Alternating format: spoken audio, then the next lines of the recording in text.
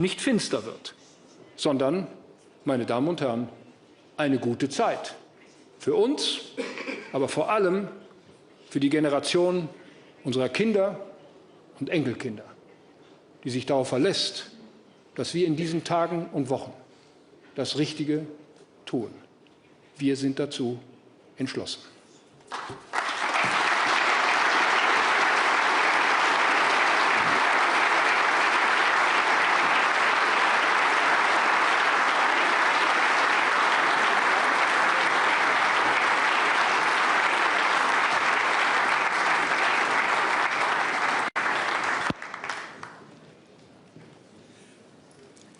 Thank you very much, Chancellor Merz. We have only a few minutes for just a couple of questions, and I will use my role here to throw the first question at you. I'd like to ask a question about our relationship with Russia. The discussions which are currently being conducted with Russia about the future of Ukraine are being conducted essentially exclusively by our American friends. Your colleague Emmanuel Macron has recently expressed himself in favor of a direct European channel of communications with the Kremlin. You have expressed, if I can put it that way, doubts about the usefulness of that. But isn't it, when we think and we talk about European sovereignty, isn't it something that we should somehow try to manage better and not leave this only to our American friends? Give us your views. Wolfgang, many thanks for this important question. And this is a question we ask ourselves almost every week and every month. My first remark is that we are closely linked to those who are talking with the Russian side, be it the United States of America or be it Ukraine itself. We are well coordinated, and there is nothing which is not negotiated, at least talked about with both sides before. My second remark is the following. There was somebody from the European Union, a prime minister, who traveled to Moscow on his own. This is almost 2 years ago. He had no mandate. He went there. He achieved nothing. And the week after, we saw the heaviest attacks on civil infrastructure, on private homes, on hospitals we had ever seen until this time. So if it makes sense to talk, we are willing to talk. But as you can see with the American side, Russia is not yet willing to talk seriously. And my personal guess is, this is my personal view, that this war will only end when Russia is at least economically, potentially militarily exhausted. We are approaching this time, but we are approaching this time.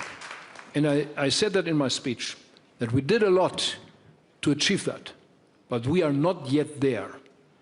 Russia has to give up this terrible war against Ukraine. And we have to do everything what is needed to bring them to the point where they see no further advantages for them to continue this terrible war. We are not yet there, but look, this war is now lasting longer than the Second World War. It's terrible. Russia has it in its hand to stop it. But we have it in our hand, and this is America and Europe and Ukraine together, to bring them to this point, to stop it. And we have to do everything what is possible in our hands to do that, militarily, economically, politically, diplomatically, whatever. And if it makes sense to talk, we are ready to talk, but they have to concede that they are really willing to talk about a ceasefire, and then about a peace plan. Thank you.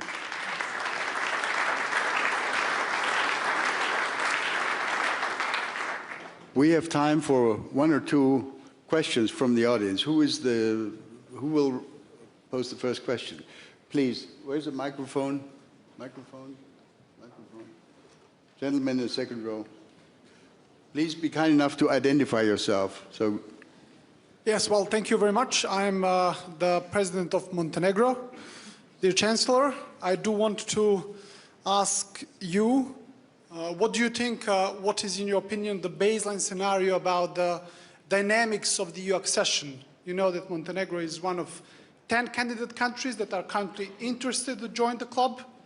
And do you believe that also the enlargement of the Union is another part of making Europe more competitive on the world stage? Thank you very much. Definitely, the answer is yes. And Ursula von der Leyen and myself, we are completely agreeing on that. We have promised the accession to become member of the European Union to many countries, especially in your region. And we had our meeting in December with the West Balkan states and the European Council in Brussels. And frankly, I'm feeling more and more uncomfortable with our approach to your countries. We have to reopen a new strategy, how to bring these countries closer to the European Union. I don't want to lose you.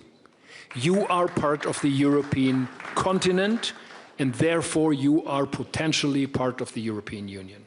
And I know that this is a consensus. There is an elephant in the room. Everybody knows that here in this room, who is against it. But we have to overcome that. This is, until now, it's unanimous vote in the European Council to open the next chapter. But we have to overcome that. And the latest after the elections, which will take in April, hopefully we will be able to open the next chapters and to bring you closer and closer to the European Union at the very end as members. Chancellor Merz, thank you so much. I think you succeeded in setting the tone for the 62nd Munich Security Conference. Thank you very much. Let's give him a round of applause.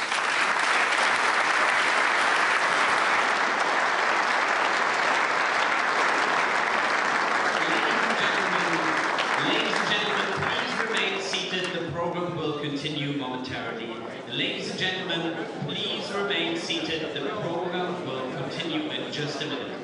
Ladies and gentlemen, we'll continue in just a minute. Please remain seated.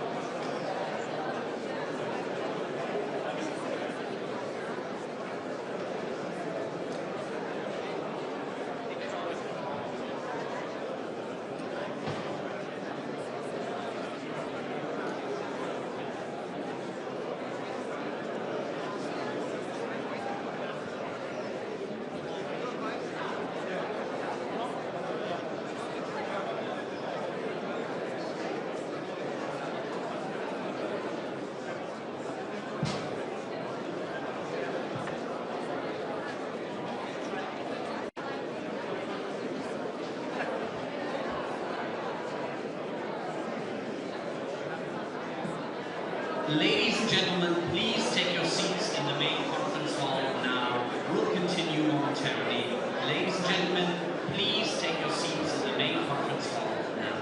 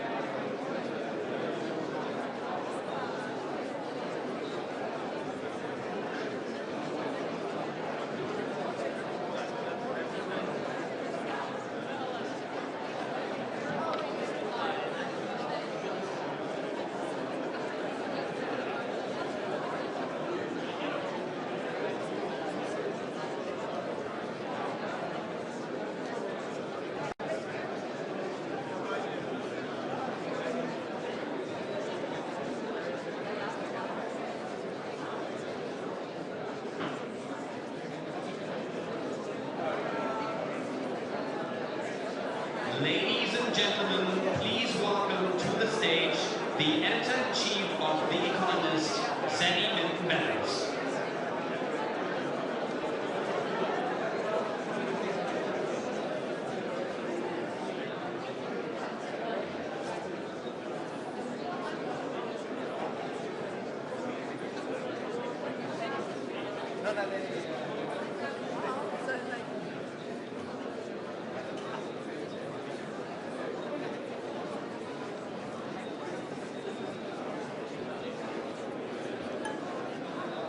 I have a gift for you.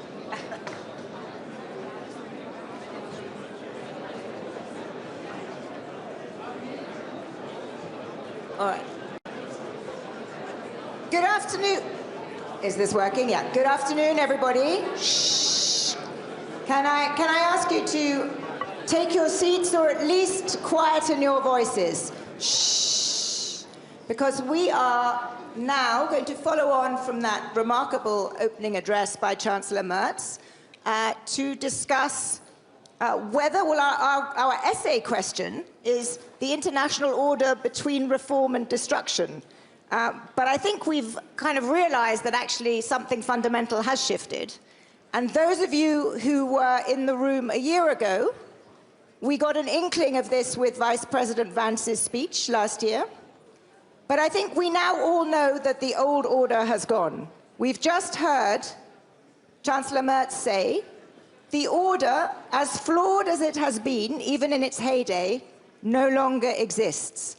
We've entered an era that is once again marked by power and big power politics. That is what the German Chancellor just told us. Last month, as you know, many of you will have seen Prime Minister Carney of Canada called it a rupture. And just before he got on his plane to come here to address us tomorrow, Secretary Rubio said, the old world is gone. We live in a new era of geopolitics. So I think we can put to one side the question of whether the old order is over. It is over. And so the question is, what are the characteristics of the new one? Where is it going? How can we shape it? And that is what I hope this extremely distinguished panel of great powers and middle powers, and I won't identify who comes from which, will help us discuss. Kaja Kallas, as you all know, Vice President, High Representative for Foreign Affairs at the European Commission, welcome. Prince Faisal bin Farhan Al Saud, Minister of Foreign Affairs of the Kingdom of Saudi Arabia. Major General Pedro Arnulfo Sanchez Suarez, Minister of National Defense from Colombia. And last but absolutely not least, Ambassador Michael Waltz, Ambassador of the United States to the United Nations, and of course, as you know, former National Security Advisor to President Trump. So we have the great powers, we have the middle powers, we have the future being built by all of you now. So let's start. Kaja, let me start with you, if I may. You obviously heard Chancellor Merz just now. First of all, do you agree with him that the old world is gone? And secondly, how would you describe the characteristics of the new world that we are entering? Yes, I mean, I would take a step back and think why this world order was, put in place first time, and it was because, that there wouldn't be any wars. I mean, if you think about League of Nations, after the First World War, it didn't work because there was a war. Then after the Second World War, we had the United Nations so that there wouldn't be any wars. And now we are here. We have a lot of wars going on. So, you know, what is the opposite of the world order? Or a world that is based on rules is, you know, tyranny and wars. And that is clearly where we are now. Now, every time we have had these big international crises, we have seen that we have also developed the international law further. I mean, League of Nations didn't have the elements that the United Nations had, and now we have to look into the future. So how do we really, you know, shape this new world? And one thing that is missing, I think, it is accountability. So that, you know, the rules are there. I think everybody signs up to the United Nations Charter. The principles are there, but what happens if somebody breaches those principles? The accountability is clearly not working. The Security Council is not working the way it was meant to be. The United Nations is not reflecting the world as it currently is. So I think we have to use this opportunity to really develop this world forward, because majority of the countries in the world want rules-based order, want some kind of rules to govern the way we talk, the way we interact with each other. Prince Faisal, can I ask you, I sometimes, when I'm in your part of the world, people say to me, you know, you Europeans keep going on about the old world order being over, but actually it's always been a might is right world, and you just lived in some kind of a, you know, transatlantic cozy bubble. And actually now you see the world that the rest of us live in. I'm paraphrasing and exaggerating slightly, but is there something to that? Is this whole discussion about the world order changing a transatlantic perspective or a European perspective more than a broader perspective? I mean, the fact that the conversation is now finally at the forefront is certainly a reflection of a Eurocentric view for that order historically. I mean, obviously it came out of the crisis in Europe. The First World War and the Second World War is what gave us the United Nations, is what gave us the foundations of that world order. So fair enough that there was a certain Eurocentric or transatlantic focus. But that is, the reality is many of us have seen the breakdown of that rules-based order, and the reality that might makes right being very much front and center well before the crisis. I very much actually heartened with all that's going on and all the suffering that's being caused by the multitude of wars that we are now dealing with, that actually the conversation is finally taking front and center, that the system isn't working, that it hasn't delivered. It's something that a lot of us have believed for well over a decade, and I think, you know, if 2014 wasn't, you know, enough of a wake-up call, you know, that was unfortunate. But in any case, now, for the first time, I'm actually hearing, even among the great powers, even, you know, when you talk, obviously, you know, the US is leading on some of these things and trying to address these deficiencies, but even within Europe, where there was for a long time an attachment to symbolism rather than the realities on the ground. And, you know, you saw that even when, you know, we tried to address conflicts in various parts of the world, where some of these ideals were kind of an obstacle to actually having real substantive discussions about what are the drivers of these conflicts and how do we try to mitigate those drivers so that those conflicts come to an end. So I'm, to some extent, actually more optimistic than I was last year, because we are actually having these conversations in a much more honest and transparent way, including among the friends in Europe who were, let's say, the most ardent, not adherents, but supporters of the old system, and those that were least willing to admit that it was broken. But do you think that, I mean, I take your point that perhaps in Europe we are recognizing a world that has existed for many before, but do you think it has become a world that is more might is right, more transactional, less focused on rules? I think, yes, just because it's become more of a factor even among the biggest players. So it's, you know, historically, I would say if you look back at the last 2 decades, you will see that the people that are affected by this principle have been mainly in the third world, have been mainly in the developing world. Europe, especially, certainly the US, had the luxury of being at a remove and being able to kind of say, no, this is, you know, not impactful on us. I think obviously the war in Ukraine has brought that home more than anything, and that's why we're having this conversation. But it's always been the case, and it's all. I mean, I think if you look even in conflicts in our region, sometimes, you know, it was based on UN mandates, often not.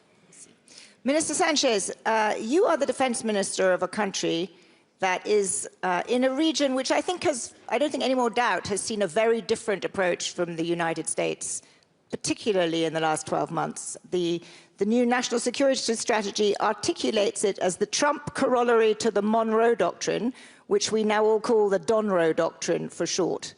But it is a very clear assertion of power in the United States' backyard. How do you feel about that? And what does it mean for your country and for your region? Thank you. First of all, I would like to switch to Spanish in order to have more fluency in my words.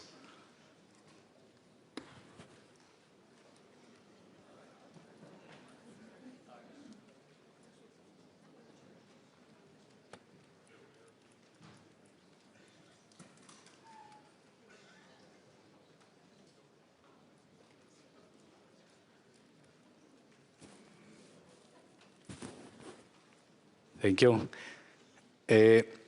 Primero quiero agradecer esta gran oportunidad de estar acá hablando con todos ustedes que de alguna manera lo escuchan también en el mundo. Y el saludo viene también en nombre del presidente de Colombia, el presidente Gustavo Petro, que no pudo asistir por una emergencia climática que tenemos en Colombia. Eso nos recuerda que lo que ocurre en una parte del mundo afecta en otro lugar del mundo y que la amenaza del cambio climático es real y si estamos aquí juntos es para solucionar también problemas juntos. Tuve la oportunidad de estudiar en el 2018 en el Edward College en Montgomery, Alabama, y ahí aprendí al lado de los Estados Unidos sobre la estrategia de seguridad nacional. Cuando llegué siempre preguntaba ¿y por qué no aparece América en esta estrategia de seguridad nacional? Aparecía Rusia, China, el poder multipolar, siempre enfocado por fuera de América.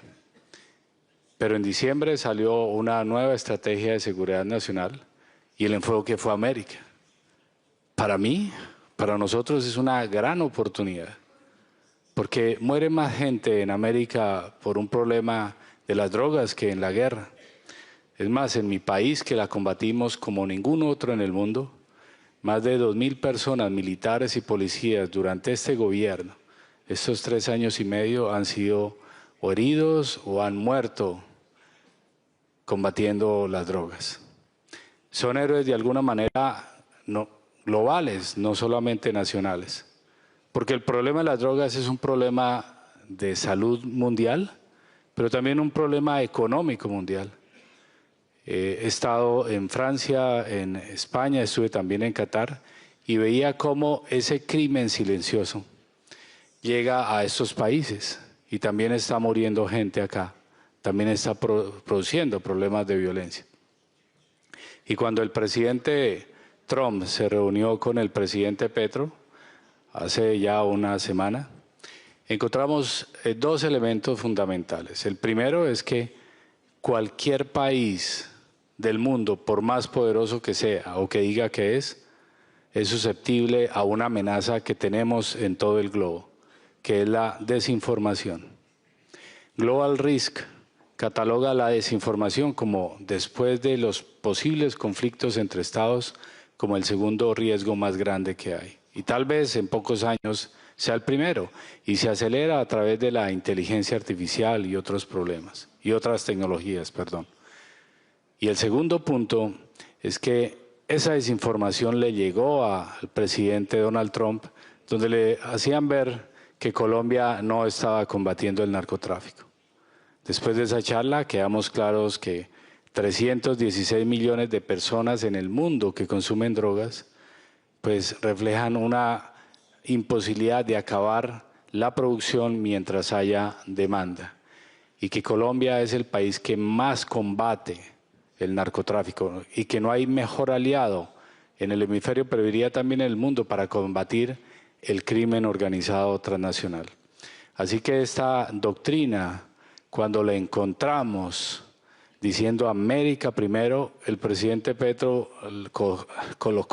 cogió la gorra que le dio el presidente Trump y le agregó la S, Américas, porque América no es solamente Estados Unidos, es también todo el continente americano, y podemos trabajar más fuerte entre ambas y todas las naciones.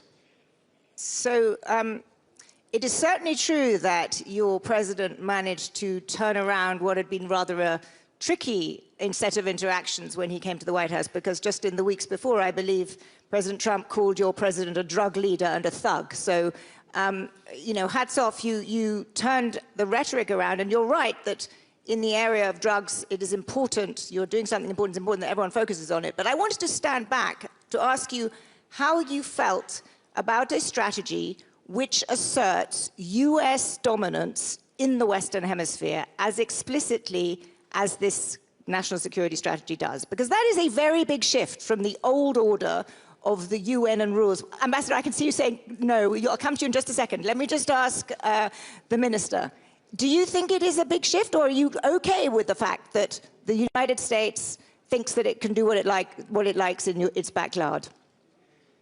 El presidente de los Estados Unidos no se reúne con líderes del narcotráfico. El presidente de los Estados Unidos se reúne con presidentes legítimos, y eso fue lo que ocurrió en esa reunión. Pero había una desinformación que lo catalogaron así. Cuando se despidieron ellos dos, el presidente Trump entendió lo que hemos hecho, que el problema, si también es económico, tiene que solucionarle con soluciones económicas, no solamente con las armas. Es sustituir los cultivos de droga y pedirle al mundo que compren cacao y no compren coca. Pero por otro lado, cuando revisamos la influencia y las determinaciones que ha tomado los Estados Unidos, entendemos que cada nación es autónoma en tomar sus decisiones, pero también el presidente de los colombianos ha dicho claramente que hay una orden global, que hay un multilateralismo, que se han creado organizaciones como las Naciones Unidas o los mismos Estados americanos para solucionar estos problemas, pero que también es una oportunidad enorme en avanzar en esa vía. Y ahí lo único que percibimos y lo que concluimos con los Estados Unidos y con América, y es también lo que hemos dicho acá, es que en el caso de Colombia, como vemos el problema que nos afecta a nosotros, es un problema de crimen organizado transnacional, y queremos, de la mano de todas las naciones, de la mano de los Estados Unidos, fortalecer aún más las capacidades de seguridad y defensa para eliminar ese cáncer del narcotráfico. Ese fue el foco que tuvimos nosotros, ese es el foco que mantiene el presidente, pero también apalancado que si se creó las Naciones Unidas, es para que funcionen las Naciones Unidas, para que solucionen ese problema. Creo que estamos en una era mucho más civilizada que siglos atrás, y creo que podemos tener un mejor mundo porque todos vivimos acá en este lugar, nadie vive en otro planeta. Thank you. Ambassador Waltz, you've been very patient as you've been hearing my questions. Two questions for you. You are now ambassador to the United Nations, which is the institution, I would say, that epitomizes the old order most. And yet, your administration and your president is, as we heard from Chancellor Merz, we are in a new world now. And a world, I think, which is one where might is right, or at least power projection is playing a much bigger role, and where transactions play a bigger role than rules. How do you square that? Well, happy to tackle that, and I have a gift for you along those lines. But first, I just wanted to point out what and reinforce what the general said. More Americans die from drugs and fentanyl and transnational crime than in any other type of conflict around the world. So this notion that the United States reasserting its leadership in the Western Hemisphere isn't necessarily new. I'd call it overdue. And Colombia and the United States worked quite well with each other under Plan Colombia in the 1990s, in the 2000s, defeated the FARC narco-insurgents. Then we see the transnational gangs that have taken over Haiti, where the United States spent over $1 billion in 2024 to take on. We've now asserted a new UN-mandated gang suppression force with a more offensive mandate, and we've seen Maduro, who was basically a state sponsor and state backer of narco-terrorism.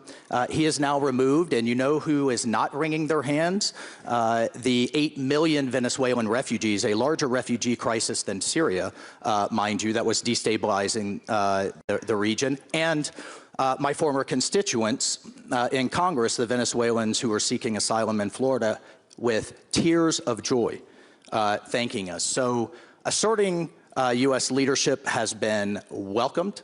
And we're hearing again and again behind the scenes, thank you, from a number of countries, 7 of whom will meet with the president in the coming weeks. To the broader point, look, the president has been clear, and my mandate is clear. We needed to put the UN on a diet. Everyone agrees that reform was needed. We are pushing hard for the UN to go back to basics, to that peacemaking and peacekeeping function that was core to its founding. And the biggest problem we've seen is that it's trying to do too much for everyone and be everything to every nation. So what has been a result of this initial push? The UN has agreed to its first budget cut in its history of 15%, just approved this last December. Nearly 3,000 headquarters bureaucrats will be cut. 18% overall personnel cut, 25% peacekeeping cut. We're going to get the UN back to fit to purpose. Again, despite the hand-wringing I hear in the media, I was just in Geneva with a number of humanitarian agencies, and again, we heard, please keep up the sustained pressure. And I'll just say, we've heard a lot about NATO and the future of multilateralisms and our engagement. Who here would argue that NATO is not in a better place now than it was 10 years ago when less than 7 of its contributors met the bare minimum? And with the president's leadership, we are going to reform the UN to get it fit for purpose and back to basics, much like we've done for NATO. He will do for the UN what he's done for NATO the last 10 years. Is the president's goal, is the administration's goal to strengthen the UN so that it continues to be more effectively at the fulcrum of a global order? Or is it the goal to also create alternative institutions? I note that the president has created a board of peace, which has a very different membership, and I have to wait. Because that's a bit of inaccurate information. I won't call it misinformation. The United Nations Security Council created the Board of Peace unanimously with countries such as Pakistan, countries, our friends in the UK, France, and others. So attached to that was the president's 20-point peace plan, which I saw many leaders who are here today show up at Sharm el-Sheikh in relief to sign, because we had the ceasefire in place, because hostages are being released. We now have humanitarian aid going in at levels that the entire world was demanding So is it going to work?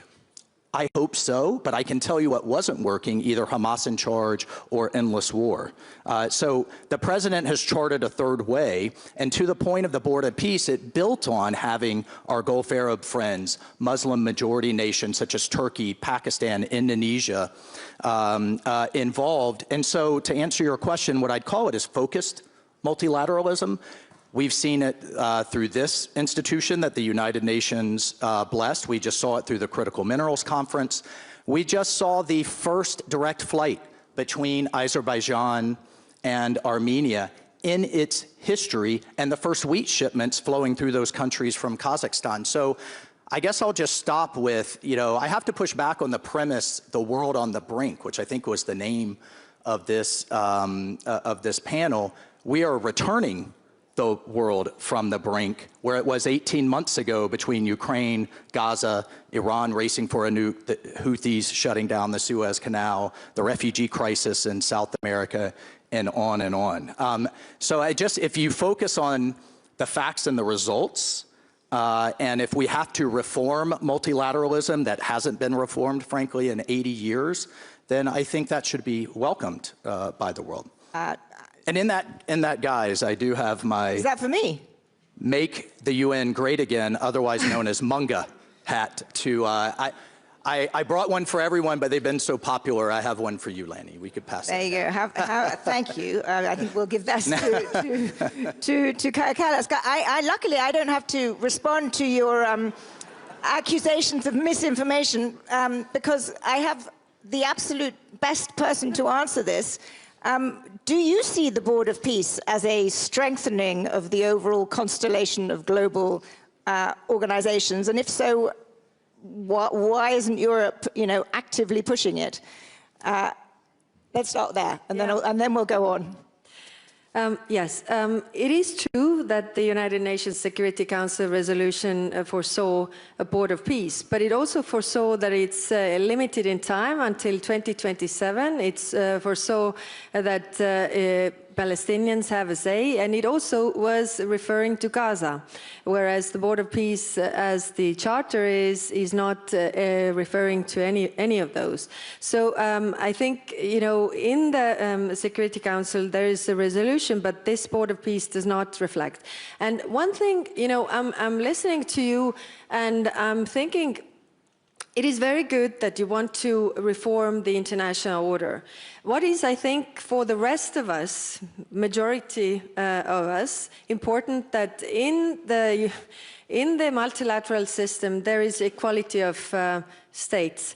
I mean, what Faisal was saying as well, if we reform, then we should actually take into account the world as it currently is, where all the states are equal, and also that nobody is above the law. That's why I'm talking about accountability, that if we have rules that we have agreed to, then, if somebody breaches, even the most powerful countries breach those laws, there's also, some kind of accountability and for these people, because what we see in the world is that very often you have like one guy who decides to start a war against another. So he sends a lot of brothers, fathers, sons to kill other brothers, fathers and sons.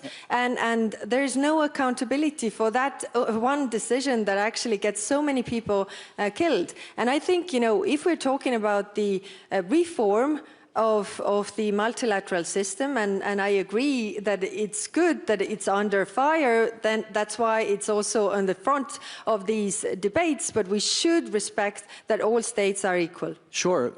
Here's just one thing I would ask everyone to consider. All states are absolutely equal within the UN Charter. The difference and why the United States is pushing for reform is the US has historically paid more than 180 countries combined in terms of our dues, assessments, and voluntary giving. So, of course, when I have to look at mechanics, doctors, nurses, firemen that formerly in my district who are struggling to get their kids to school, but yet I have UN officials who are flying business class around the world, I can't believe that there is an argument against reform. But on the Board of Peace, look, I would just say this, for the people of Gaza, for Israel and the region, there's also a cost to status quo. Status quo was not working. The alternatives were Hamas in charge or Israel in endless conflict. And instead, we have charted a different way, backed by the countries of the region. And you have 8,000 troops that have now been contributed, publicly announced by Indonesia. You will see more in the coming weeks. And you have billions of dollars that, frankly, some countries were not comfortable putting completely through the UN system. So we have a funding mechanism that's now set up under this Board of Peace Charter, in addition to the Palestinian Technocratic Committee. I'm conscious that we need to open to questions, but Ambassador, I want you to take the lens up a little bit. And you make a lot of very good points about the need to reform and the need to tighten belts, but at a big picture level. But no one was doing it. We've talked about it endlessly, strongly worded letters, a lot of hand-wringing. No one was doing it, and when we're doing it, it's Ambassador, I take uncomfortable. your point, but if you listen to Chancellor Merz, the questions that we are all asking ourselves is the old system, at a big picture system of multilateral rules, engagement, alliances, is changing, and we are wondering what the United States, where it wants to go and what it wants to do. And is it a world of might is right, great power politics, unconstrained? Because, and this is the question to you, does the President believe in a multilateral system where there are rules that would constrain the United States or not? NATO is stronger because of our leadership and push for the reforms that were badly needed, namely the contributions. The UN will be stronger at the end of this process. The status quo was unsustainable and not working in places like Gaza or Azerbaijan, Armenia. You have to ask yourself, why were we 18 months ago in so many active wars around the world? And I think it's a fair question for the President to say, why hasn't the UN been able to resolve issues like a border dispute between Cambodia and Thailand, or Azerbaijan, Armenia, or we could walk around the world, or Kashmir and India and Pakistan, where we faced a very serious nuclear escalation. So what I'm hearing outside of forums like this privately is, thank you for American leadership. America has to lead. If we have to have more focused plurilateral or focused multilateral organizations to do so, I think that should be perfectly acceptable if we're getting the results that results in peace and security. Yeah, okay, thank you. I think that was actually very clear. Questions? Lady here in the fourth row. If you could identify yourself and keep it very brief.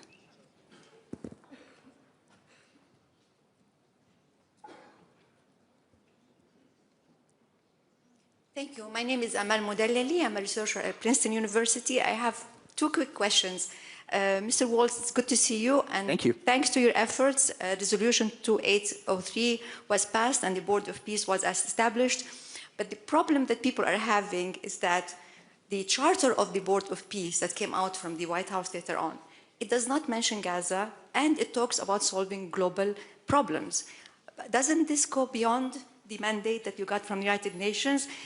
Can I have a second question? Why don't we just stick with that one, because there are a lot of hands went up, and it's a very focused question. Look, the Board of Peace is absolutely focused on Gaza. I think you will see that in the meeting next week. But in the formation and in its founding documents, the team wanted to leave flexibility to be able to tackle other problems if asked. Again, this was an outcropping of what I think history will look back on, which was an absolutely historic meeting where the President convened the countries of the region and the Muslim majority nations, namely Pakistan, Turkey, and Indonesia.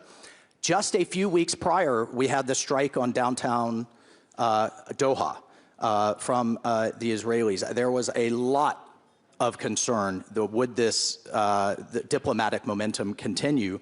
And just a few months later, we had Sharm el-Sheikh with Abu Mazen from the Palestinians shaking the President's hand in the historic speech at the Knesset. The hostages released, the ceasefire in place, the humanitarian aid flowing, and now an international security force moving. So again, let's focus on the results in Gaza that we're seeing as a result of this action. Thank you. Gentleman there in the second row. I'm Mustafa Barghouti from Palestine. I have this question. We are held accountable as Palestinians 3 times a day. Israel is violating the ceasefire already 1,500 times. Who's going to hold Israel accountable? And the second question, how can we call this a board of peace if it has the Prime Minister of Israel in it, but not a single Palestinian in it? Thank you. Kaya, would you like to answer that? And then maybe Prince Faisal would like to add something. But this is exactly the point of accountability that I'm saying, that nobody should be above the law. I mean, if we have agreed international rules, then, you know, if you are breaching those rules, then you should also be held accountable, whoever you are. Prince Faisal? Certainly, I completely agree. And obviously, it's not a ceasefire if the guns haven't ceased. I think where I'm most concerned is even if the killing has stopped, the dying hasn't. So aid access is still an issue, and I know that the US team is working on that every day. So one of the reasons we're remaining engaged is just because of that, is we do see, it doesn't always translate, unfortunately, into what's happening on the ground, but we do see a consistent engagement on trying to get these things addressed, whether it's the ceasefire violations, whether it's the issue of opening up aid access. And of course, when the resolution was adopted, it was very clear. It included language that addressed the right of the Palestinians for self-determination. So certainly, I know from the Kingdom's perspective, many of those countries that signed on to the resolution, many of those countries that have agreed to join the board, we see this very much as one step on the road to Palestinian self-determination. Obviously, the priority needs to be to stop the dying in Gaza, to stabilize that situation, to start the rebuilding, to build the reassurance that there is no longer a threat from Gaza to its neighbors, and then move that to addressing the issue of Palestinian rights. And with that, you know, we believe very strongly that if we don't address holistically the rights of the Palestinians, including the Palestinians of the West Bank, and here this is very critical, the unity of Gaza and the West Bank needs to be maintained, and that can only happen if we stabilize the situation in Gaza, because there's no linkage with a space that is currently in chaos. So we have a lot more to do. You know, we have a meeting coming up, and I'm sure we'll hear more about what's being done. It's a daily effort to stabilize the situation. All the hostages are out now, so now the focus needs to be getting the lives of the Palestinians in Gaza into a much, much better place, and allowing that then to be the opening towards a pathway towards the Palestinians and the Israelis can live together side by side in peace and in harmony. And I just would add very quickly, we've had over 4,000 trucks per week moving now since the Sharm el-Sheikh. Number one, it's not enough, but it is exponentially more than it was. And as the minister pointed out, there was language in the peace plan that is now in the Security Council resolution, post-reform towards Palestinian self-determination, and no occupation, no annexation of Gaza, which again, I would argue forcefully that only President Trump could bring all sides, including the Israelis, to the table to get this far. A long way to go, but we are far better than where we were in September of last year. Thank you. There are a lot of hands going up. Question here, very briefly. Very briefly. Katarzyna Pisarska, I'm the chair of the Warsaw Security Forum, Poland. My question to you, Ambassador Waltz, just an honest reply, please. Does America... You have it pretty straightforward and honest so far. Does America need a rules-based order? And if so, what are you willing to also sacrifice, because you have been backing this world order for years and years. And thanks to the United States of America, many of us, including Poland, has benefited immensely. And what we're seeing now is a withdrawal. That's an honest, I think, assessment of many of us. And we just ask ourselves, are you willing to fight with us, the Europeans and others, for this world order? And the same question really to Kaja Kallas. Do you feel that the Europeans are willing to really fight for this order? Thank you. And I would follow your question. Are the Europeans willing and able to take the tough financial steps necessary? I'm a recovering politician myself. I know how tough those votes are when you have a social social support system. But look, to answer your question directly, absolutely. The American people have underwritten with their hard-earned dollar, the global multilateral rules-based order since World War II. However, with 37 trillion in debt and counting, the massive debt load that the Western world is facing, I think it is fair on their behalf to ask 450 million Europeans with the same size economy as the United States to be more self-sustaining in their own defense. And it astounds me why that is so controversial I mean, it is... Ambassador, I think it's not. It's a fair question. When I go to people in Indiana and Georgia and North Florida that I represented, and it is their money paying more than 180 countries combined into the UN system, it's fair to say, yes, I have to look at them honestly and say it's being well spent, and it's not. Absolutely. And indeed, I think as Chancellor Merz made very clear, the Europeans have belatedly got the message. And there is a recognition that, you know, defense spending has gone up and is going to go up further. Europe needs to get his act together, and I'm going to come to Kaja Kallas again. There's an absolute, that was very clear in Chancellor. But it wasn't clear in 2014. Why not? It was. It took. We're acting as though things were coming unglued now. It's been coming unglued for 10 years, and no one was responding in an effective way. Now we're asking more forcefully. Yes. And I think we're seeing a good result as a result of the 5%. That was being asked from the audience was, if the Europeans are responding now, do you still believe in multilateralism in this order? Do you still believe in it? Or, as Chancellor Merz said, he said, and I just wrote it down, even the US is reaching the limits of its own power if it goes alone. Do you agree with him that the US could not go alone? I mean, I'm looking at the grouping I just discussed of our Gulf Arab allies. I'm looking at the Abraham Accords. I'm looking at the fact that the president didn't need to take on Azerbaijan, Armenia, and he did. He didn't need to take on Pakistan and India, and he did. And we're asking the rest of the world to be there with us in a fair way financially. Because there is a cost to the status quo, and the status quo was not sustainable anymore. And that's, I think, on behalf of our constituents, a fair question to ask. Kaja, how do you respond to that? It's a reasonable point, surely. No, of course it is. But if you look at also to the United Nations and all the contributions, then when it comes to the development aid, Europe is doing the biggest share. So I don't really buy this argument that we are not doing anything. You know, in the beginning you said also that, is it that actually the rules of jungle and the might makes right actually has always been there?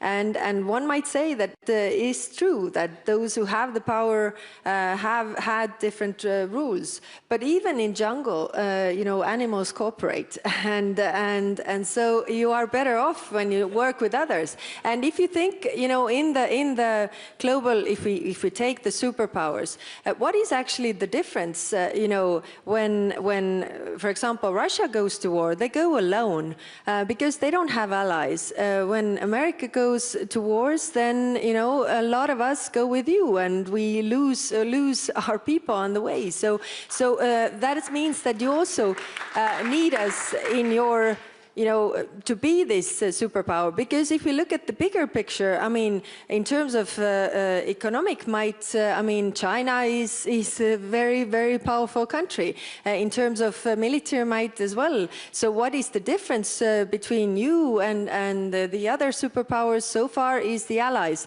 So, but I'm coming to this point that, you know, of course, we are willing to fight for the world where there are some kind of rules, because majority, or actually all the European countries are small countries, or those who haven't realized that they are small countries yet. But we are small countries, so we need a rules-based order. And it is clear that the current rules-based order, you know, it has been put in place after the Second World War, considering all what was happening there, what were the powers fighting then, and it doesn't serve the world right now. But what serves the world is, the rules really that are, protecting everybody, so that, nobody's above the law. And I think that is the difference, that we actually want partnerships that are based on dignity, where we actually listen to the other party and we care also what the other countries are thinking about. So it's not like, we make decisions in this, Board of Peace Charter, for example, that, you don't have to actually take into account anybody who is on that organization, because one person can make the decisions. And that is, I think, the difference how we see the world. Because if countries are treated equally, I think there's also less chance for war and tyranny. So I realize that I have completely failed to instill a rules-based order here, because this conversation has been wholly dominated by the two biggest economic and political blocs. But we're also running out of time. I'm very sorry, but I wanted to end by giving all four of you a chance, and I'm going to start with you, Prince Faisal. I'm going to ask you one question, and then you can offer me one reason for optimism. I'm sorry, I can't get to all the questions. I'm very sorry. I'm sure you'll have another chance to come back to this in a different panel. I'm very, very sorry. The question is, do you think this world that we are going to go into is going to be more dangerous or not than the world that came before? And secondly, what's the one thing that you would advise us all to focus on to ensure that it was not more dangerous? I think in the interim, yes, just because we are in a transition period between the system that was and the system that probably will be. And that has significant risks. I think economic disparity and inequality, especially as will be created by technological advancements, are a significant risk factor that are also going to impact us, but that over time may actually deliver significant benefits after a period of dislocation. So yes, to the first question, I think we are entering a significant risk period. You asked me to kind of end on an optimistic note. The conversation we just had actually is why I'm a bit optimistic, because finally we are being, all of us, honest with each other. We don't agree yet, but we're actually having the conversation. Everybody is saying how they really feel about the system and how it didn't work from their perspective. We heard from the US that the burden sharing wasn't fair. We hear from the Europeans, you've heard from us in the developing world. We are finally actually having these conversations in a way that removes the edifice and talks about what's really the case. It'll take us some time to actually get to a point where we agree on what the future system is going to look like, and how the burden sharing is going to work, and how equality of states, even though there is a disparity in interests and in capacity, is going to be addressed. But I think over time, with some pain, as I mentioned, there will be some pain in the process of getting there. I think we will be in a better world. So I am going to end us there on that optimistic note. A spirited conversation. Thank you all. Thank you, Mr. Sanchez. Thank you, the rest of you. And now on to the next panel. Thank you. Thank you. Ladies and gentlemen, the program in the conference hall will continue at 3:30 p.m. with the session Terrifying Times, Managing the Weaponization of Trade. Ladies and gentlemen, we'll continue here at 5:30 sharp.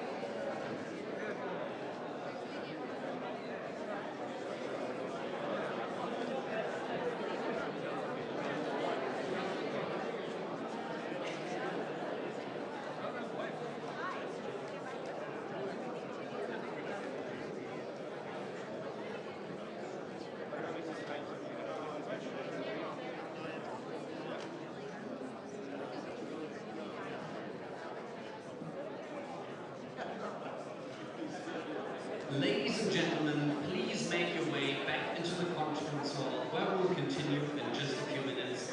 Ladies and gentlemen, please make your way back into the main conference hall.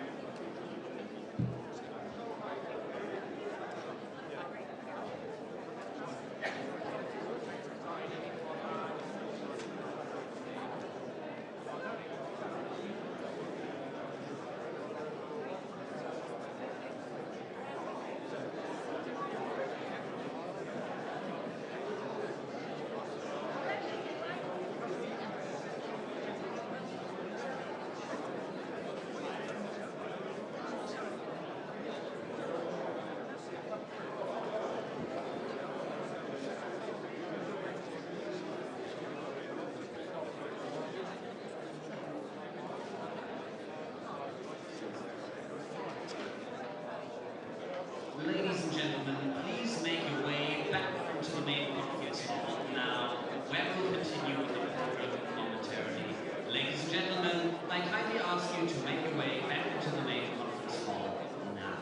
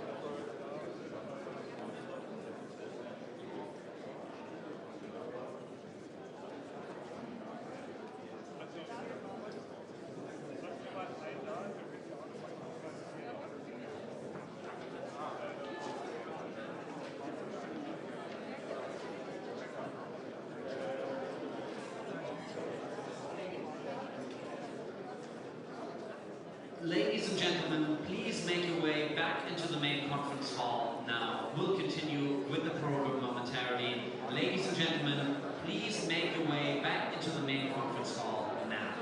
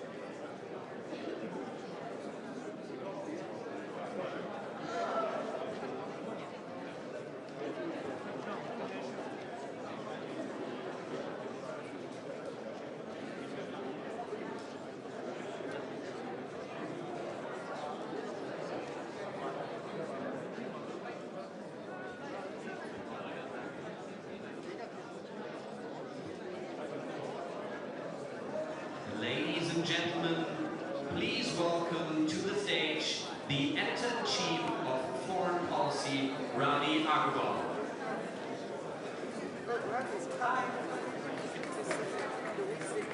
Yes.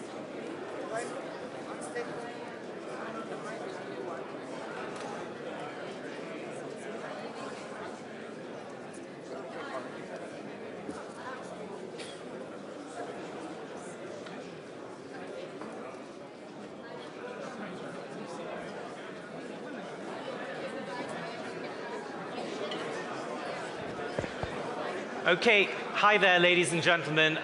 Just going to ask all of you to settle down a little bit, please.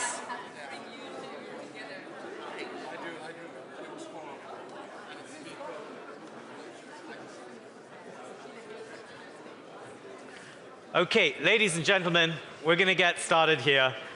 Hi, welcome to our next session here at the Munich Security Conference. My name is Ravi Agrawal. I'm the Editor-in-Chief of Foreign Policy magazine and the host of FP Live, on which we are also live streaming this session. The name of this session is titled Terrifying Times, and I feel like that name itself gives you a very good sense of the mood when it comes to America's tariffs on much of the world and what that has done to weaponized trade. So let me just introduce our four excellent panelists on stage. I ask you to hold your applause, and once they're all on stage, let's hear it for them.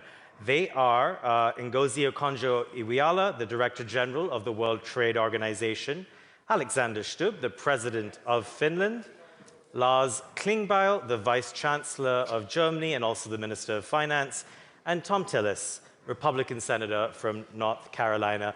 Ladies and gentlemen, let's hear it for our guests.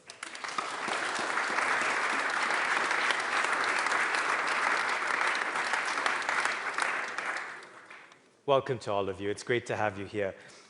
Director General Okonjo-Iweala, I'm going to start with you. We're now in year 2 of Trump's second term, and I remember this time last year, the word you kept using was chill.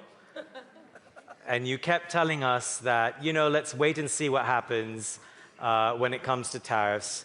Well, now it's been a year. We have some data. We know what's happened. And it seems to me you've begun to sound a lot more concerned about the state of affairs. Well, thanks, Ravi, and good afternoon, everyone. When I said chill, it wasn't that I... Oh, sorry. Good afternoon, everyone. When I said chill, it wasn't that I wasn't concerned. I was very concerned. But what I meant was reacting quickly to these announcements without thinking through what kind of approach you need to have, I didn't think was the best way to go. Because at least for my members at the WTO, because the reaction then would be immediately, okay, I need to hit back. And I thought it would be worthwhile thinking it through. There's one thing you need to know. It's not all about trade or tariffs. The tariffs, so many other things are linked into it. Security issues, immigration issues, energy issues. So when you're dealing with that kind of situation, you need to think through your reaction and your action. If you start a tariff war, can you carry it through? Would it be better to have dialogue? We've been there before in the 1930s, and it was a bad movie. So that's why I said chill. So take us to 2026 now. How concerned are you? Oh, I'm still concerned. I mean, we've got a situation in which the U.S. average weighted tariffs have now gone from about 2.6 to about 18% in our numbers. These are the announced tariffs, but the actual applied tariffs are closer to 14%. That's still a big leap. The same, almost as the same number announced by the New York Fed, at 13%. So this is a big change and a big leap in protective measures. And I will always say, look, I may not agree with the US's unilateral actions or approach to dealing with the issues, but I do agree with a lot of their criticisms of the system. And what I would like to say is that the system has not evolved, has not been quick to change and respond to the changing world. And some of those criticisms about it not functioning well are good, and it's across administrations. It's not just this administration, but various ones. I see Mike Froman sitting in the audience, and I think he was also one of the critics. So we may not like the action, but we must take the signal that we need to reform many of the things with the world trading system. So that is where we are now.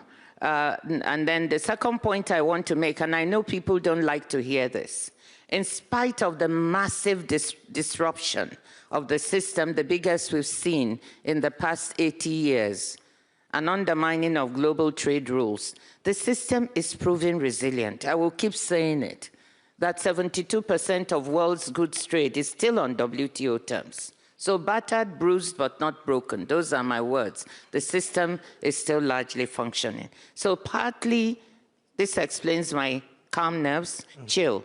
And I'll end by saying that I want to give my members, I'm very proud of them because they didn't descend into tit for tat with the US. If they'd done that, the world would be much worse off than where we are now. Fair enough, that's a good point.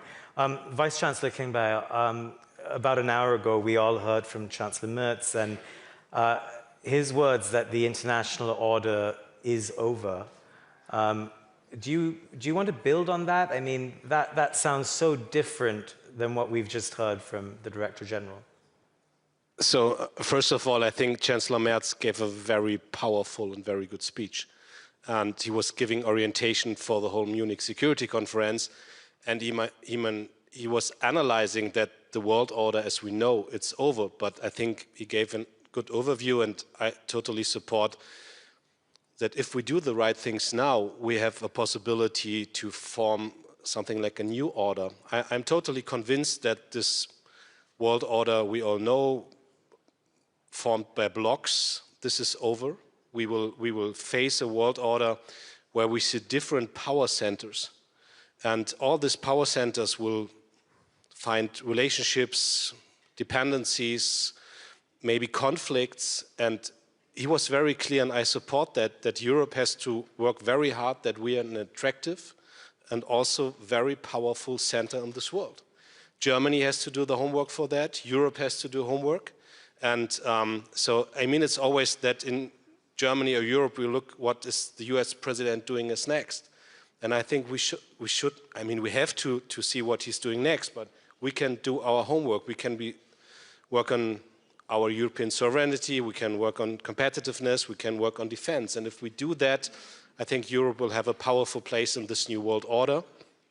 And then there was also a very clear signal that we are looking for new partners. So I'm really happy that we now have, after 26 years, this EU-Mercosur deal. And we will finish the last steps in the next weeks, I think. I'm very happy that we have now this agreement with India. And let me say that at last point, I'm totally clear. I'm convinced that tariffs are bad for the people, tariffs are bad for the economy on both sides of the transatlantic.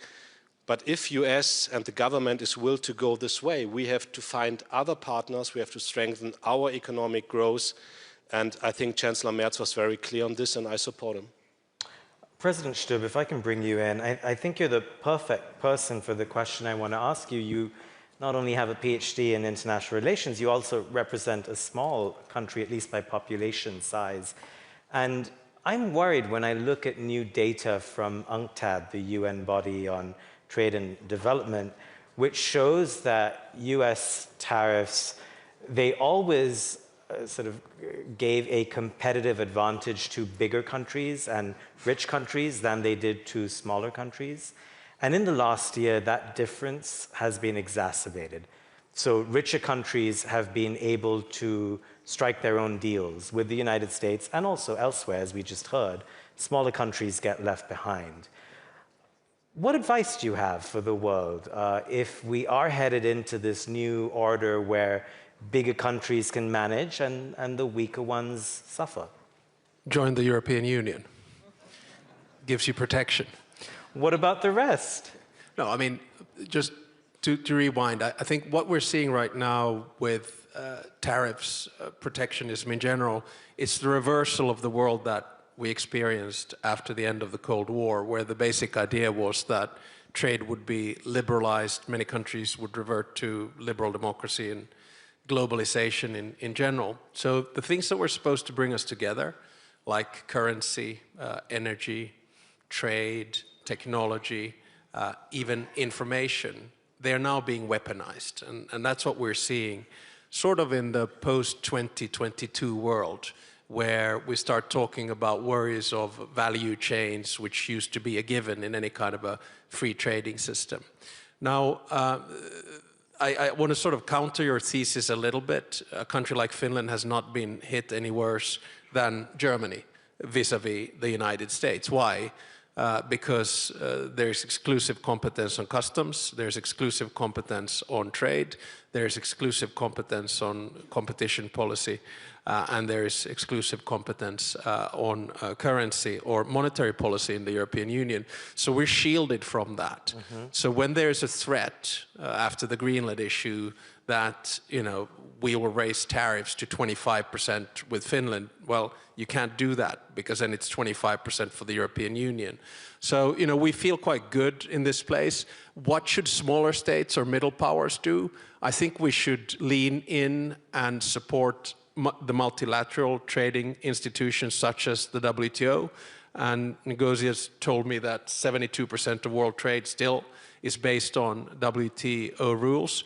And I think what Europe will end up doing is hedging and de-risking a little bit. That's why you see a quick trade agreement finally with Mercosur. You see a trade agreement with India. I don't exclude some kind of investment agreement in the long run with China either. And I think you're going to start seeing this type of behavior coming from other countries as well. So instead of leaning in on tariffs and a multipolar world and retaliation, people are going to start saying, okay, let's go back to the rules that existed because they were much more stable. And this, I think, pertains to both small countries and big countries. I want to dig at that a bit more, but I'm going to put a pin in that because let me bring in Senator Tillis first. Senator, you've emerged as a rare Republican lawmaker who's criticized President Trump on the issue of tariffs. Are you getting a sense that 1 year in, that the White House and Trump in particular, are they getting less ideological on the issue of tariffs? Actually, I just want to make it clear. I haven't criticized President Trump on tariffs. I've criticized the people who have convinced him that this is the right way to move forward. Look, we have instances... Hang on, are you sure that the president himself doesn't believe that tariffs are a good thing? I'm pretty sure. Does anybody really believe? Well, I've got a friend here. Do you know everything about all the inner workings of public policy for your great nation, or do you rely on experts to give you best advice that you act on? No, not at all. I'm completely authoritarian. So my point here is the United States is a large, complex country. If any president would assert that they by themselves could create strategies and execute on them, they're lying to you. They rely on experts, and I believe that there are experts that are giving the wrong signals to the president on this issue. But let's go back and figure out how we got here, right? I see somebody in the audience that was responsible for negotiating TPP, the Trans-Pacific Partnership. So close, but we came up short. Can you imagine if we'd gotten through the very few issues that prevented that agreement, that trade agreement, ratified by Congress, through Congress, how different we would be in Indo-PACOM right now with a partnership of 11 nations trading together. But it fell to the wayside for various reasons because what we were trying to do is then have an on-ramp for TTIP. Can you imagine if we got through with TTIP, what our relationships would be like with Europe right now? And then instead of putting a priority on resolving our differences, we let an inherent problem fester, and then we find ourselves with so-called Liberation Day. So at the end of the day, I am a free trader, but I do believe that we have to have fair trade. And I do believe that there are some countries where we need to have a balance of trade. I also believe that there are struggling countries, if we exit and create an untenable environment to trade, that China will step in, that Russia will step in, and malign influences will. we have to understand there's a balance here, and trade policy goes hand in hand with national security policy. And at this point, I think we're at a bit of an imbalance. Just another note, and I'll let you go to another question. I didn't pay attention to the socks that I was putting on this morning, but it occurs to me that it's President Abraham Lincoln who presided over our Civil War, right? Well, we're not in a civil war with our partners and allies in Europe. We're in a frank discussion that needs to be had. But if anyone believes that the Congress of the United States think that our future is anywhere else but building stronger relationships with our partners and allies first, and then tried to work with our would-be adversaries second, then I think they're missing, they're getting caught up in the rhetoric of American politics and not the reality of what people like me and the majority of my colleagues in Congress intend to get done. So, Senator, I just have to circle back to where you began that answer, because I'll confess I'm slightly gobsmacked, because it was my understanding that the president himself was very ideological about tariffs. And so I'm a little bit surprised by your answer. But given what you say, the basic question still remains the same. If it is these advisors who are pushing him in this direction that you clearly disagree with, I mean, you don't like what happened on Liberation Day. So the question remains, is any pressure on them coming to bear? Well, I think, you know, unless the world of economics has flipped since my time as a partner at Price Waterhouse, how can you possibly expect prolonged imposition of tariffs in excess of 10%, not ultimately affecting consumers? That's just the way the world works. And so we have to understand that this sustained imposition, you know, most firms can absorb 10% tariffs, and they do so competitively until they figure out where the market settles down. But when you impose a 50% tariff on Brazil because you didn't like a judicial outcome, that's not a strategic use of tariffs. You're saying what every single economist says. I guess the question is, how is this not breaking through to the White House? Well, because I think, again, if you think about the president, this is something I'll probably get a groan or two on. See, the president has to process a lot of signals through a lot of different channels, right? So on the one hand, he's hearing rightfully from Mike Waltz and others that Europe has failed to pay its fair share in NATO, burden sharing. Now they're catching up, and thank you for that, because that's taking an argument off the table. But if you're dealing with a country that on the one hand is falling short on their burden sharing, and also enjoying a trade, we have a trade deficit with them, then those are two data points that the president's responding to as an executive, not as somebody who's crafting the strategy. I see people in the audience who have served in other presidential administrations. We know how this works. You bring your best experts to the table. He's hearing these signals and going, okay, on the one hand, we're paying more for our mutual defense, and on the other hand, we're leaving money on the table in terms of trade imbalances. So I think you have to be strategic. And I was in Davos, I said, look, you have to de-risk at some level. But to make the statement that the free world and the family of NATO nations is no more, I think is hyperbolic and will not withstand the test of time. Because you have a Congress and an American people that understand that our future, our past, and our present is rooted in Western rules of law democracies. Got it. Well, I mean, in Davos, certainly that was an unpopular feeling given the threats against Greenland. I'm going to move on, but I'll come back to you. Director General, the question we were lingering on earlier about smaller countries. So, again, the data suggests that smaller countries are particularly disadvantaged by US tariffs. And if we sort of broaden out from just that particular case, what should the WTO do to allow smaller countries to have a more equitable rules-based system?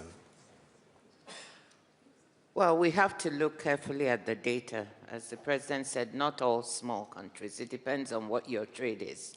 You know, African countries, I say this is one time, maybe it's good not to matter so much. A trade with 6% of our imports, exports to the US and 4% of our imports. When we do the analysis, there is some impact, but it's not as bad as one might expect. Less than 1% of GDP growth hit. But that's also not a good thing because it means the continent is not so connected or integrated into world markets. I'm just using that as an example.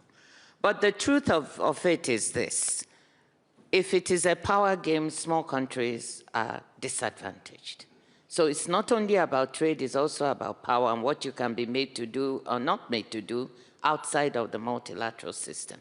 Now, let me say this. Of my 166 members, about 140 have trade to GDP ratios north of 50%. So trade, so that's the point you're making. Trade for them is an existential issue, whether it's trade with the US or elsewhere. For the EU, for instance, the trade to GDP ratio is about 93%. For the US, 25%, China, 38%. So there are some big, large countries that can maybe somehow make it on their own, but a whole host of others who may not. And so the question is, what should be done? And I think that what needs to be done is for those members and countries to have what I call agency. I would like to say that, yes, the US has upended the rules-based order. Global trade rules are being undermined. But the US is 13% of world imports, 11% of world trade. What is happening to the other 89%? Can other countries please have agency? Can we please try to act? Do we have to spend all the time lamenting? I know it's the biggest economy and China is the second largest, but sometimes when I hear people speak, that's not the way I approach this. Okay, so the US has done all these things. Can the middle powers come together and say we find the system valuable, as President Stube is saying, and we are going to support it? And therefore, we will support the rules-based system. And since the world trade is still largely, goods trade is still largely on those terms, could we get together and say what works within the system that we can keep? And what is it that doesn't work? Because a lot is also broken that we need to fix. The system is resilient, but it's not robust. So we need to make it robust by doing the necessary reforms, and that is what we're working on at the WTO. But I want us to have more agency. I'm tired of too much lamentation. Oh, the US has broken the world. Oh, the world all has come to an end. I'm sorry to say all this, but it would be better if people really sat up. Europe has the chance to lead the middle powers and support the system. And let's us just do a little bit down with the lamentations and get going on trying to do the right thing.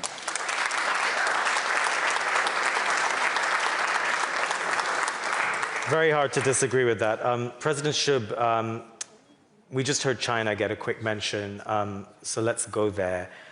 Both in terms of tariffs, but also geopolitics more broadly.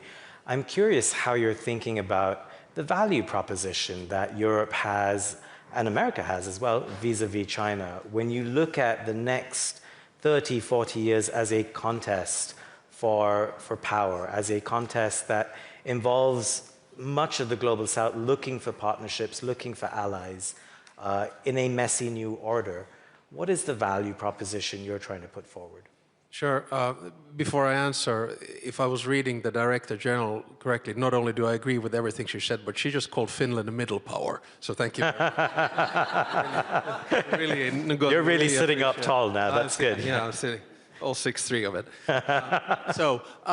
What's the value proposition? So my thinking is that we're living in a triangle of power where you have the global West, the global South, and the global East. The global East is led by China. The global West was led by the United States. And then the global South was the one that felt it might have to take a choice between the two. And I think the choice right now is fairly binary. You have those who support a multipolar world, which is transactional, deal-based, and based on spheres of interest. And then you have those who support a multilateral world, like Ngozi and myself, and I think probably most people here on the stage. We support the idea of international institutions, rules, norms, and cooperation. So then we have to ask ourselves the question, for demographic reasons, for economic reasons, for geopolitical reasons, it's going to be the global South that decides the next world order. And how do we make a value proposition? What I've tried to do is to say that we should base our foreign policy on values-based realism, so to be true to your values, human rights, fundamental rights, democracy, freedom, rule of law, but be realistic. You cannot solve issues of trade, conflict, climate, or technology just with like-minded countries. So reach out, and I think that there is this battle for hearts and minds right now. To a certain extent, China is doing it, the US is doing it. So then, for me as a European, my idea is that we need to drive a dignified foreign policy, which means that reach out to the middle powers, do the trade deals with India, do the trade deals with Mercosur, open up your markets. And in that sense, you know, take a different type of approach, because in my experience in diplomacy, you get more out of a system if you act in a dignified manner. My final point, I think what we need to do is we need to reform the international institutions. The UN, the WTO, the IMF, and the World Bank. Why? Because they were created in the image of the West and the United States 80 years ago. Their power structure is there, it's antiquated. If we want multilateralism to win, we need to give agency and power to the Global South. Vice Chancellor, can I ask you to build on that? Is the German perspective here the same as what President Stubb was describing, or are there any variations that you want to add to that? No, I would agree. I mean, I have to say again, for us in Germany, the most important part is now to make Europe stronger and work on the European sovereignty. When it comes to the question of competitiveness, we are 450 million people. So if we have a single market, if we have a capital market, if we have a common defense market, this will bring Europe in a really powerful role. And it's just us deciding if we want to go this way or not. If it comes to simplification, it's not United States, it's not China, it's just us deciding if we go this way. So, but we can really be a power in the international system. And the second point is, and I really want to underline, when it comes to Global South, I think Mercosur is very important, India, the trade deals are very important, but there are so many countries in the world that wants to work together with us in Europe. And I know that from a lot of trips I made as a party leader or now as a vice chancellor and minister of finance, if you come to several states in Africa, in Latin America, also in Asia, everyone is telling us, okay, Russia was here, China's here, they're doing deals, where are the Europeans? And I think this is what we have to recognize, that we have to become stronger when it comes to make trade deals, fair trade deals with the Global South. And so we can bring these countries in a stronger relationship with Europe. And then I also want to underline that we have to reform the institutions. I mean, everything is about international institutions, it's about rules-based institutions, it's about common policy, but we have to talk about the representation of the Global South in these institutions. And I think if this debate is starting from Europe, we can also build trust with our partners in the Global South and all of this. And again, I want to thank you for your clear statement for the transatlantic partnership. But we have to face the situation as it is. We have a president in the White House that is having threats with tariffs, and we have a competitor with China who's doing an unfair trade relationship with us when it comes to subsidies from the state, when it comes to overcapacities, when we see how China is flooding the European market. So we have to be stronger also on trade policy, but I think for Europe there are a lot of opportunities and I think we should use them. Director General, did you want to jump in on that? It seems like they're following your message immediately about agency. Sounds great. No, just a couple of numbers on this. Although many people, this definition of Global South and Global North is also, we need to just also be careful about it because there are a lot of differences. But taking it as it is, in 1995, the Global North or developed countries contributed 60% of world GDP and the Global South 40%. Today, those numbers are reversed. It is now the Global South contributes 60% of global GDP and the North 40%. In 1995, 10%, South-South trade was 10% of world trade. Today it's 25%. So there are shifts and movements that dictate that, yes, we need to look at those, we need to pay attention. And the third point I wanted to make on that is that, look, the arrangements with, whether it's global south, south-south trade or north-south trade, or arrangements with the global south, this is all part of trying to diversify trade. And that is why at the WTO, we do support these trade arrangements, whether it's the EU-Mercosur that took 24 years and other trade arrangements. We support them because they help diversification of trade away from US, which were, you know, so many countries were overly dependent on the US for demand and overly dependent on China for critical supplies. So I think diversifying away from both of these and giving yourself the flexibility is a good thing. And if it's with the global south, why not? And of course, the White House's policies have accelerated that process. I want to go to the audience now to take a few questions. If you can raise your hand, and we'll have a microphone weave its way over to you.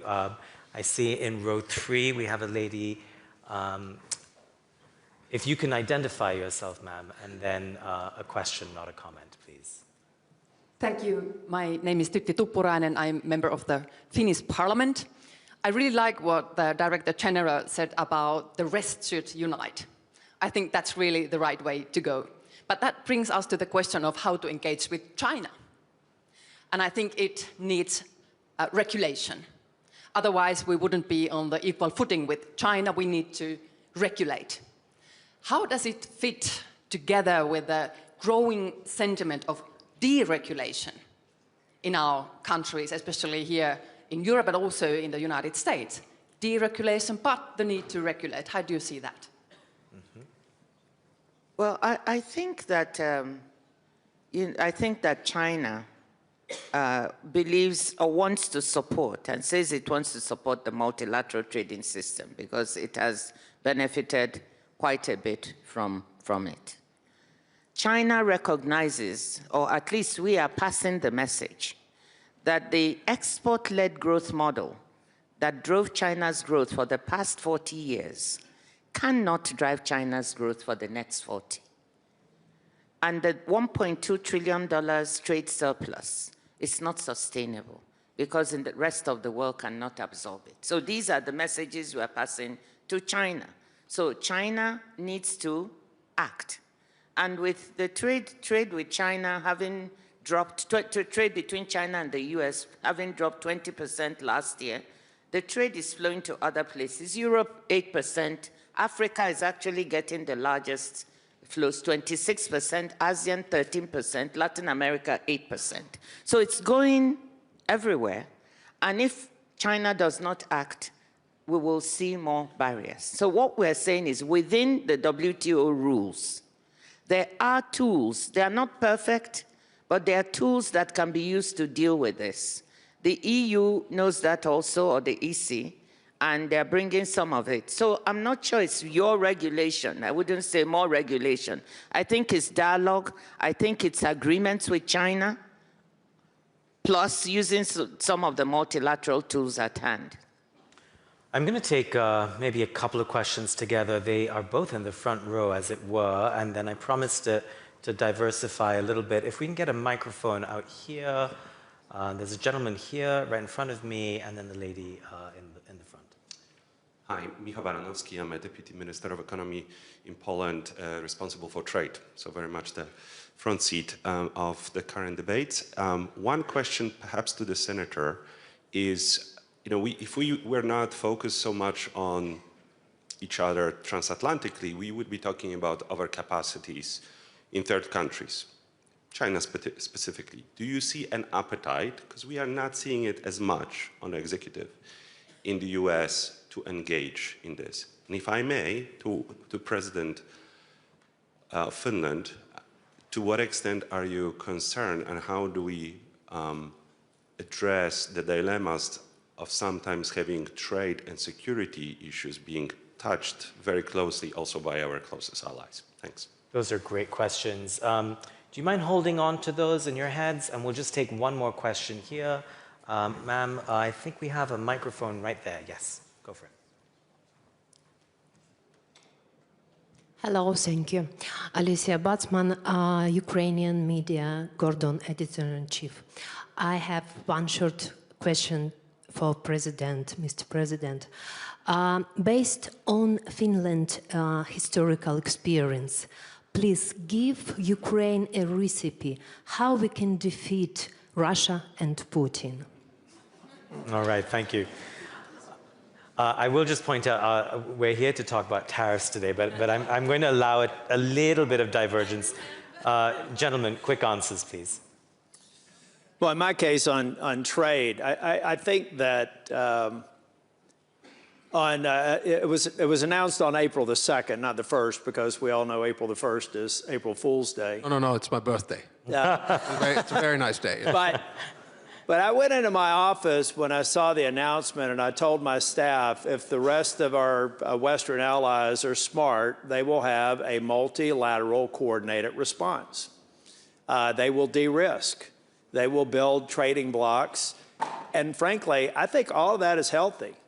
Because, you know, in some respects, I play a lot of different kind of sports. I love mountain biking.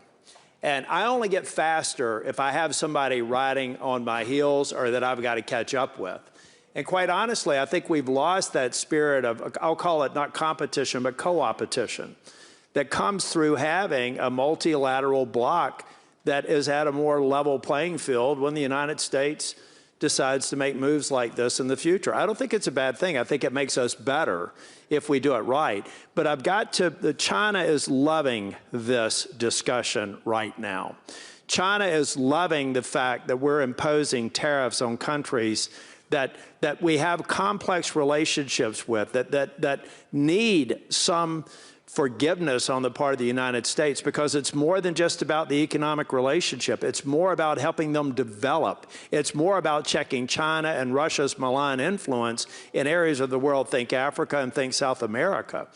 So anybody who's advising the president thinking that our spreadsheets all need to tally on some nation that's just barely developing in a young democracy or maybe a benevolent dictatorship misses the history lesson. We have to be present. When we have a discussion about how China plays into the role of Western nations, I think about their metastasizing again and NATO allies with Huawei. We all remember the argument about how we had to de-Huawei from our NATO allies so our communications infrastructure is solid. Let's not repeat that mistake. But at the same time, we've got to recognize that co-opetition is good. I'm not the least bit frightened by a well-defined multilateral response to the U.S. so that we understand our limits and we build on that.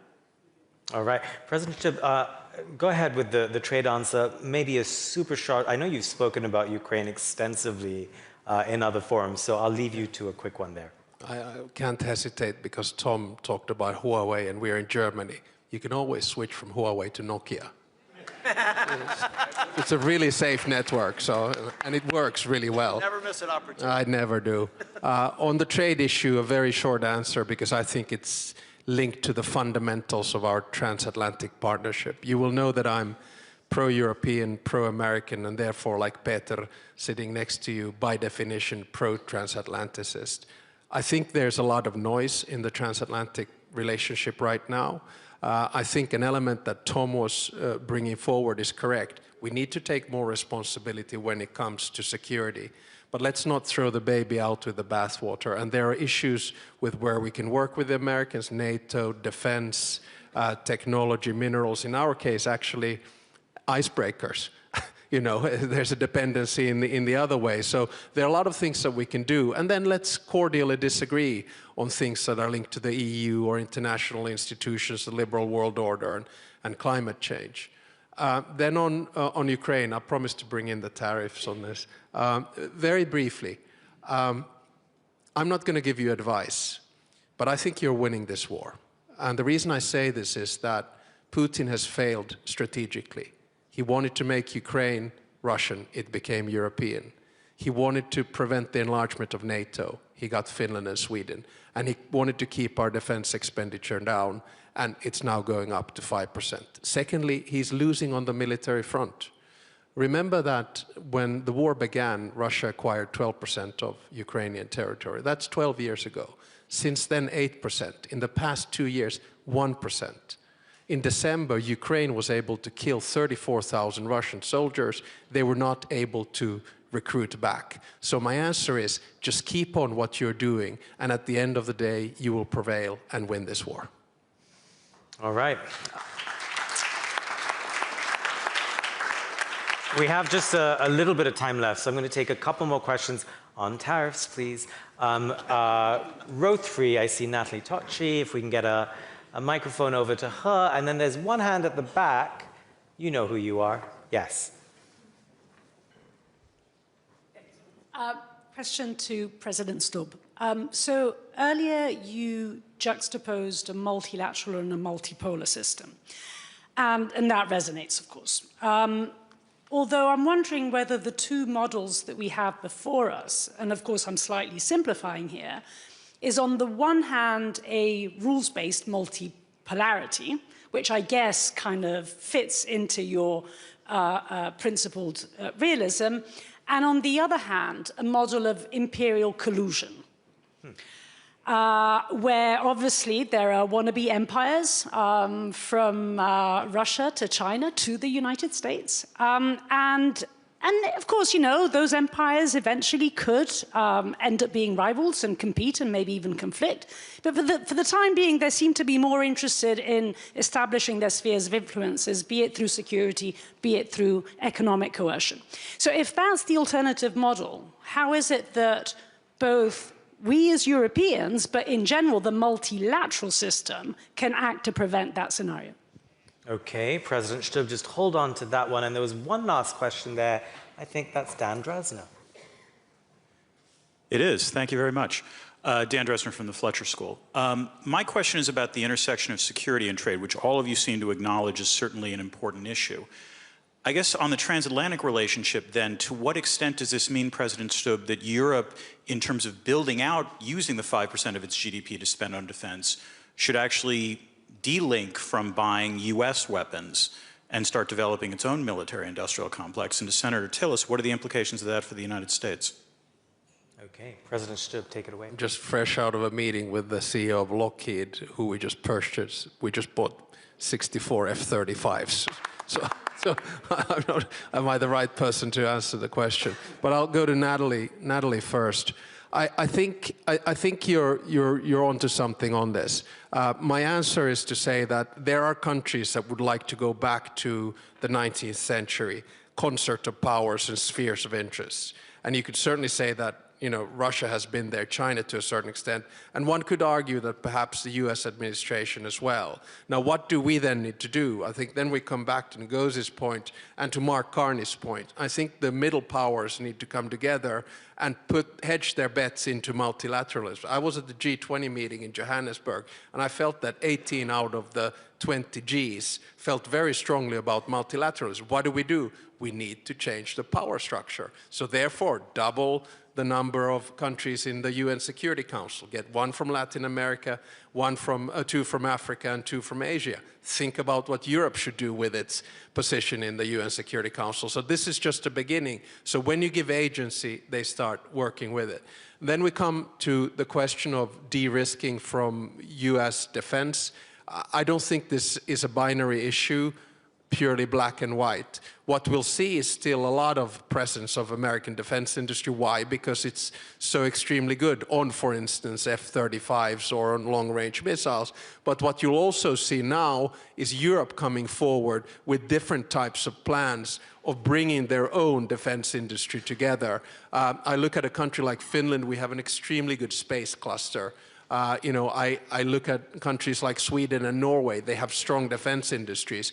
So it's not going to be a decoupling because we need each other and we trust each other. Again, I come back to the point that trade, security, and the transatlantic partnership, it has worked before, and I don't see any reason why it should not work in the future. We just have to get this right, be a little bit more cool, calm, and collected.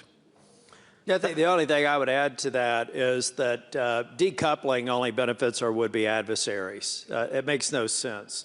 What we have to do, but again, I hate to go back to it, but I must, a $2 trillion shortfall in the prior commitment for NATO allies over 20 years. If we had those demand signals and all the modernization, the things that could have come with it, what would the supply chains look like today? I was a partner at Pricewaterhouse in the supply chain practice. You never put all of your links into the same jurisdiction. We need to figure out how to better integrate, find best in class. If somebody comes up with a platform that's more impressive than the F-35, that, by the way, Mr. President, is why I said y'all were a badass country, because on a per capita basis, we would have to have 10 times, 20 times more to match your per capita representation. We find best practices, we build on them, but we build resilient supply chains that are ready for hopefully a conflict that never occurs. And I think we're exposed right now. So instead of competing, let's figure out how we can actually create synergy by working together. I don't think you put your eggs in any one basket. I'm clearly unapologetically pro-American and pro-innovation, but I think the best innovation comes from having tighter alliances, because the deeper our economic alliances and strategic alliances go, the further our relationships and alliances will go over time. We're almost out of time. I'm going to take one very quick last question from Mike Froman, sitting right here. In row 4, the mic is making it over to you. A quick one, please. I think one of the challenges of this conversation is how it relates to the actual power in the world. You get the United States and China basically following their own set of rules.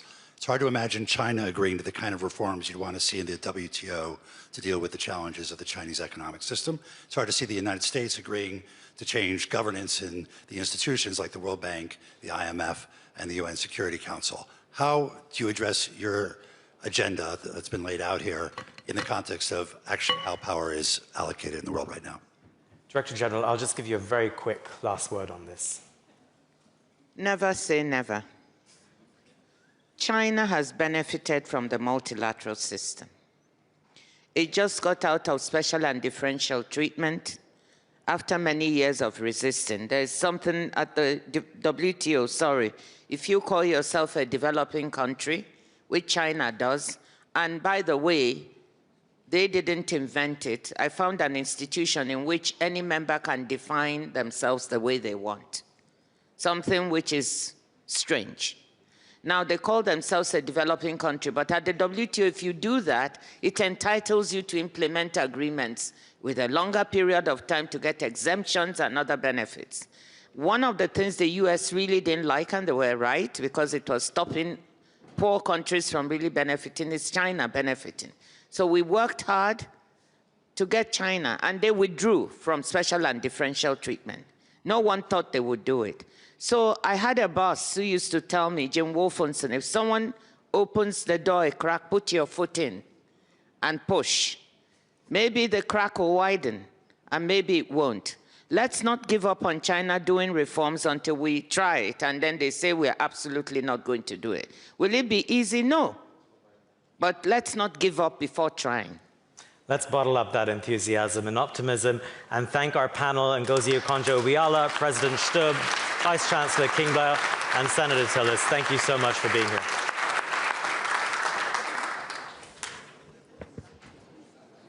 Ladies and gentlemen, please remain seated. The main program will continue momentarily. Ladies and gentlemen, please remain seated. We'll continue in just a moment.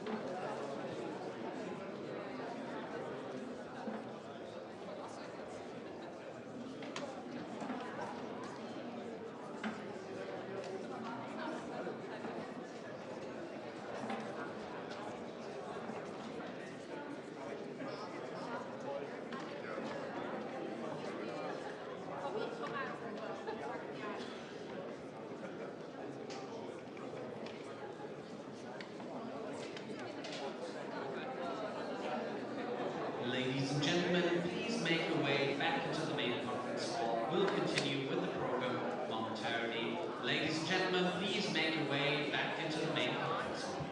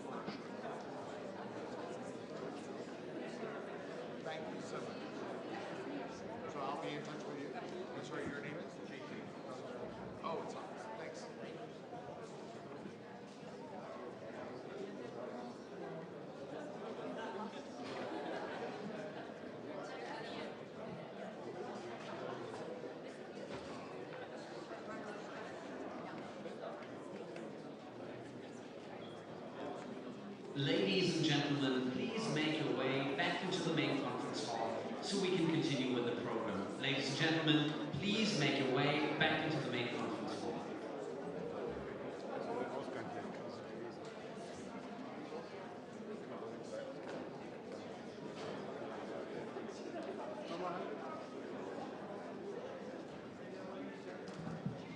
HDSCI oben, ausgeschlossen, Boston aus. Oder? Boston aus oder HDSCI? Dann ganz oben, 1.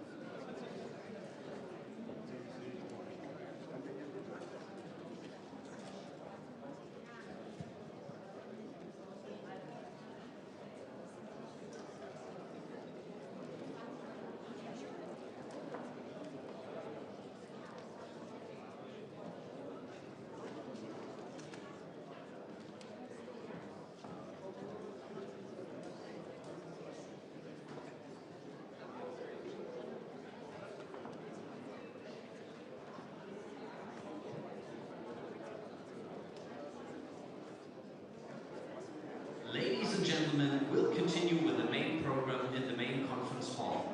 Please make your way back into the main conference hall now.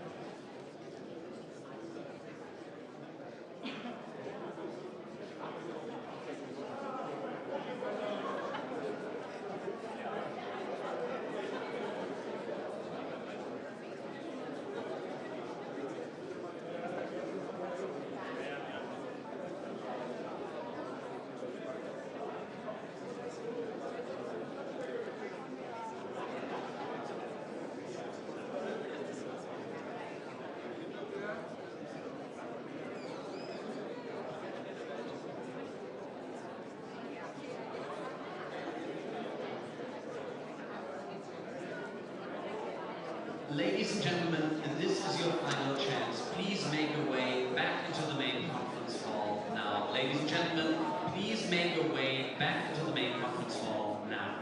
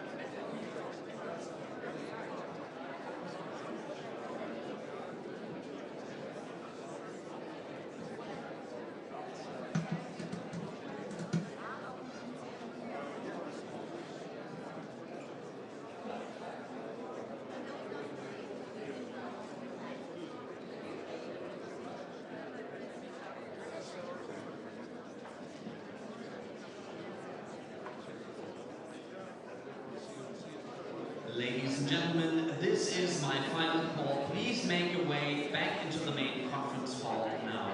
Ladies and gentlemen, we'll close the door to the main conference hall now. Please make your way back to us right now.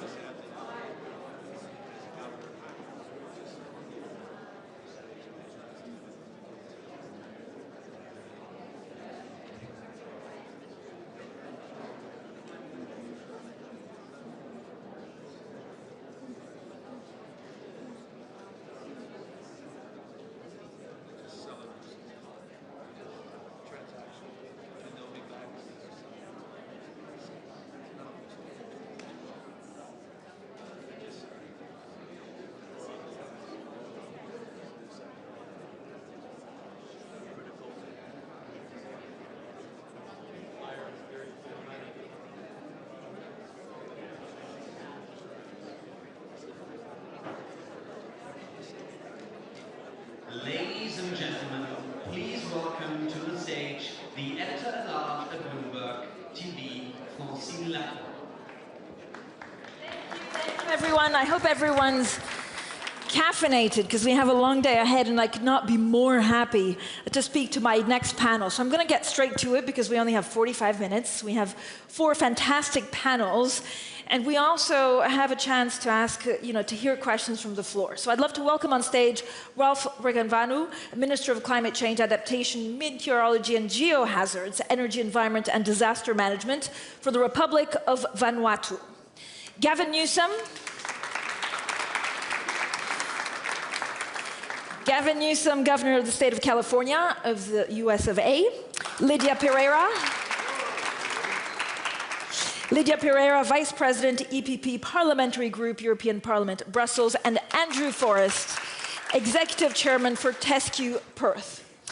So look, we only have 45 minutes to try and tackle one of the biggest concerns that we have. But to start us off, do you guys feel a little bit forgotten?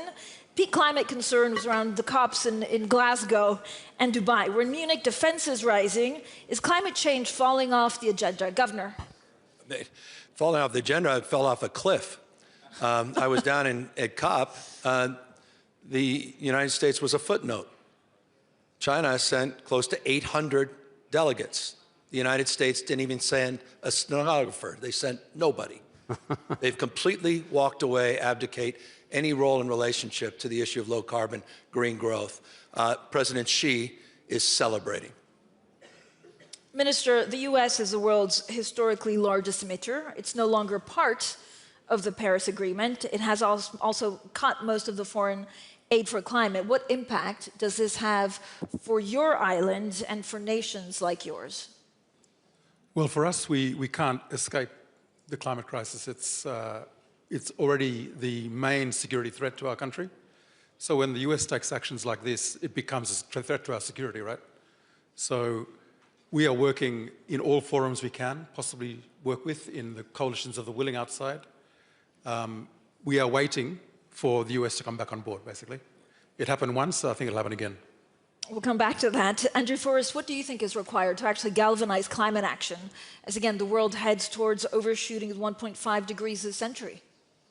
Look, I'm a marine ecologist. I just know that we're going to look back on this when we're in 2030, and we're going to feel pretty foolish we deserted all the values which brought us to where we are. And our values simply say that we stand against pressure like this.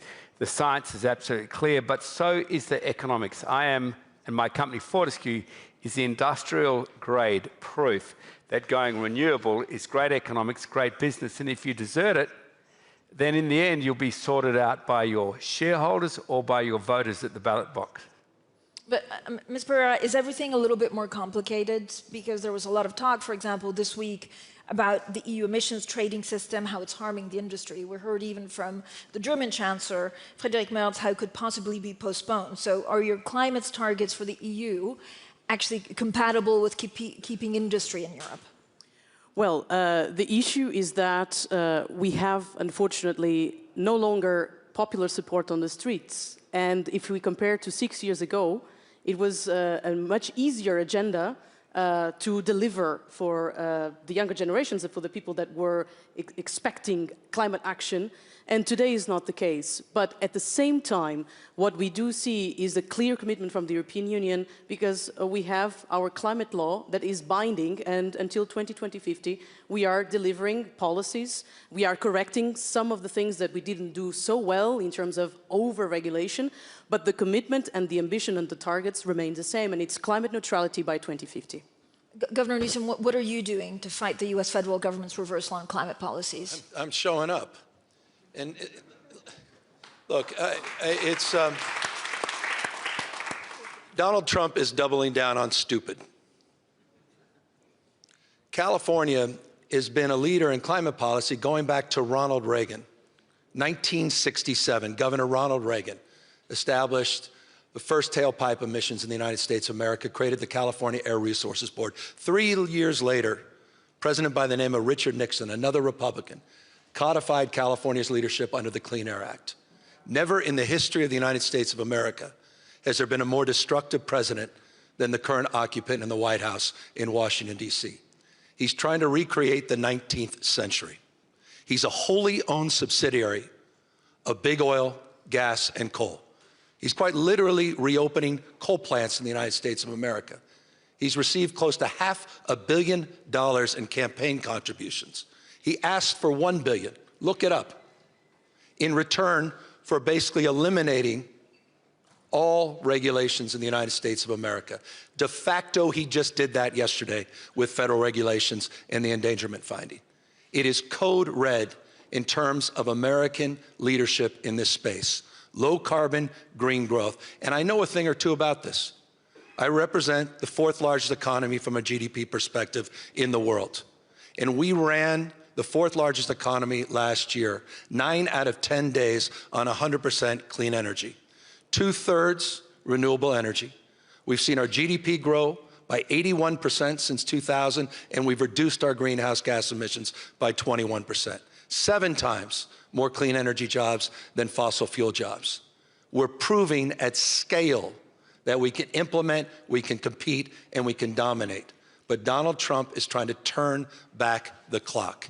And so we're showing up, but we're also showing what can be accomplished, the power of emulation. We are in the great implementation in my state. Final word.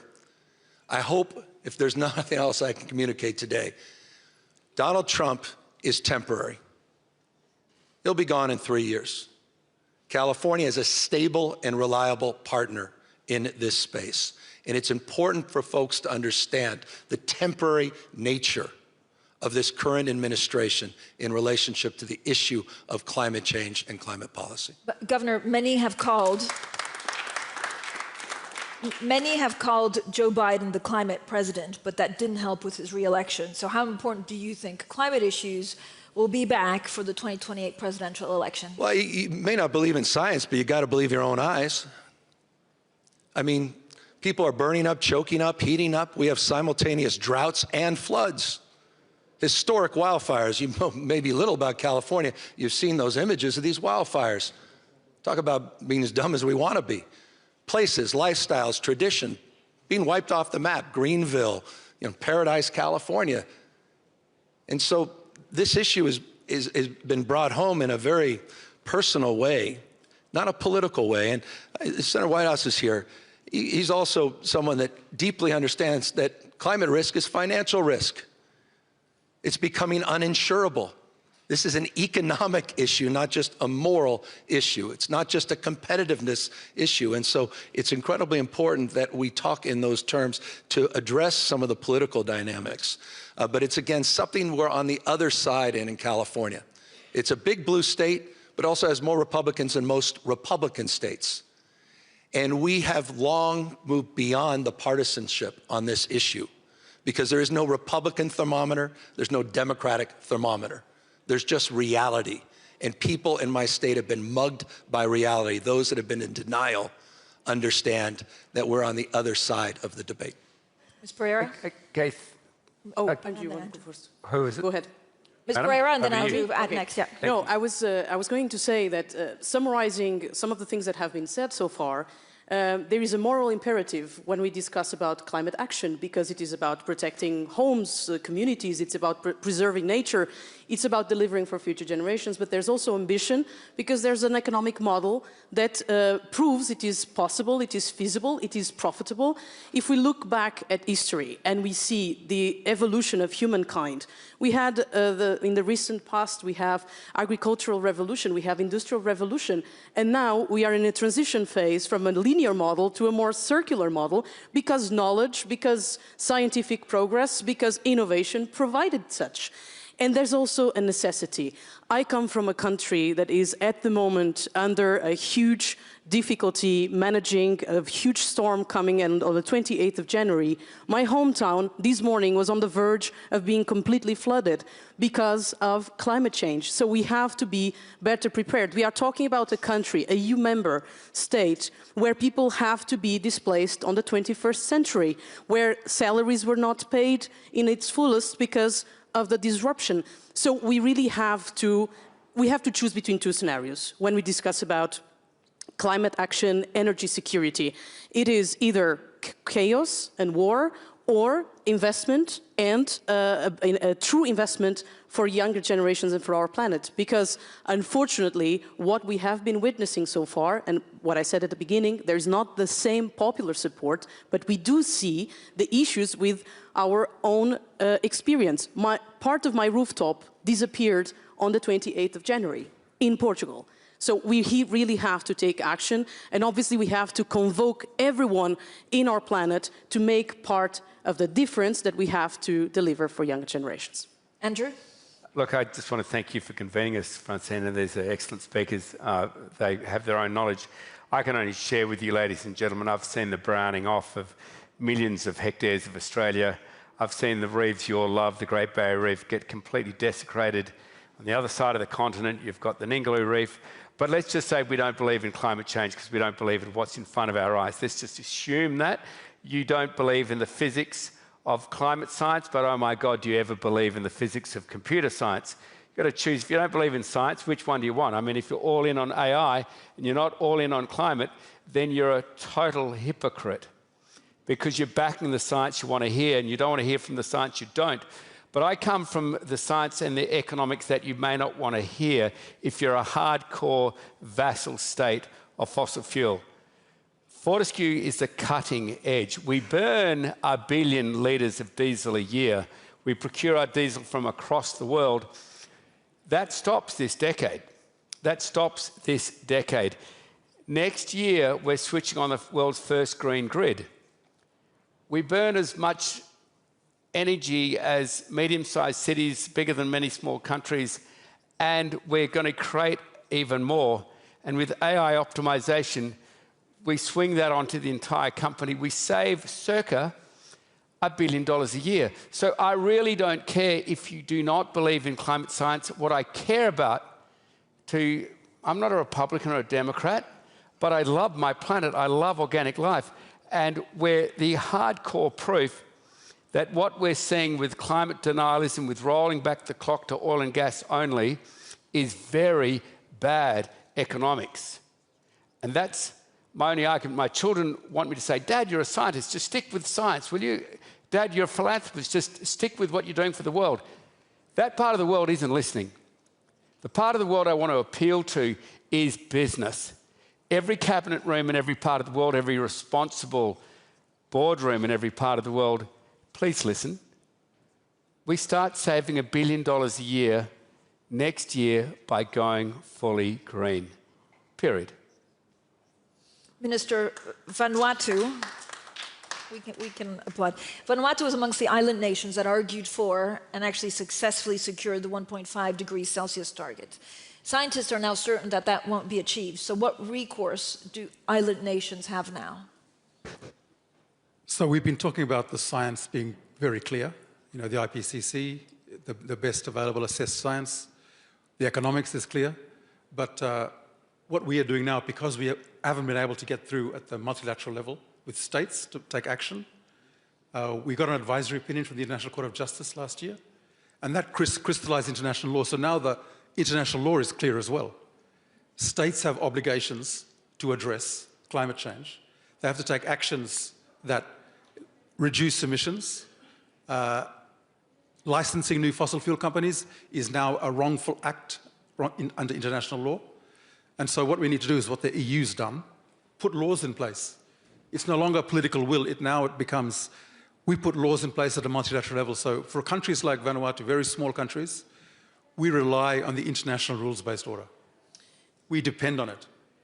And we're seeing now, I think, with what's happening with Trump and so on, there is a growing unity among countries that want to reinforce the international rules-based order. That's our unity. And so if we can progress that, we need that back. Yeah, that multilateralism, that's the only way small states are going to make it. Minister, what does this mean concretely? Because as you say, the ICJ noted, that all countries have an obligation to fight climate change, but it was only advisory. So have you actually been able to use this ruling to advance climate action concretely? Not at the international level, but this case has been used in numerous cases of domestic litigation and succeeded. So it's added to the growing body of law that can be used against governments to force changes in policy and laws by countries. And we saw that almost immediately after the advisory opinion was handed down.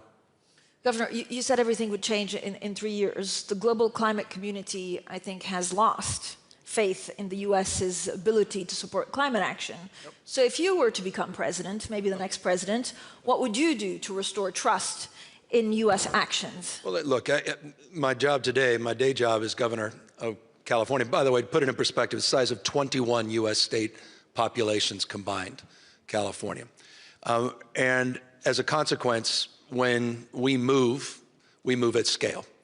And we talk about the power of emulation, this notion that success leaves clues. We're, again, no longer asserting our capacity to change the way we produce and consume energy. We're actually proving it can be done and see our economy thrive as a consequence of it.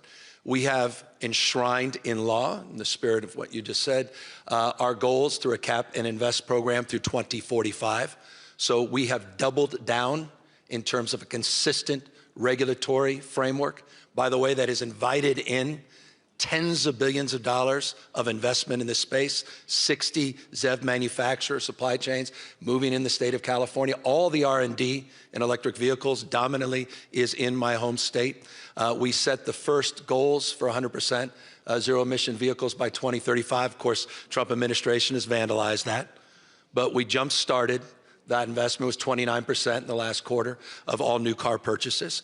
So we're continuing to move, continuing to thrive. And so the point is subnational in the context of your prior point, because folks haven't walked away globally, and I don't think this, I know this. I happen to co-chair the MOU Under 2 coalition, where we have folks from all across the world at the state level that don't care about the prevailing winds at the federal level, that are in the how business, that are working and implying these ideals, working with business, not just working with governments to move forward. So that gives me confidence. I know 3 years is a long time, but it gives me confidence that we continue to weather the storm. Final point, it's what Andrew said.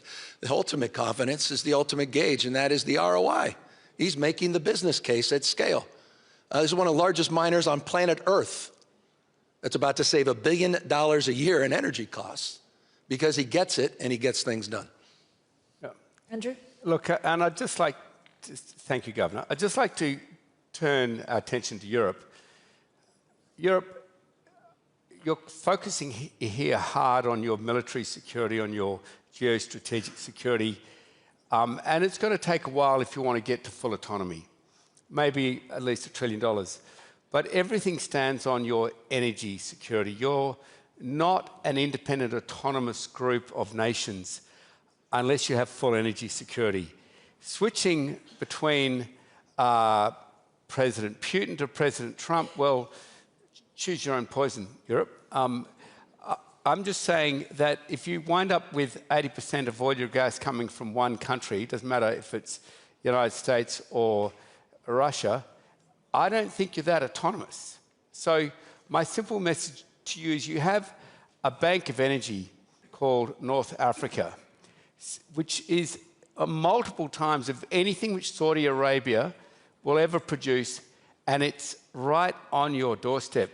The Kingdom of Morocco, it's a 14th century monarchy. It's a little stable, it's a little boring. That's perfect to develop very large energy systems in. So I'm putting a proposal to Europe now that we develop a fully green state in Morocco. We drive down energy prices, making Morocco one of the most investable nations on earth. That helps a huge amount with all your immigration issues across Europe. But it also helps Europe massively because it can drive the greening of Western Europe. Now, we can do this. We've proven it in our own company, Fortescue. Trust what someone does just as much, even more than what they say. We're doing it. We can take that model straight across to Morocco, straight across to Europe. Laying cables at 2 to 2.5 gigawatts of cable isn't difficult. We can do it in about a year. We lay 40 to 50 of these electrical cables, which we can do. It's within our balance sheet in the next several years. And we've created an energy supply for Europe approximating the scale of Germany. And so Europe, you reach to the Nordic countries and you got way more energy independent. And now I'm saying reach to your other neighbours, reach to Morocco, and reach to Fortescue. Fortescue will stand behind this and turn Europe green to have much more competitive energy prices. You'll be in command of your own destiny. You will not be a vassal state to anyone. Lydia Pereira. What Andrew is saying is very right, and that's actually the case for clean technologies. I have been pushing for this agenda in Europe. California is a great example, but yet the investment on clean technologies, if we compare Europe and US, in the US there's still, even if Donald Trump is not engaged with his concerns for climate change, but still the venture capital on clean technologies in the US is double or far more double than the investment that is made in Europe. But it is true, like in Europe we don't have natural resources, so we better invest our knowledge, our money into a technology that we still have some level of, we are still pioneers on some of those solutions. And obviously, when we talk about climate, it's obvious that disruptive weather events, they expose our vulnerabilities to critical infrastructure. And once again, referring back to what's happening at the moment in Portugal, like there's still people without electricity, there's still people without access to water. So it is a vulnerable country at the moment. Not to speak about the recovery costs that it implies. We are talking about specifically 4.5 billion euros just for this occasion. So I would say clean technologies and fixing the fragmented energy market in Europe, it is crucial to be strategic and talking about defense. And if we talk about defense, we cannot be talking about fighter jets that use oil resources, right? We have to find alternative ways to be able to not to depend on third countries. So when we talk about climate, we are talking about security, we are talking about innovation, we are talking about an economic model that I think Andrew very much well put it forward. And I think it is something that we really need to push for in Europe, and it needs the commitment from prime ministers. Because I can tell you, I come from the European Parliament. The issue is not in the European Parliament. The issue is at the heads of state to agree on the strategy to pursue and combining national objectives and European interests, which is often the case, the national interests and the European objectives. But I think we have to shift here a bit the mindset. And the EU has agreed to cut emissions quite significantly, but there's not a real framework for post-2030. So what needs to be in it? And actually, can you do that with coherent policy without adding too much bureaucracy in these times? Well, that's exactly what we are trying to address. We want to simplify, to be easier to attract investments to Europe. And as I said, we have to bear in mind the following. When we adopted the climate law, it was at the peak of the pandemic. So we have delivered for what people's aspirations were at the time. But there was also sometimes not the easiest of the political context to agree on what should be more feasible as well for businesses. And that's why it is so important that we address the issue of bureaucracy and we can show that it is possible to have economy and environment going hand in hand. Because without economy, without prosperity, we don't have then innovation to pursue our climate goals. So we really need to fix this, and that's why the omnibuses are the simplification processes that are in course are so important to be able for member states to achieve these goals. But once again, a lot of the issues still remain in the capitals. And it is very crucial that in the Council, even this week, there was a discussion about competitiveness, about where we want to go in the long term.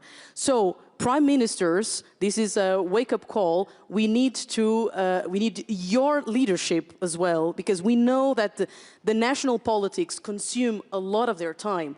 But if we don't fix this, we don't deliver on the European interests. And geopolitics, when we talk about energy transition, there's a trade element here. So it is a geopolitical discussion. And that's why the capitals the prime ministers really have to be aligned in delivering on these common objectives. Minister, how can countries in the global north and south overcome their current differences and join forces? Well, a good example is what happened at COP30, where a group of about 80 of us decided to have this meeting in Colombia in April. To find this fossil fuel pathway that we need to get off the addiction to fossil fuels. We couldn't do it at COP in the political process because there were countries stopping. It's a consensus-based thing, so a few countries can hold us ransom, but we took it outside, and we'll be holding a meeting in the Pacific for Pacific Island countries next month, preparing for that meeting. Every region's doing it. And then we go there and we come up with something and we try and tie it back to the UNFCCC process. But otherwise, we're setting up these legal mechanisms, this accountability, and agreeing to, for example, trade measures. EU's taken the lead on that. Other measures that we can agree as a group of countries that we want to implement together and see if we can bring that back to the larger group. Governor, Chinese electric vehicle manufacturers are actually producing high-quality vehicles at lower price than U.S. competitors, right? Given California's 2035 zero-emission vehicle mandate, do you believe the state can realistically meet those targets without access to Chinese EVs? Well, if there's any state that can, it's California. But look, my state of mind, let's clarify. 70% of global EVs are coming from China. And it's statecraft for them. It's about supply chains. It's about influence. It's about dominance. These guys aren't screwing around. I say this with admiration. They're flooding the zone in Europe. They're flooding the zone in South America.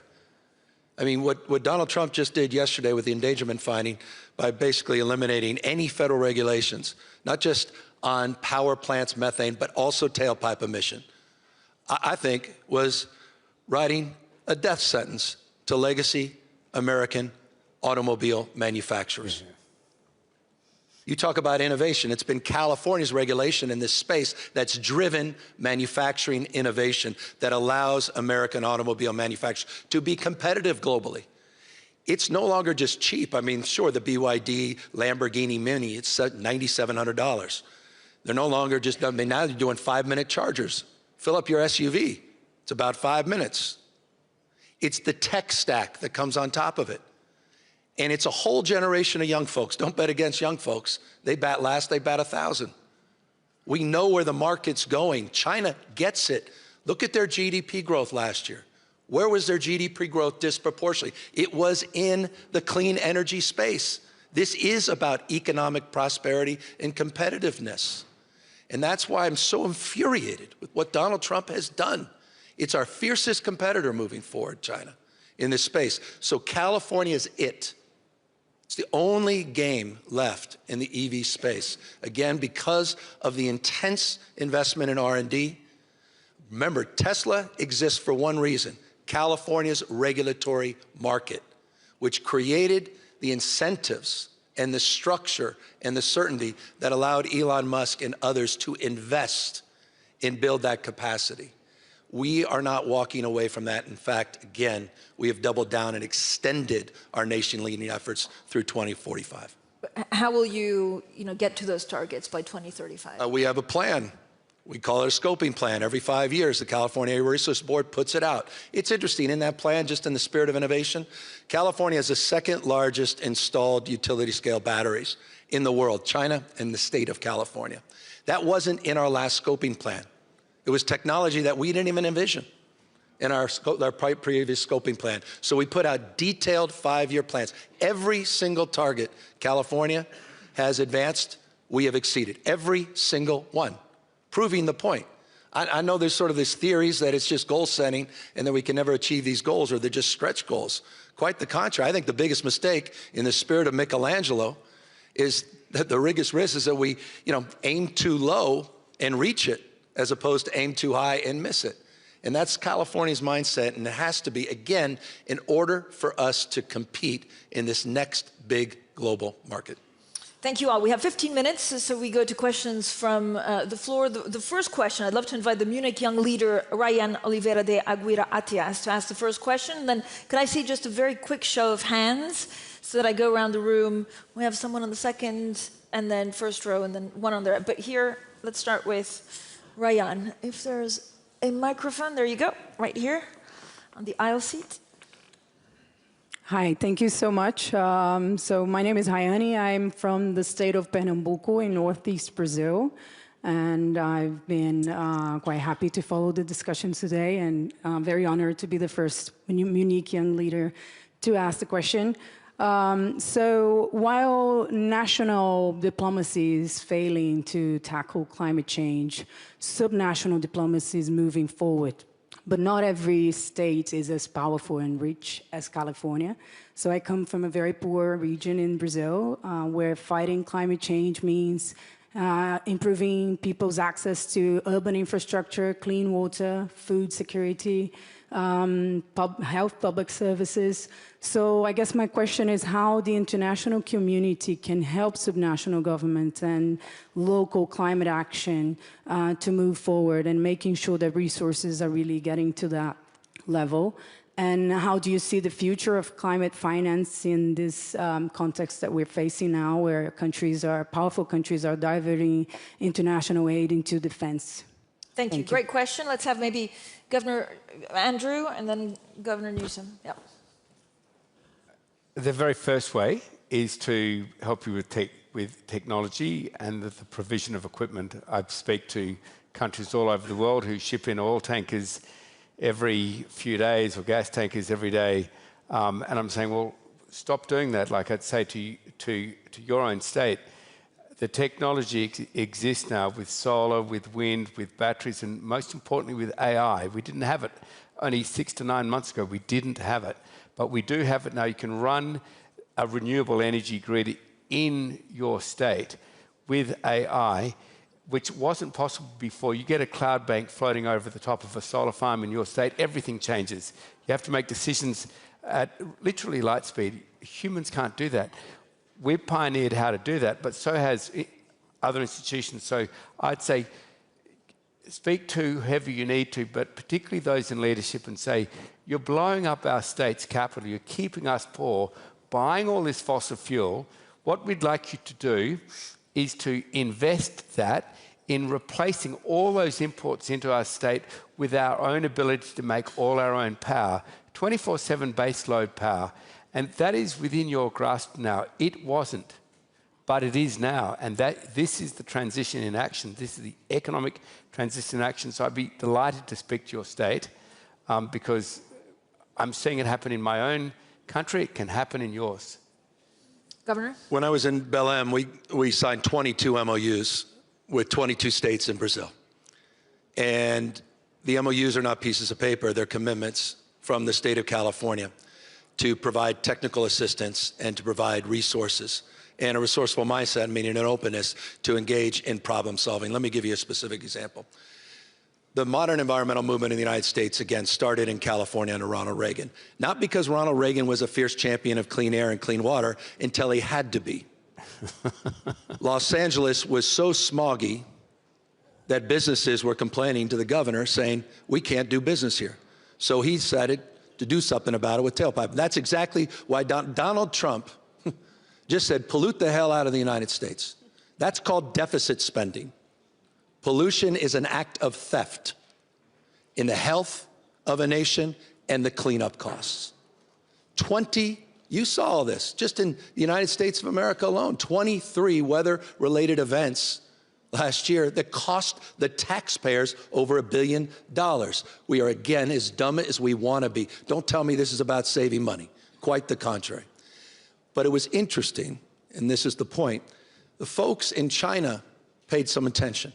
We established relationships with China. They send technical teams, and literally some of their low-carbon green growth specific to their cap and trade programs came from the example of California and the work we did. And Beijing is proof positive of a lot of that technical assistance and support. So that's at scale the kind of work we do in terms of this relationship, nationally, subnationally, people to actually solve problems despite, again, who's in office in a particular jurisdiction.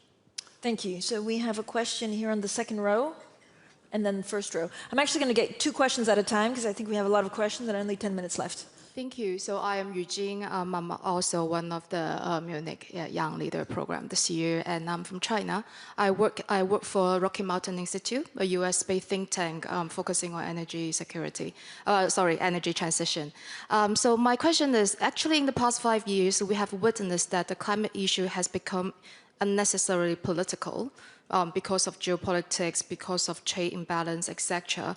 While at the same time, we are also seeing the clean technology becoming cost competitive. For example, in Southeast Asia, also South Asia, we are seeing renewables and also like the electric two-wheelers or vehicles being adopted by the consumer themselves, where the policy are not really in place yet. So it's very like bottom-up development. So my question is, what can we do? What the additional things we can do to make climate more market-based and science-based instead of political-based? What are the additional actions we can take, or what are the things that we must stop immediately now by whatever stakeholders in this climate regime? Great, thank you so much. Let's take a second question from the gentleman on the front row. So thank you. I'm Pedro Joan Pons, I'm MP from Spain. So Lydia, I totally subscribe what you said. All countries, we are vulnerable, Spain as well. Second thing, I'm the president of the Parliamentary Assembly of the OSCE, 57 countries. 2 things. First one, how can we revert this idea that the transition and climate change is paid by middle and lower classes and the elites are taking advantage of this? And the second question is, can we dissociate security of climate security? There cannot be climate security without global security. So I think it's an oxymoron. But look at the room; it's not fully empty, fully booked. But it is the key issue, that this is a political link to both issues. Thank you. Great questions. Lydia Pereira, do you want to get us started? Yeah, I will start by the last one. Well, indeed, we have to acknowledge that things have changed. That's why I said, I referred to the example of the popular support in the streets. It is not the same. Things have changed. But at the same time, it is a responsibility from the leaderships to stay in course in the action that we decided some years ago. Because if we start being uncertain about the policies to take, then it doesn't bring any assurance for the business community. And this leads me to the first question.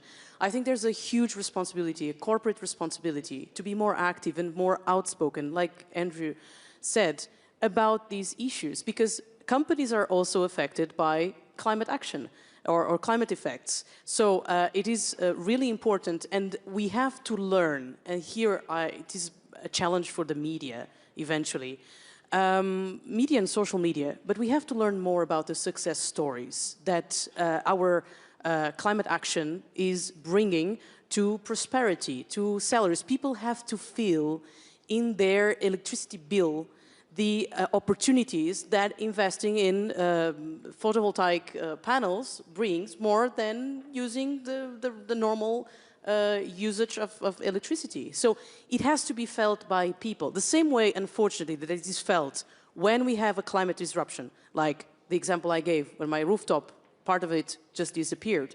The other way around, the positives of what the economic model that underlies in the climate action, then I think we can stay in course. But to conclude, the business community is really crucial here, and I see a lot of silence, and I see a lot of fear sometimes when it is the time to be more vocal.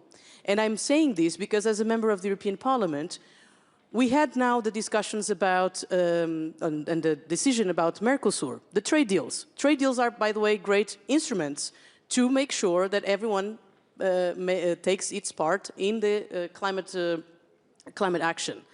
Mercosur, a huge opportunity for the European industries at large, all the sectors, from agriculture to automotive. But there was a vocal mobilization from farmers against Mercosur, but the impact for the industry is huge. So it is time for businesses to speak up about the good things, about the positives that this transformation is bringing to the world. And we don't see that. We only see the worst part of only when there's climate disasters or whatever, but we don't see what the clean technologies are bringing for families and for companies. So it has to be visible for people so they feel mobilized in the efforts that we are making and in the salary that they are taking. Andrew, I mean, we've talked about this in the past, that a lot of people may, a lot of chief executives maybe continue on this path, but they don't want to be vocal because they're worried about politics. Yeah, look, if I can just answer your question very concisely. I think, of course, the way you frame the question, you're already doing very much the right thing, but I'd ask your leaders now, when are you going to stop burning fossil fuel? Name the date. And you're not doing it because, on one side of your life you're a scientist or a philanthropist or whatever. You're doing it because you want a better economic solution. You want a higher standard of living for a lower cost of living. And if they say, well, oh my goodness, I don't think I can name a date, then say, well, the technology's there, the examples are there, the talent with you isn't. What about you get off the stage, give the microphone back and hand it to someone who will name a date to get off fossil fuel? You'll all be better off. Okay, we have 5 minutes. I'm going to try and get 2 more questions. So here on the third row, and then I don't know if there's a microphone coming. So that's the first question, and then we can take a final last question. They're from the person sitting in the booth on the left afterwards. Yeah, go ahead. Governor Newsom, hi. Lutika Burke from Andrew Forrest's native Australia. You speak about reclaiming leadership on climate change after temporary Donald Trump. But one of the things we're observing about the US from the outside, at least, is actually there's a lot of timidity to push back on anything that Trump is rewriting. So where is your confidence that you can lead the United States people to this debate and putting Humpty Dumpty back together again if you can? Well, people better buck up, wake up. I mean, I made some pretty aggressive comments in Davos. I think I handed out knee pads on stage.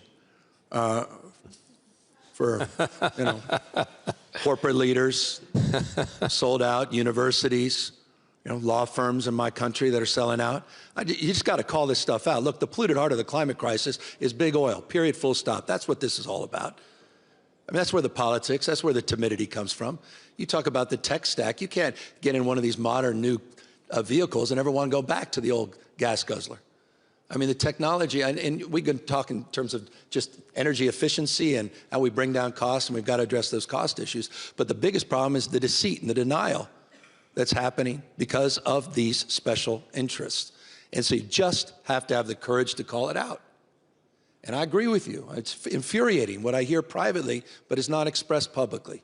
And so we have to call people out. They'll be held to account. They will be judged and ultimately judge themselves. And I think this is a moral moment, across the board, simultaneous crisis, not just climate, but democracy. All this stacking of stress. And we all have a relationship to it. Society becomes how we behave. We are our behaviors. And so all of us have a role to play. All of us have agency. We can shape this conversation, but we have to stand up with more clarity, conviction, and we have to be more consistent. People don't speak up because they're afraid of retaliation. Yeah. Well, you know, buck up. So am I. There's probably not a politician in the United States. You know, man, I'm under assault attack by this guy every single day. Here's the President of the United States. He's 80 years old, and he's calling me a nickname that an 8-year-old called me, new scum. The President of the United States.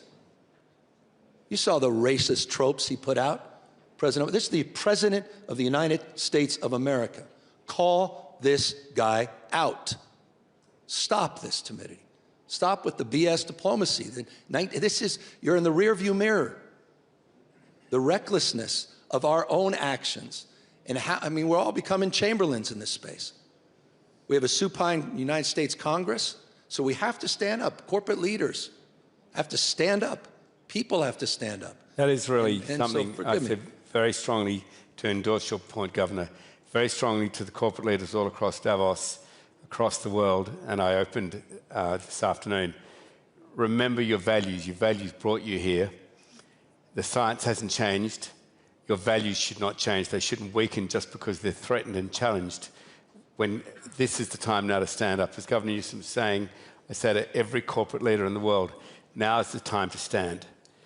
Face into this onslaught against your common sense, against your own values. 2030, you're going to be judged. Please be judged well. Act now. Do not fade. Do not go quiet. Do not go silent. This is the time to speak up, and this is the time to act. Thank you. I promised the last question. We're almost out of time, but please go ahead. Elisa Miebach, climate reporter for the German public television. After the brilliant conclusions we just had, I would just like to ask Minister Regenvanu of Tuvalu, can you give us one conclusion? We're talking about the nexus of climate and security here. What does it mean for you coming from the front lines of climate change? Minister. It means if we don't address the climate crisis, if we don't immediately do a phase out of fossil fuels that's fair and full, as Andrew's been talking about, there's going to be no future for lots of people in the Pacific Islands, lots of people in the small island developing states. And we're part of this world, you know. We're part of this international community, and we need the support of everyone in the international community. And we don't need this kind of backing away from the issue that we're seeing. We know that it's the oil lobby. We know that it's the profits that are being made by certain companies that are causing the world to end. And it's the countries in this room, it's the developed states, it's the first world that needs to deal with this problem, because we're the victims of your problem. Thank you. Yeah. Thank you so much for a wonderful panel. Thank you. Thank you. Hey, well done. I think they're amazing. Thank you, sir. Ladies and gentlemen, the main program in the conference hall will continue at 5:30 p.m. with the session Destructive Ambiguity, Deterring and Countering Hybrid Warfare. Ladies and gentlemen, will continue at 5:30 in the main conference hall. Until then, enjoy your coffee.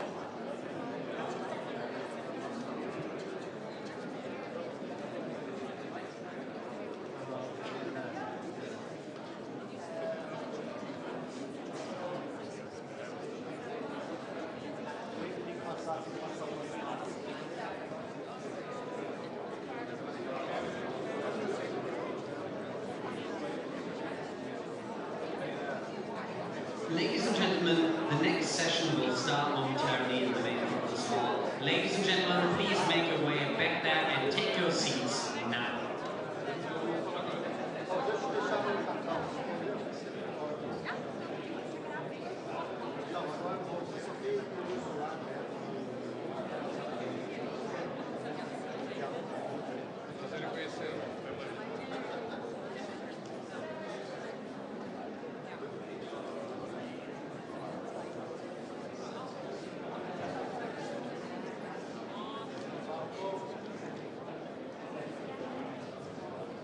Ladies and gentlemen, please take your seats in the main conference hall. We'll start with the program. Ladies and gentlemen, please take your seats in the main conference hall now.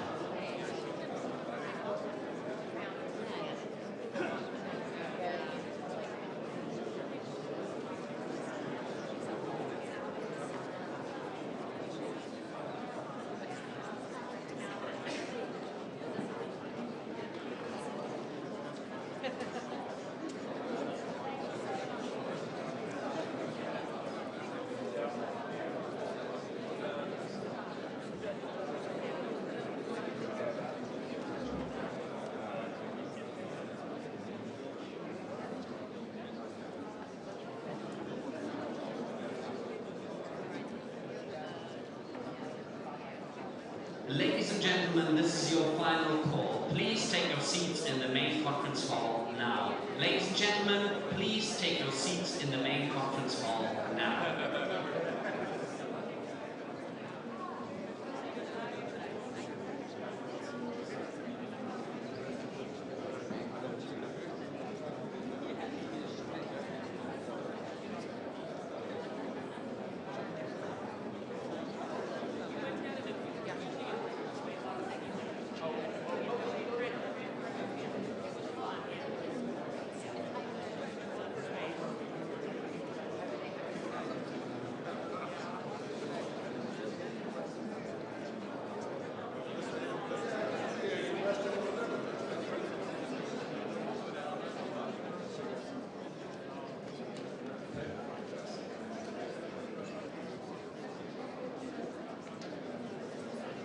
Ladies and gentlemen, please take your seats in the main conference hall. We'll begin with the program. Ladies and gentlemen, please take your seats in the main conference hall now.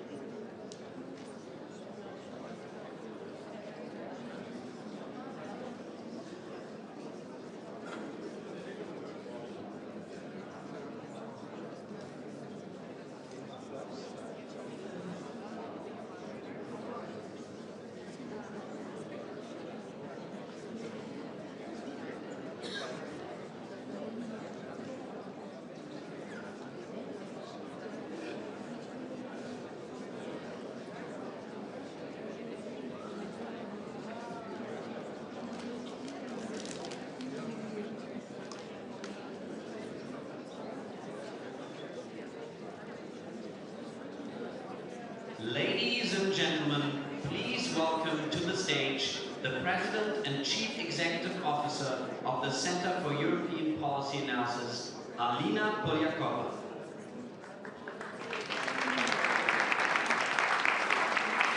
Good afternoon. It's my absolute pleasure to be here at the Munich Security Conference to chair and moderate a very important panel on destructive ambiguity, deterring and responding to Russian hybrid warfare. But before we get there, it's my pleasure and honor to please welcome to the stage the President of the German Federal Intelligence Service, President Martin Jaeger, to set the scene for us. Please welcome President Jaeger.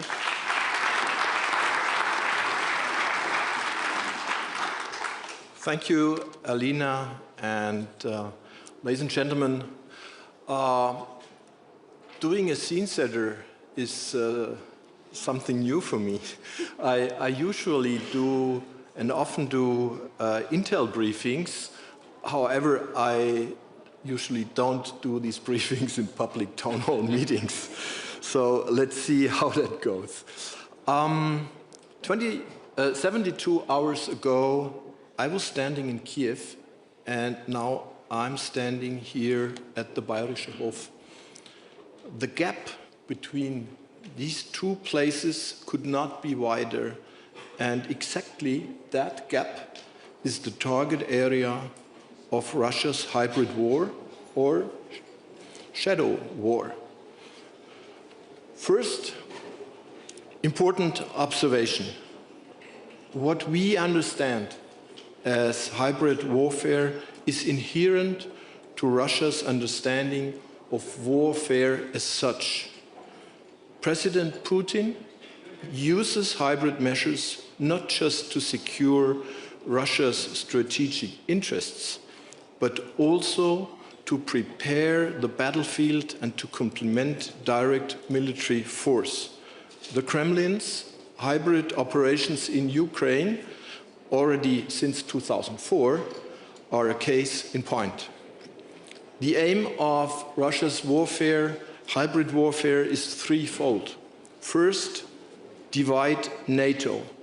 For over a year now, we have witnessed Moscow testing NATO. Airspace violations by drones in Poland, attempts to blow up railway tracks, all that is meant to disclose differing reactions of NATO member states and ultimately split the alliance between Europe and the US. Second aim of Russia's hybrid warfare is install governments with more pro-Russian views. To this end, Moscow drives wedges into our societies and tries to manipulate election processes. Elections in Moldova and Romania are recent examples, and we expect more hybrid campaigns throughout this election year in Germany. Third aim, paralyze Brussels. Russia wants to weaken our joint efforts to support Ukraine by delegitimizing the EU and fueling frictions between member states. This is dangerous, not just for our Ukrainian partners, but for all of us. If Russia succeeded, the consequences would be felt everywhere. Russia would try to further expand its sphere of influence on the European continent, and it would be able to blackmail European states, be it militarily, politically, or economically. What do we see exactly? Our intelligence shows it is Russia's leadership that orchestrates destabilizing campaigns in our society and fuels political crises. The malign tools Moscow uses are well known: disinformation, intimidation, espionage, sabotage, airspace violations, contract killings, persecution of opposition figures living abroad. Let me give you a few concrete examples. Espionage. Russia gains information superiority and fosters mistrust with up to 60,000 intelligence officers worldwide. And this does not include an even larger number of co-opted individuals, former military personnel, procurement helpers, and other proxies. Just this January, a woman was arrested in Berlin, allegedly having spied for the Russian GRU for years. Sabotage. Our Federal Criminal Police Office registered 321 suspected cases of sabotage and more than 2,000 drone sites in 2025. It is likely that Russian actors and their Telegram agents are behind numerous of these incidents. In planning and executing operations, Moscow not only tolerates but also consciously accepts the involvement of innocent victims. To name just one case, only due to a flight delay on July 2024, did the air freight of a DHL plane not explode in the air, but on the apron in Leipzig. This information. Just 2 months ago, the federal government, the German federal government, attributed a massive hybrid influence operation to Russia. The German intelligence services were able to prove the involvement of Russian actors and Moscow's direct responsibility.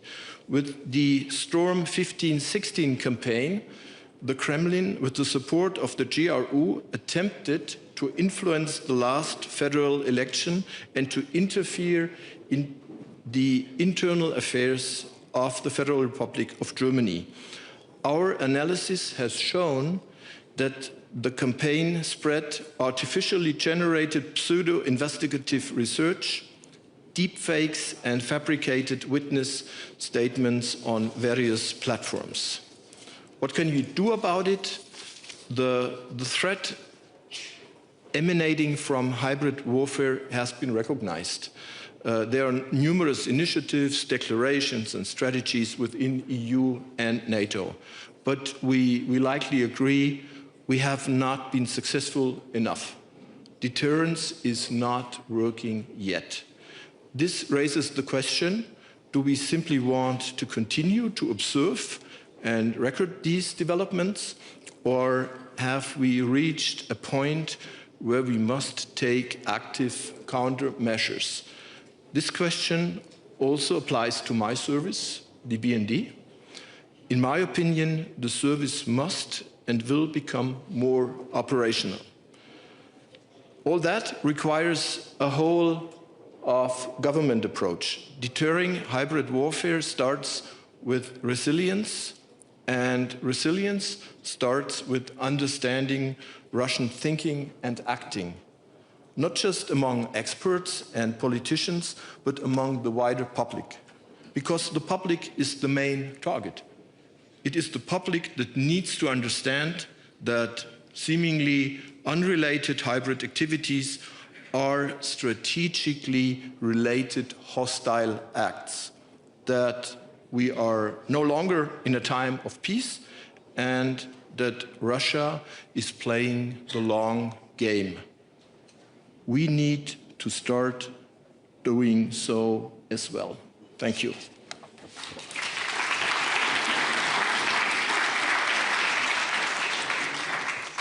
Thank you so much, President Jaeger. And if I could ask my distinguished panelists to please come join me on the stage. President of Moldova, Maja Sandu, Prime Minister of Sweden, Ulf Kristersson, and the head of the NATO Military Committee, Admiral Dragone. Please welcome everyone to the stage.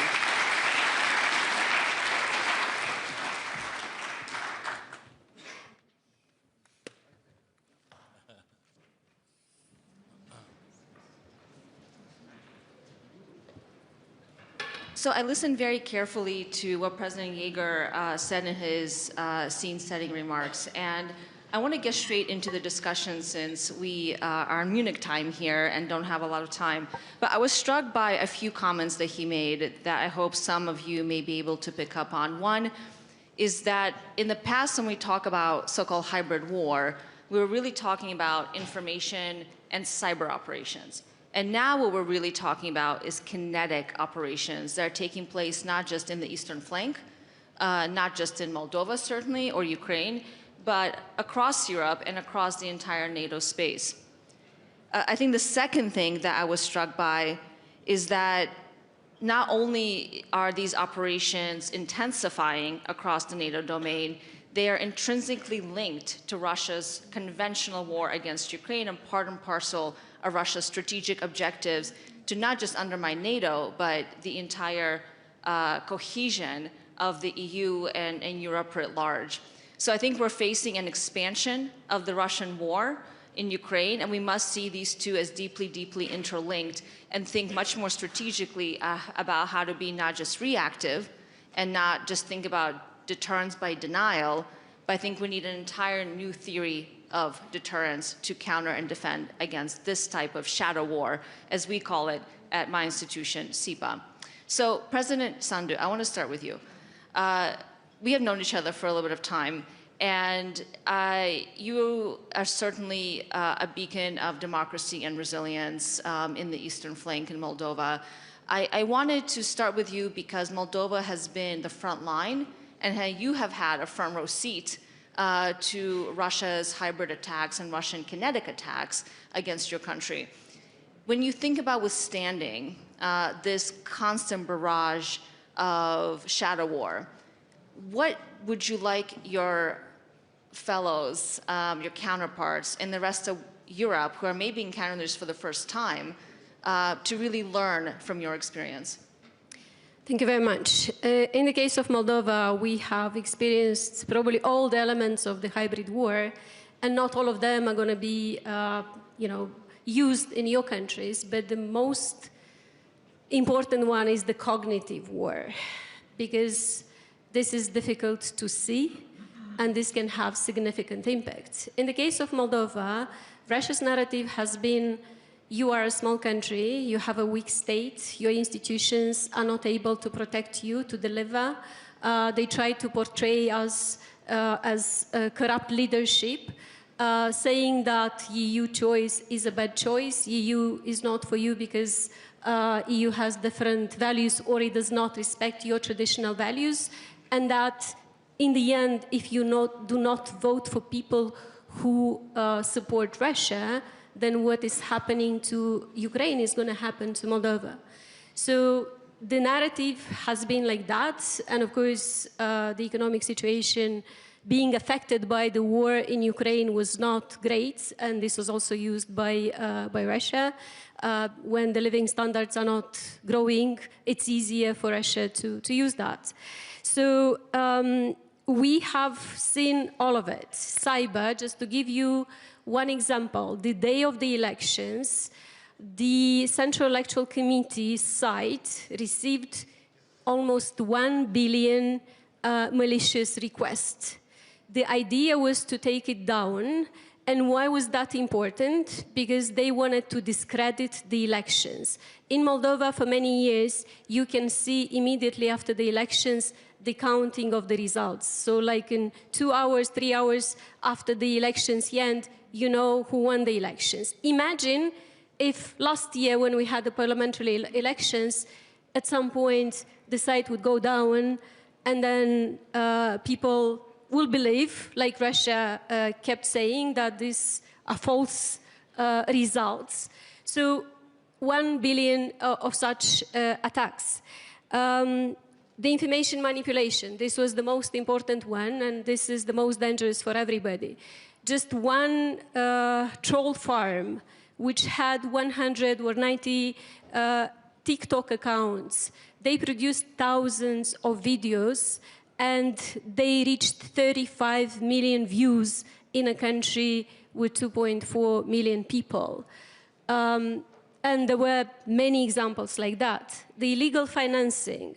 In Moldova, this was about financing pro-Russian political parties, and since 2023, Russia established 10 new political parties, in addition to those which have been there before. And then they also tried to bribe voters. This has been difficult to trace the money because they're using more and more cryptocurrency. They're using all kind of channels, and it's not easy to trace this. And we have estimated that Russia spent last year on Moldova's elections about 2% of Moldova's GDP, just to give you, an example of what it means. And then, of course, destabilization activities, because this goes well with fear, paid protests, sabotage, and many other things. These were the main elements, but I guess for many countries, the manipulation of information is the most dangerous part to democracy. Thank you so much, Madam President. I'm going to come back to you on some of the quite shocking statistics you mentioned that I'm guessing not everyone in this room was aware of. 1 billion attacks on your central election system, 2% of Moldovan GDP spent by the Russian side to try to manipulate your elections. You know, it's interesting how much Russia is investing, even though some of these new tools like AI that you alluded to are obviously making cognitive warfare cheaper. So we can just imagine the combination of financing plus new tools of warfare being deployed, what effect that has. So Prime Minister, I want to come to you. The President mentioned the importance of cognitive warfare as a tool of hybrid war. As Sweden has recognized the idea of psychological defense as being a whole of society issue, as I think President Jaeger also mentioned. And I was reading some of your recent remarks, and you said that Russia has been reckless in its use of these kinetic below threshold threats. Given how vulnerable so many European countries are that are not used to these kinds of attacks, do you think it's fair to say that deterrence is not just being tested, but that it has in fact already failed? I don't think it has failed, at least not yet. I think first it's very humbling to and learning to talk to Maya on these things, because you realize what the Russians really can do when they find the opportunities. And it also gives you reason to figure out what are our vulnerabilities. We have not exactly the same, we have other ones. And just to state the obvious, I think for a country like Sweden, we have been suspicious against the Russians since the 17th century. So we have some kind of experience on that. We have very little of a Russian-speaking minority, and honestly, those who do speak Russian in Swedish, quite a few of them are soldiers trained by Sweden. So they have other reasons for being. They are not that attracted to these messages.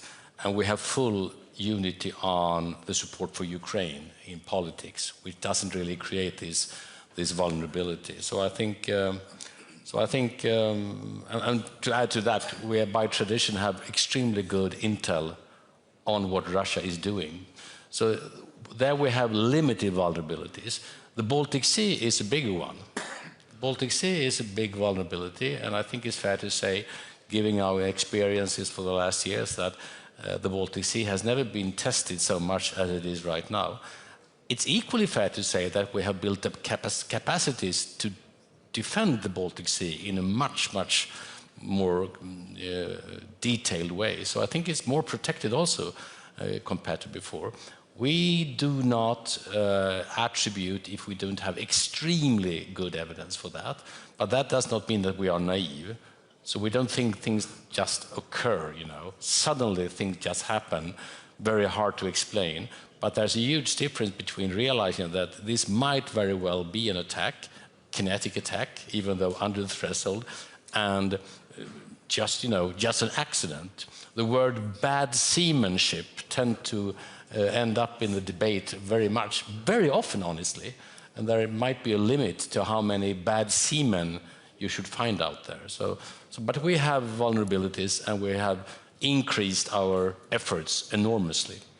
So I'm going to come back to you on this issue of the shadow fleet, which is a slightly different problem set, but an incredibly significant one, certainly for Sweden and for all Baltic states. But I want to come back to President Jaeger with the same question about deterrence. Because you mentioned in your opening remarks that we need to start thinking differently and more proactively. But based on what you described, the number of sabotage operations that you're tracking in Germany alone, not the entire European and NATO space, it does seem like deterrence has failed, and it seems like the Russians have an open playing field. What do you say to that? This is a two-stage process. First, you are confronted with specific, smaller, sometimes bigger events, and you connect the dots, and you find there is a pattern. So this is the first step. Second step, and this is really difficult, you need to attribute what you see.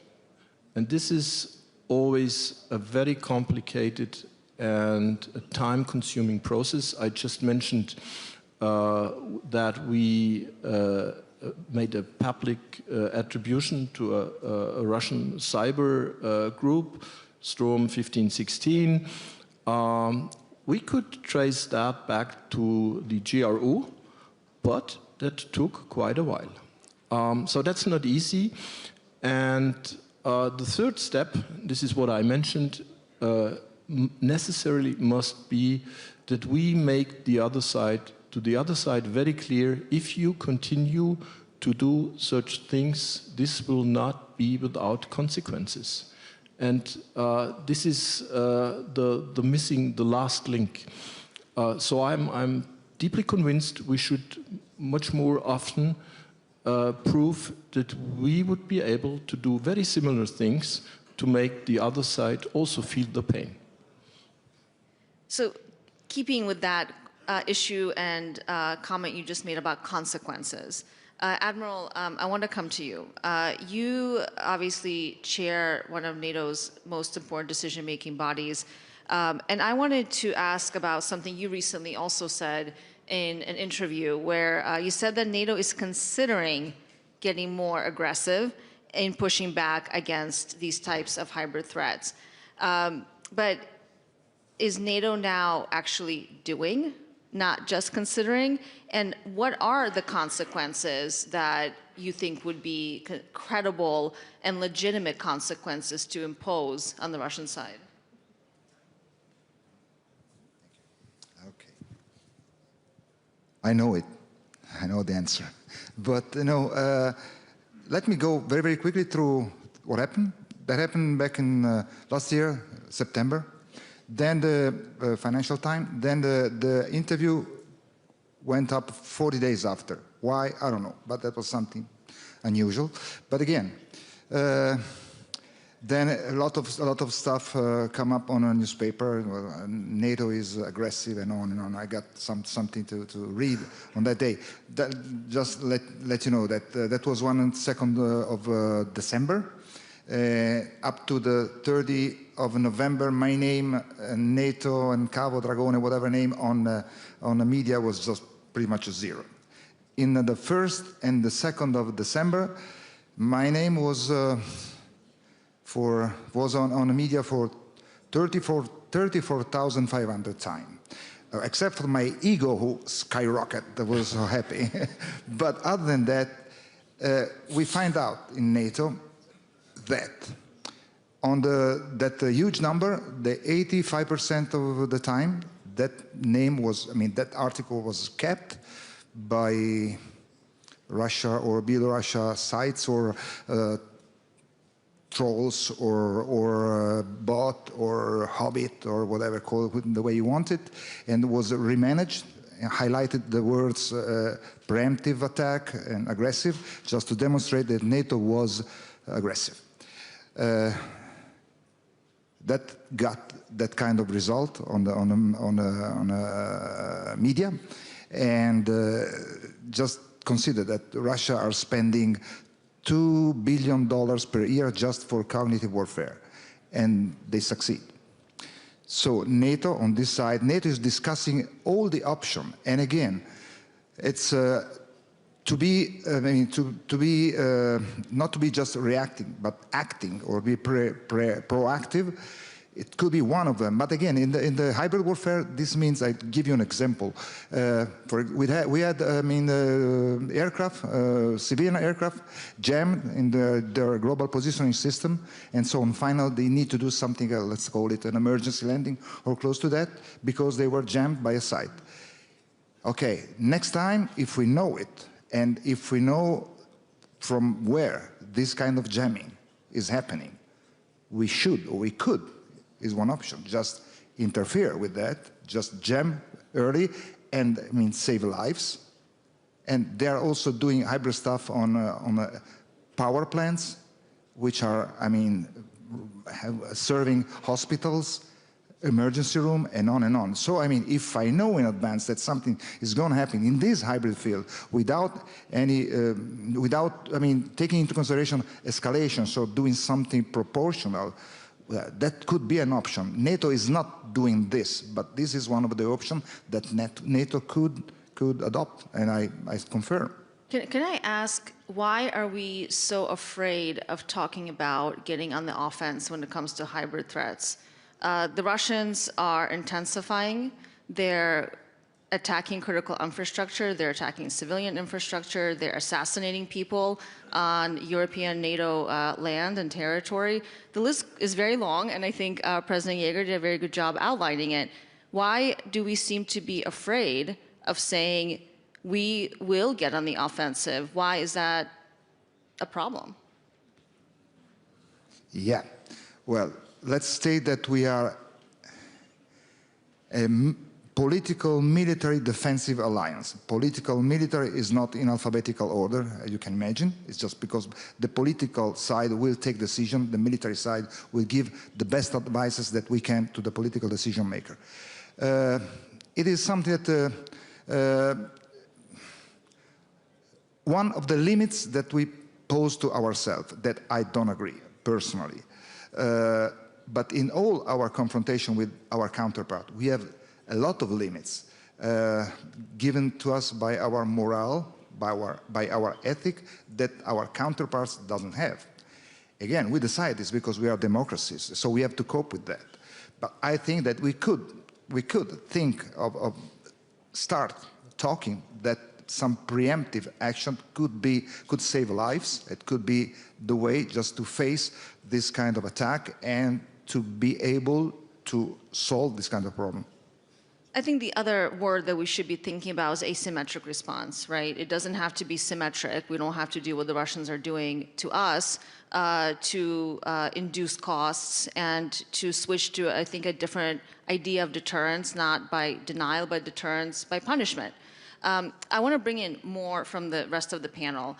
And Prime Minister, I want to come back to you because we were talking about a connected part of hybrid war, but a separate issue, which is something that's very top of mind for you, and I know for Sweden and the Nordic states, the shadow fleet. That is a huge problem for all of Europe. Do you think we have exhausted the legal capacity and capabilities to deter the so-called shadow fleet, these unflagged or strangely flagged vessels that keep crossing the Baltic Sea? It's still happening. So have we exhausted our solutions? And if so, what should we be thinking about? No, first of all, we have not exhausted those possibilities, even though we tend, as democracies, we tend to be pretty cautious. We prefer, the freedom of navigation. We don't breach, conventions because there are risks in that as well. But I think we are pretty successful, and that connects to your other question of being asymmetric. Hurting the Russian economy is another way of doing that, basically. And I think that is perhaps more successful than, we don't have the tradition of running around the world and assassinating people. And I don't think we should take it up either. So we have better methods. I think the Russian economy is extremely vulnerable. We have a lot of data telling us that they are being very much hurt, and the shadow fleet is one way of doing that, the sanctions. But if we really were serious, massive sanctions from the US and Europe all jointly would have massive effect on Russia. So we are slightly slightly hypocrisy in this. You know, we could do far more than we are doing. And on the other topic, we are defensive, obviously, but it is very possible to be have very offensive defense measures, and we don't always talk about we are able to. I mean, obviously, we have pretty offensive defense methods also in cyber that we are developing, learning from those who actually try to hurt us as well. But there are good reasons why not we don't, you know, explain that in public. Thank you for that, Prime Minister. I want to stick with the idea of methods. You described quite a few asymmetric methods that could lead to a more effective deterrent. You know, one of the things that we work a lot in my institution in Washington at CIPA is that this idea of a theory of deterrence by punishment, not by denial. But I think the methods of the intelligence agencies are different than some of the ones you described and potentially complementary. So I wanted to ask you, President Yeager, you started to outline some potential ways in which we can impose consequences. I was wondering if you could talk a little bit more about that in addition to what the Prime Minister just put out. And then I want to come back to President Sandu on a question about the EU. Yeah, I fully understand that the Admiral feels and sees some restraints on the NATO side, because the stuff we are discussing here is typically stuff be dealt with by intelligence agencies. And I also agree asymmetric might be a good approach. For example, a foreign country blowing up railway tracks in Poland, our answer must not necessarily be and should not necessarily be blowing up railway tracks in another more eastern country. But we do have opportunities to make them feel the pain. Just take the example of cryptocurrency. For people acquainted with the right methods, it's possible to steal other people's cryptocurrency, and that hurts. And this is just one example. So thank you for that. So President Sandu, I want to come back to you before we open up for Q&A, which is a big and important part of the MSc tradition, but we haven't talked about the EU. And of course, enlargement is a very important issue for Moldova. It's an important issue for the broader union. How do you see the relationship between Moldova's accession to the EU and perhaps Ukraine's as well, connected to deterring these kinds of hybrid threats and hybrid attacks? Well, Moldova has resisted the attacks during our 2024 elections, 2025. But there is that much that we can do when you are a small country alone. We have learned, we have increased the resilience of our institutions, we have exposed what Russia was doing, which was not difficult because Russia's interference has been brutal. In other countries, it's not that brutal and it's more difficult to expose it. We had the whole of society and whole of government approach, and this is what helped. But we do need to be part of the EU if we want to survive as a democracy, and we want to survive as a democracy. And there is a window of opportunity now, and we need to use it, because otherwise uncertainty leads to vulnerability, and Russia is using very well, exploring very well these vulnerabilities. So we are committed to a merit-based process. We're doing our best, but we also hope that the member states, the EU institutions are going to find the solutions so that the EU integration will happen, the enlargement will happen. Thank you so much. And I want to come to a Munich young leader for our first question, and please catch my eye if you want to come into the conversation. Gideon, where are you in the audience? There you are. Thank you. My name is Gideon Adunya. I'm the political advisor to the German Navy chief. So my question goes to the Admiral.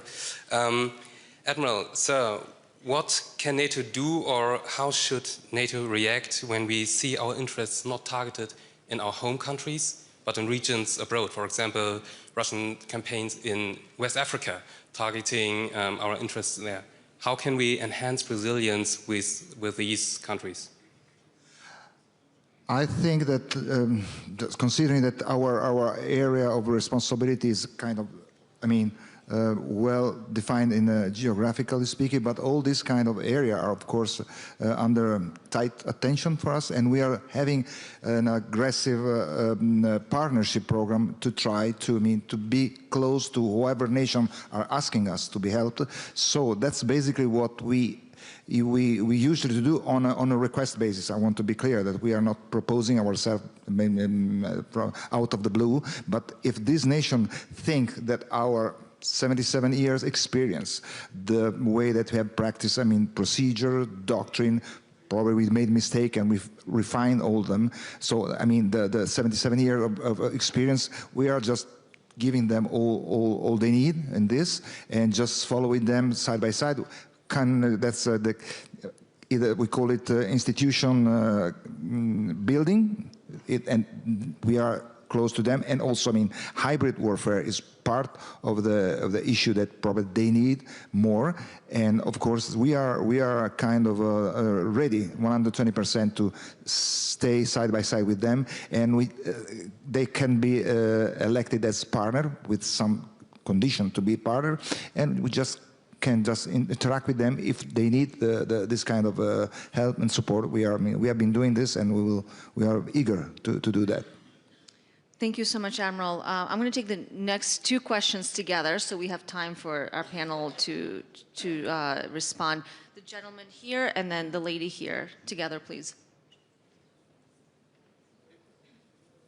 So thank you very much. I'm Saif. I am chairman of the Security Sector Reform Support Committee in Iraq National Security Council.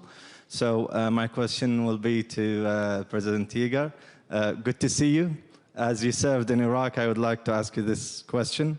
In an environment where hybrid threats increasingly exploit institutional fragility, how can partners balance deterrence with capacity building in states like Iraq without reinforcing dependency or undermining sovereign security sector reform?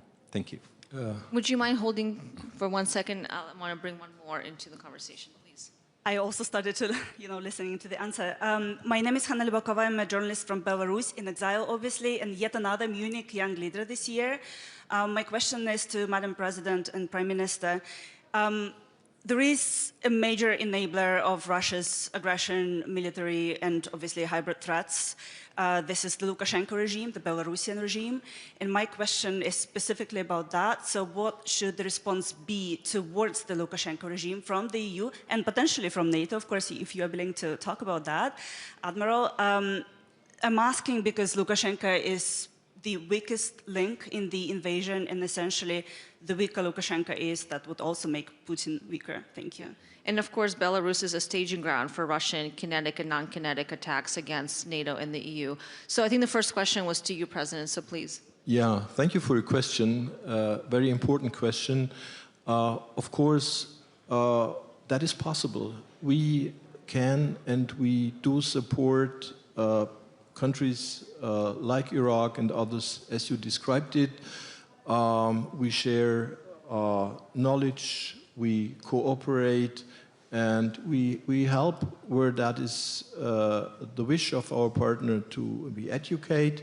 But the precondition for all these measures is we do it by invitation. So if a specific country asks us to help, we examine, we think about it, and if that makes sense for both of us, we are happy to do it. Thank you, President. And then the question on Belarus, I think that was for everyone on the panel. Perhaps we can go in reverse order, and I welcome distinguished panel to make any final comments as we're very tight on time. So, Admiral, I'm going to start with you, Prime Minister, and Madam President.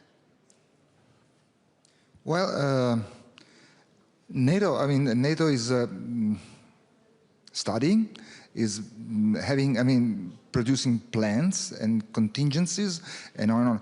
Belarus, of course, let's consider, I mean, NATO stated that Russia is the threat and global terrorism are the threat. That was back in 2022. Belarus, we can consider that proxy, consider that, I mean, a very close ally to Russia. So I assume that we are just involving this area in our preemptive planning, in our regional plannings, in our family of plan, and of course we are handling that precisely like this, a threat. It is a threat.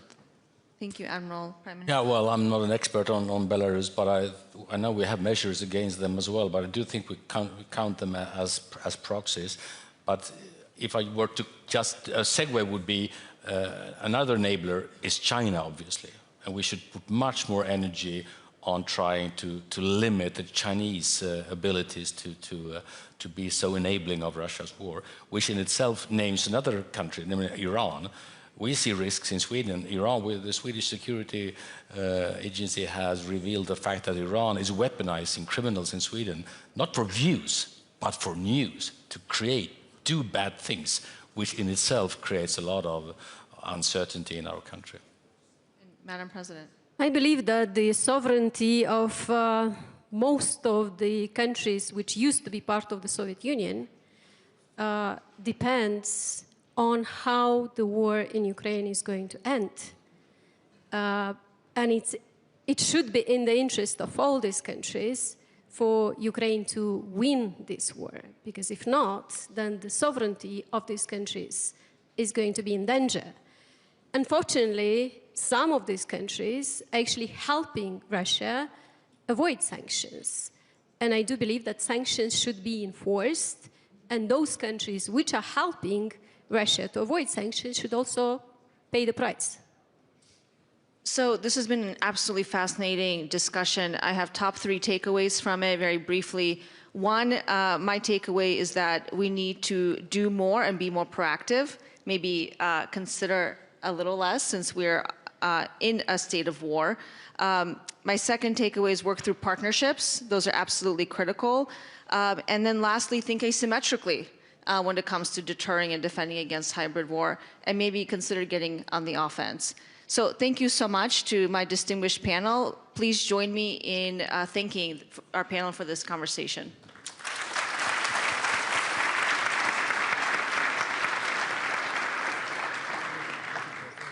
Ladies and gentlemen, please remain seated. The program will continue momentarily. Ladies and gentlemen, please remain seated.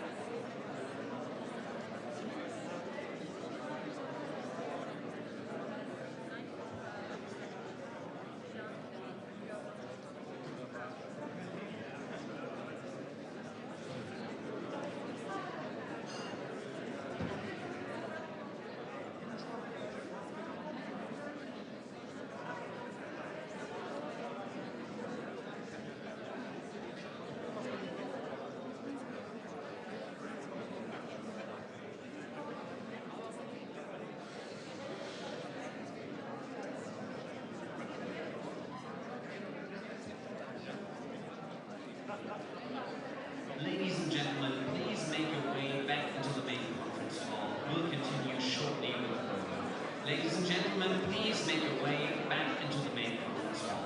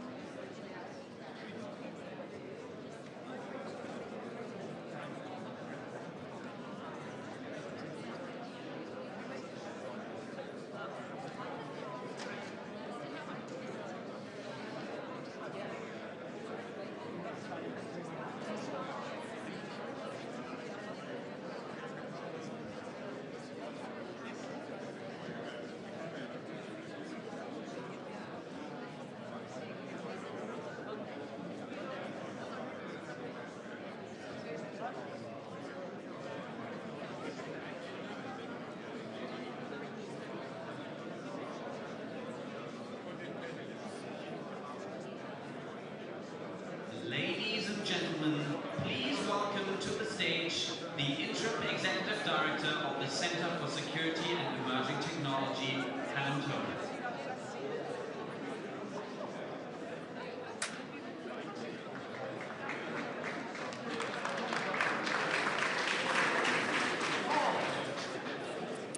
Thank you. It is my pleasure to be moderating this panel on AI, outsmarting ourselves, the risks and rewards of the AI race. And before I bring our group of panelists on stage, we will hear some short opening remarks from Professor Yoshua Bengio. Professor Bengio is an extremely distinguished AI researcher, known as one of the godfathers of deep learning. He's a Turing Award winner. He's the head of the Montreal Institute for Learning Algorithms, and he is now also the scientific director of Law Zero, a new organization he has recently founded. So, yeah, Professor Bengio, welcome.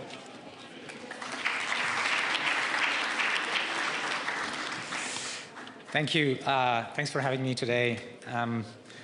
I want to start by bringing you up to the facts, the scientific facts about the advances that AI is showing in scientific benchmarks over the last few years. But in particular, some people may have said that, oh, there's a slowdown, but we don't see that in those benchmarks.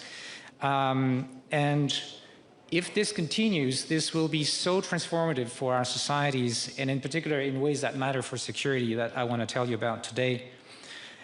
So yes, this technology can bring tremendous benefits, but only if we steer it wisely. And that means also something we can't do individually, in one company or one country. Maybe the most important message, besides the fact that capabilities are going up, is for you to understand or integrate the notion that intelligence gives power. Okay, and we're building machines that are smarter and smarter, and it seems to continue. So, what can go wrong with that power? It depends on how it's used. It can be used beneficially. And I want to bring an image that Dario Amodei has been using, this notion of a country of geniuses in a data center.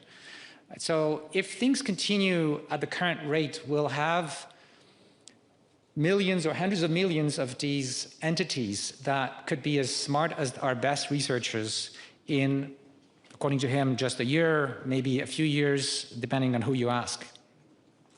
So what can go wrong with a country of geniuses in a data center, right? It depends of two things.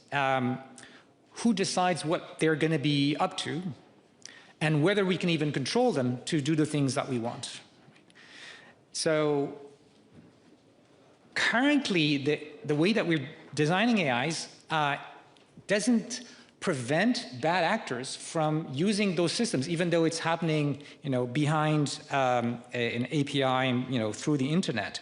So we don't even know how to make sure that the AIs are following our instructions. For example, not helping cyber attacks using the intelligence of the current systems.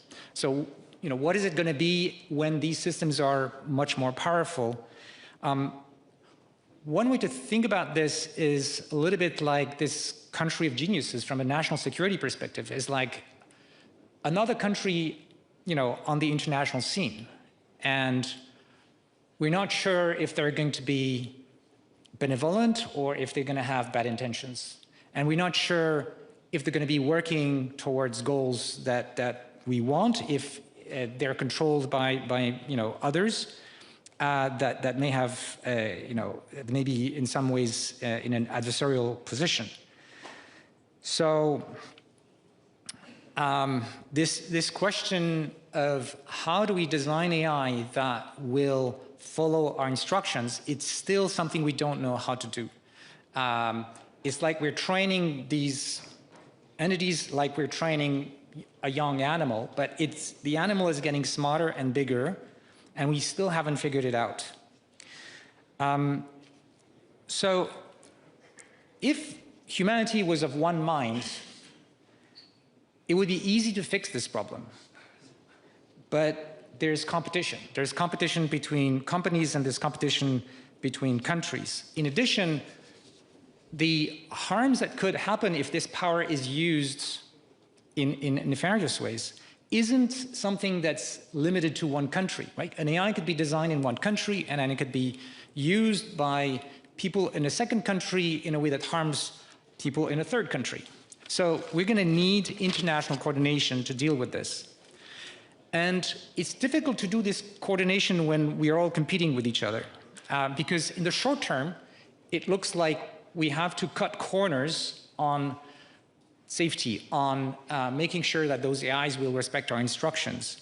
Because currently, all of the pressure on the companies, for example, is how do we make these AIs smarter, but not necessarily better behaving in a moral sense or just of following our instructions.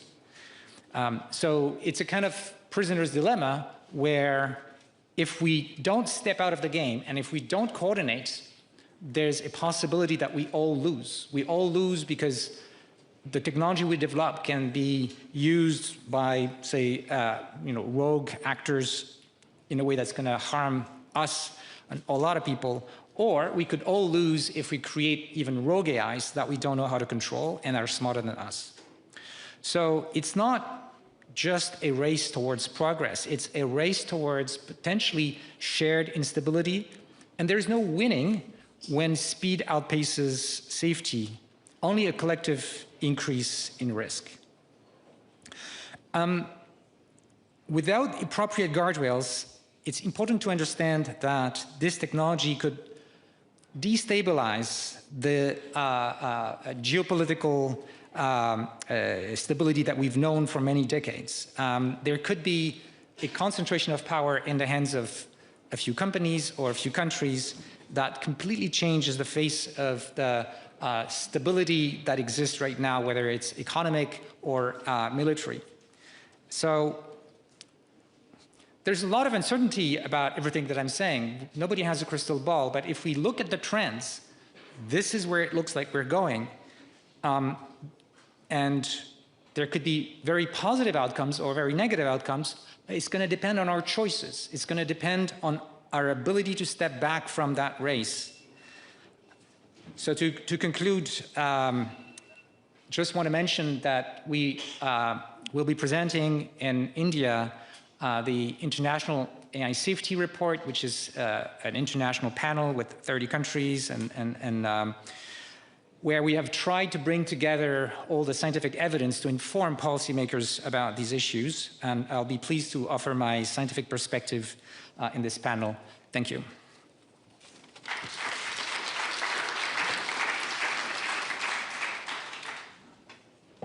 believe we just have a brief change of scenery. Professor Benjo, please have a seat, and I can introduce our remaining panelists. We have truly a powerhouse panel to discuss today. First, I'll introduce Henna Virkkunen, who is Executive Vice President of the European Commission for Technology, Sovereignty, Security, and Democracy. Welcome.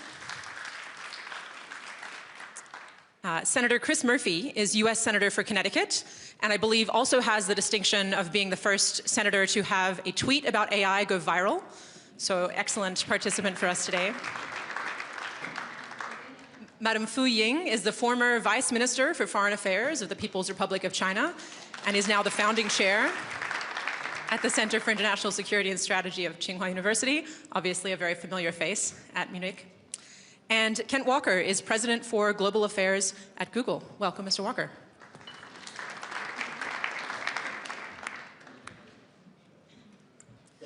Wonderful. So our time is short, and our topic is very large. So I thought I would start by laying some groundwork that I believe we can all agree on. Just by show of nodding heads so we can get it covered. Do we all agree that AI is an absolutely transformative technology and deserves the attention of this conference? I think yes. Yes. Do we all agree that AI has the potential to create enormous benefits for society if we handle it well? I believe yes. Yes. And do we all believe that it poses significant risks that we will need to manage carefully? I believe also yes. Wonderful. So as a brief level setting, I would love to see, just by show of hands in the room, who here uses AI regularly? Language models, chatbots, similar. Fantastic. Okay, so a familiar room. That's great to know. To get started, I thought I would ask our the three panelists directly next to me, our government and former government panelists. We're constantly hearing about the need to win the AI race. Would you each talk from your, I think, fairly different vantage points about how you think about what it means to win an AI race, and if you think that's the right way to think about what is going on here? We as Europeans, we see that it's very important that we have also our own capacity when it comes to AI, that we are not dependent totally on third countries or one company, because we see that this is very critical technology and we want to be able also to develop our own models in Europe and train with our content, with our languages, with our data here. But who is winning the AI race? I don't see that it's necessarily that we should have like one actor who is dominating AI. So I think those maybe who are able to really capture the productivity, also security value with the AI, they will be the winners, of course, in this race. All right, so capturing economic and security value. Senator Murphy? Well, to me, it's about finding this balance that we heard about in the opening remarks, capturing the benefits of AI, the transformations that it could make to healthcare research, energy development, basic everyday problem solving, without it causing both economic and spiritual disintegration. In fact, that might be our primary victory in the short run, is to be able to work together or separately on a regulatory regime that doesn't collapse our economy as we lose jobs at a pace that creates political disintegration, and that we don't collapse our cultures spiritually as we transition the human race away from the core basic meanings and purposes, conversation, friendship, creativity, problem solving, to machines too quickly.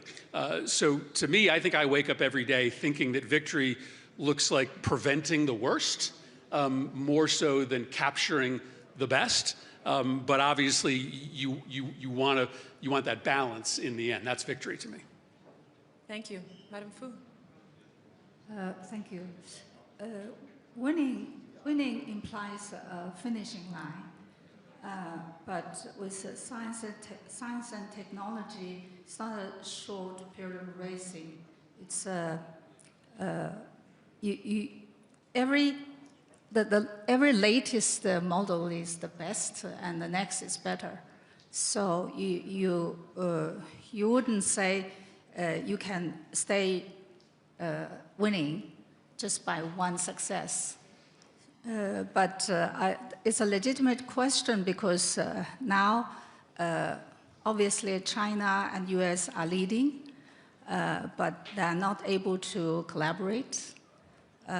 Science and technology is meant for improving human life, improving society, but the lack of cooperation of the major countries, major companies, is hurting the progress of the advance of science, and especially if the race is going against safety, like Benjo has on many occasions talked about it, that is even more dangerous. I remember it was, I think it was 2019, Dr. Kissinger, he was in China. We were discussing about the safety of AI, and he was very concerned that the China-US could not collaborate. And our agreement was that if China-US could work together, we might find a way to address this existential threat for mankind by the advance of fast advance of AI technology. But if each country tries to fight the other with the AI technology, then AI might win. So there is a higher risk for mankind. Thank you. Mr. Walker, I would love to talk about, as the AI race has taken shape and has accelerated, it's interesting the panelists I think we heard so far maybe questioning the goal of winning the race above everything else. But one side effect we've seen so far is it's spilling out of the digital and into the physical with the massive infrastructure build out that we have been seeing over the past year or more. And along with that infrastructure build out, we've seen a lot of public concern about things like environmental impacts of the need for computing power, the possibility that we might be in a financial bubble and what might happen if that pops. I know Google has thought a lot about these issues. I'd be curious how you think about the way that they fit into the kind of overall risk and reward calculus with AI. Yes, thank you. We've always talked about developing AI boldly and responsibly, and we take that very seriously, including releasing our models only after they've been reviewed carefully, fine-tuned, gone through extensive red teaming. That commitment extends to the construction of data centers, where we are trying very hard to use sustainable resources to do it, to reduce the amount of energy, reduce the amount of water that's consumed for every query that's made. We want to make sure that we're responsible stewards in the way we do this, even as it's right, we do invest more and more. We are at the same time also seeing real-world benefits from these technologies, and it's important to note that. The panel's acknowledged it, but they range from Waymo cars, which will, I think, save hundreds of thousands of lives every year, weather forecasting, flood forecasting, which is now covering billions of people around the planet, giving them advance notice of severe weather events, and also playing defense when it comes to cybersecurity. Some of these tools are in the hands of terrorist groups or adversaries. We need to be able to anticipate and get ahead of challenges we'll be facing in cybersecurity with tools like Code Mender, which can self-heal networks. So it is going to be a balance, and we want to make sure we're proceeding deliberately, intelligently, and in a holistic, collective way. Some of that is thoughtful regulation. We've long said that AI is too important not to regulate, and too important not to regulate well. And also there's a responsibility for the private sector here, working across standards organizations, ISO, the Frontier Model Forum, and others, to come up with a definition of what does good look like, what should you aspire to, and what should you avoid. Wonderful. I'd love to turn now, there's been a couple mentions of international coordination or cooperation on AI already. I would love to turn to try and get as concrete as we can about what that could look like.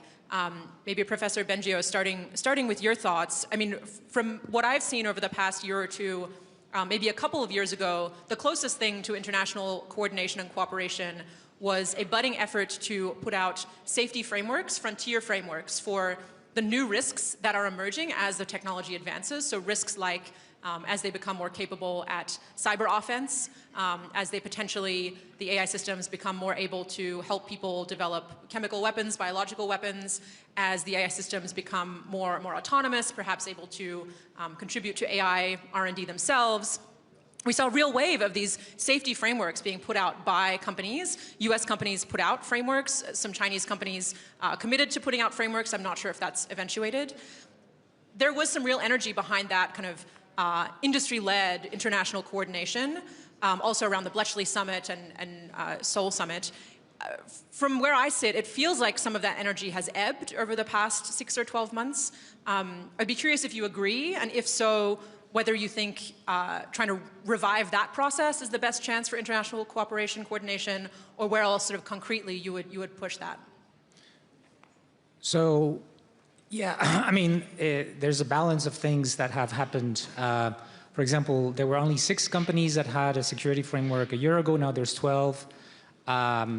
There was no like effective legislation. Now we have the code of practice in the EU. We have legislation in California, in New York, and other states are coming up in various aspects of AI. So I think that there has been progress, but of course, as you said, there's been also lobbies that are trying to prevent any state government intervention. Going back to the international coordination problem and some of the things that Madam Fu said, there are lots of things that can be shared. Like if we make progress on the science of safety, for example, it's in everyone's interest to share that information, right? So that's one example. Another thing that's good to start working on right now, even though we don't see a vision for the short term for international coordination, say involving the US and China, is technology that would make it feasible and easy to verify any kind of future treaty. And it can be useful even for verifying that companies are doing what they said that they would, right? So there are a number of groups trying to make sure that, a treaty isn't just going to be something you have to trust the other party to do, but that can be verified. So in other words, technologically, something that would be different in the chips and the hardware that makes it possible to check, things like how big of a model you're training and other quantities that matter. So yeah, I think ultimately the other thing I want to say about international coordination is the forces of competition are not helping, but if the awareness of the potentially catastrophic risks, whether by misuse or loss of control, grows sufficiently, then all parties understand that we could all lose if we don't coordinate. Like it's not in the interest of any of the party that these catastrophes would happen. And then it's just like we've seen for nuclear weapons, except that it took like 15 years after the Second World War for getting these things going, and we may not have 15 years. We have to do it faster. Would other panelists like to add on international coordination? Madam Fu, I know that you've spoken about the importance of international cooperation on AI. How do you see the concrete next steps forward at this moment? There have been a lot of efforts actually at the UN level. For example, China is very supportive of UN playing a role in gathering a consensus on AI safety, broaden awareness. And the Bletchley process was also very important. It really tried to organize at the government level of what is called AI safety institutions collaboration. But unfortunately, this process is not moving forward. But the people who have been on the track are still talking with each other. I think it's very important for people like Joshua and Jeff Hinton and in China, Andrew Yao. There is a group of very important scientists who gather together annually, and they go a few steps ahead and set the warnings. It was 2024 when Benjo came to Beijing, and that's how I started. He educated me about the AI safety issue, and the meeting launched this red line statement, which really has become a kind of a going ahead of everybody and setting the standard, trying to set the standard. Unfortunately, the development has gone almost crossing the technology is almost crossing the red line, and there's still not yet a globally agreed regulative framework. That's very unfortunate, and that's why I think we should be aware that the geopolitics interference in the science progress is very dangerous. Just to reinforce this question of crossing red lines, we've seen in the last few months, as I mentioned, cyber attacks that were in great part just run by AIs themselves.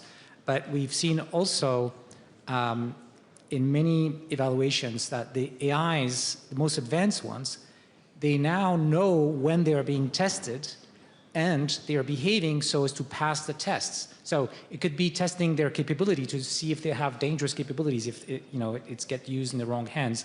Or it could be that they have good intentions, or they won't cross our moral red lines. But now we are in a situation, the companies are admitting, where we're not really sure when we get those risk evaluations what we're getting. And this is just, I think, a wake-up call to see that something we mentioned in the international report, that currently the science of mitigating the risks is progressing, but not nearly as fast as the capabilities of these AI systems. I would just add, there obviously is an effective moratorium on the United States right now when it comes to interest in either domestic regulation or in international regulation. And a mandate for an American leader to prioritize working internationally to regulate AI doesn't come from nowhere. The industry right now is spending millions of dollars trying to suppress conversation in the United States at the state level and at the federal level around a regulatory framework. And so it becomes very difficult for there to be any president who's going to prioritize bringing this conversation to China or to our allies if there are hundreds of millions of dollars being spent on our politics in the United States by the AI companies and by the technology companies trying to destroy any enthusiasm or conversation about regulation. That's the political reality. I think it's also a remarkable industry. I don't know that I've ever before seen an industry where the industry players themselves are spending an enormous amount to push against regulation, and then some of the leading employees inside those companies are spending their own money to lobby for regulation because they're so concerned about the technology that they're building. Or leaving the company. Or leaving the company and blowing the whistle, that's right. I'll turn to audience questions in just a moment, so please have a think about what you would like to ask our panelists. But one more question before then, perhaps Vice President Rikkunen, for you as a leader in the European Union, and then Mr. Walker, for you as a leader in a multinational company.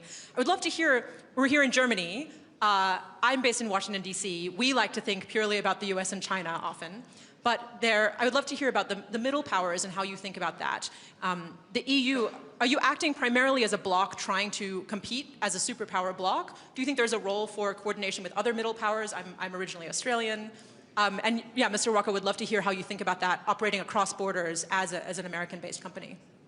Yeah, maybe coming back to that question that should there be international cooperation when it comes to rules in AI. I think certainly that we should have more international cooperation now and activities in this field. Of course, the European Union was the first continent to set rules to AI, and there we have also in our AI Act, we have very risk-based approach. So we see that most of the cases the risk is very low where we're using AI, but then when we are speaking of the user cases where, for example, AI is operating the systems in the hospitals or in transportation, when AI is deciding who will get the job, then AI is making very important decisions which are having huge impacts to people's everyday life. And those systems, they have to meet certain standards. They have to be tested before they are entering to the markets that people can also trust to these technologies. We think that it's important basis for innovations that people can trust to our technologies. And also in generative AI, general purpose AI, we have also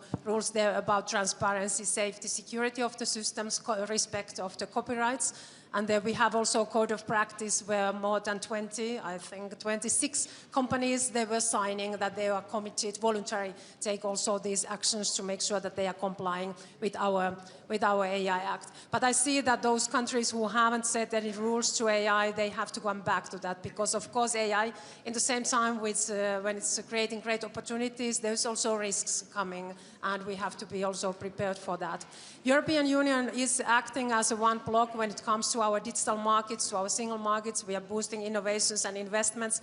We are heavily investing together with our member states now to AI infrastructure as well, setting up 19 AI factories, and very soon now launching call for gigafactories. And we are doing it together with our member states and also together with the industry. And also we have digital partnerships with Canada, with Japan, with Korea, and of course these like-minded partners, Singapore as well. We're working also with Australia, Brazil. So really, I think with these partners, it's also important to look how we can also work in field of AI and also shape globally, of course, the rules on AI. Because I see that the safety should be interest of everybody globally when it comes to AI. And we share the interest in a global framework and alignment and cohesion. We work with the Vice President's services and with Professor Bengio on the code of practice to which we subscribed. Thank you. Yes, we worked in California with Governor Newsom's office on a version of that in California with regard to transparency. And we remain engaged in a number of US states, and we would support a federal framework for transparency, for some of these other issues. Many countries around the world are facing this challenge, from Japan to Singapore to India. Obviously, the UK is working through a variety of other issues as well. At the same time, we also have to recognize existing laws should apply to AI. And we need to think through the implications there, because there's so many different applications of AI, from healthcare to online content to banking and the like. Existing regulators need to think through, how does AI change the work they've been doing? There's a lot of expertise there. We need to revamp it and re-energize it for this new century. Thank you.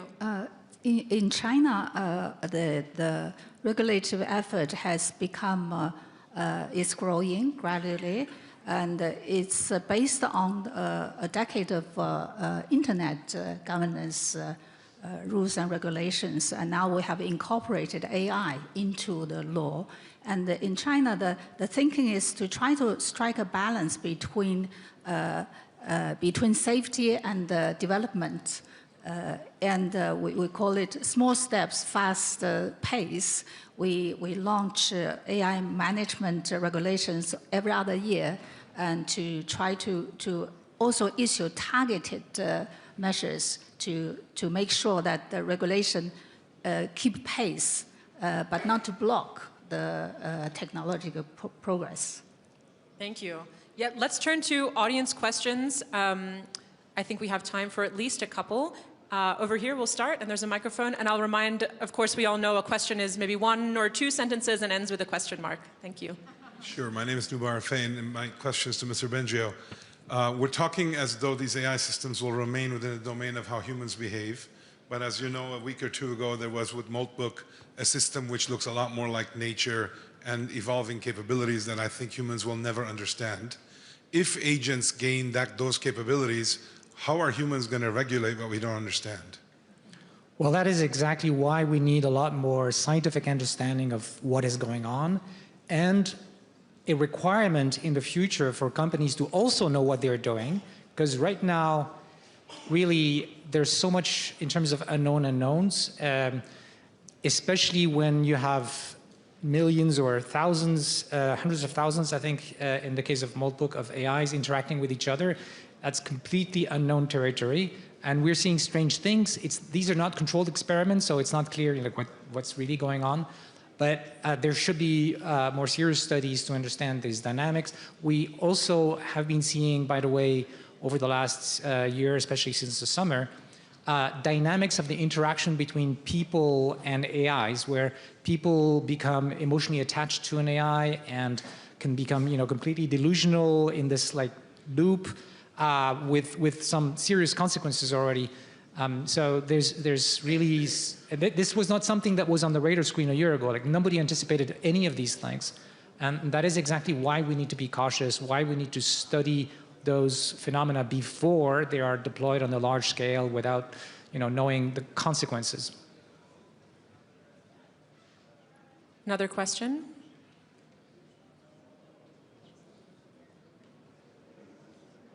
I will happily keep asking questions. Wonderful. There's a question. Over here. Thank you. I was at Google a couple of days ago, and you were very proudly announcing how much more of your code is being written by AI. Do you think that this is safe at this point in time, given that all studies show that the code produced by AI is of a lot inferior quality compared to human written code? We do have human review of the code that's being developed, but I would say the quality of AI code is improving. A lot of it is being done at a basic level. The humans are still doing the architecture, essentially, and the administrative tasks are being done by models.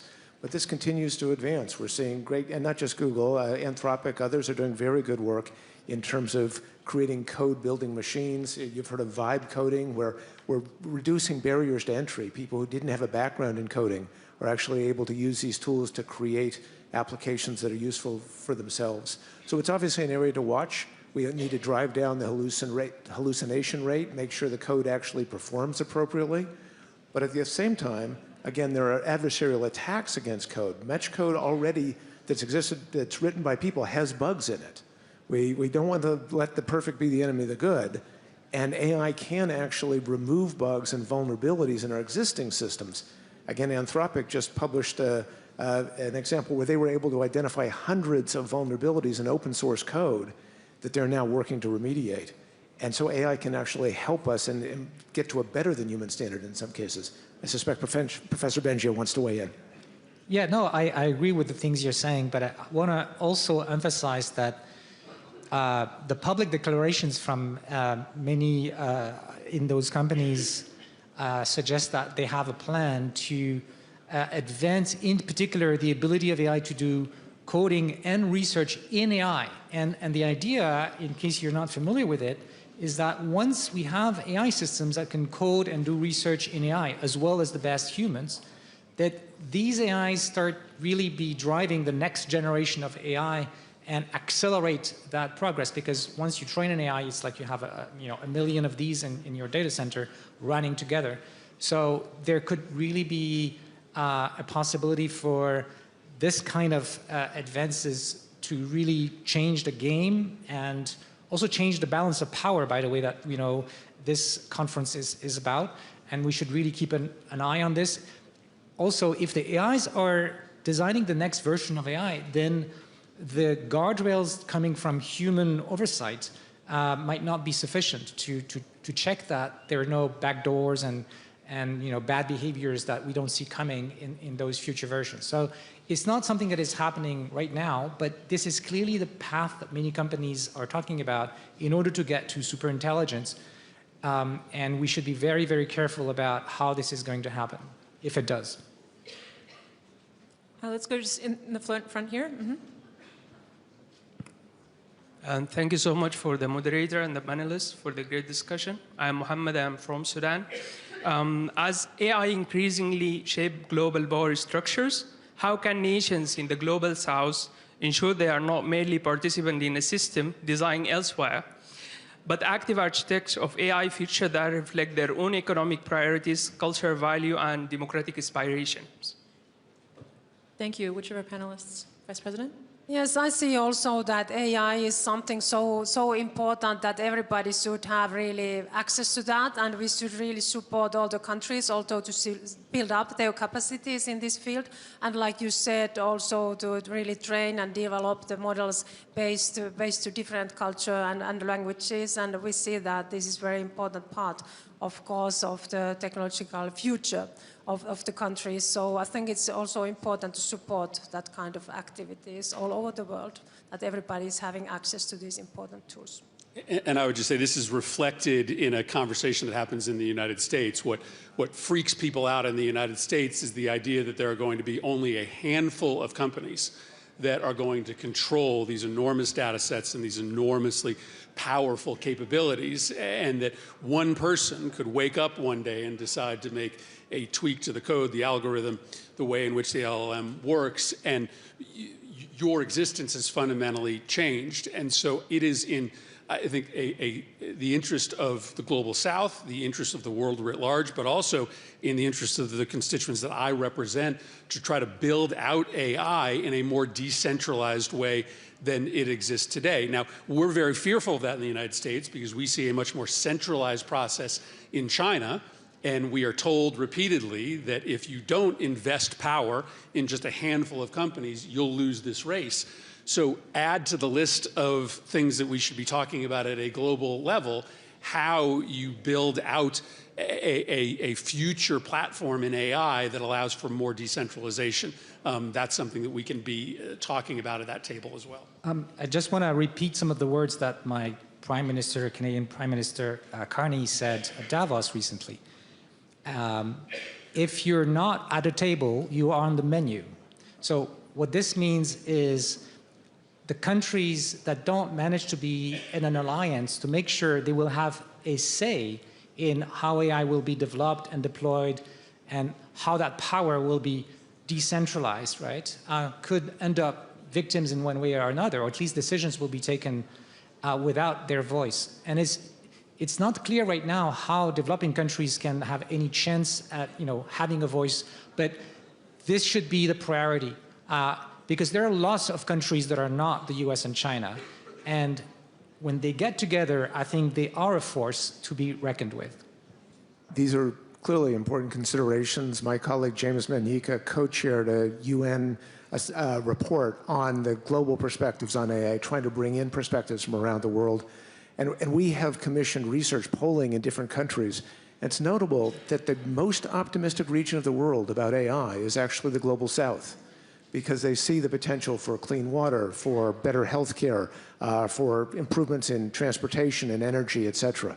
So the promise here is great, but the need for wide input into the conversations and the values that are behind the development is also clearly important.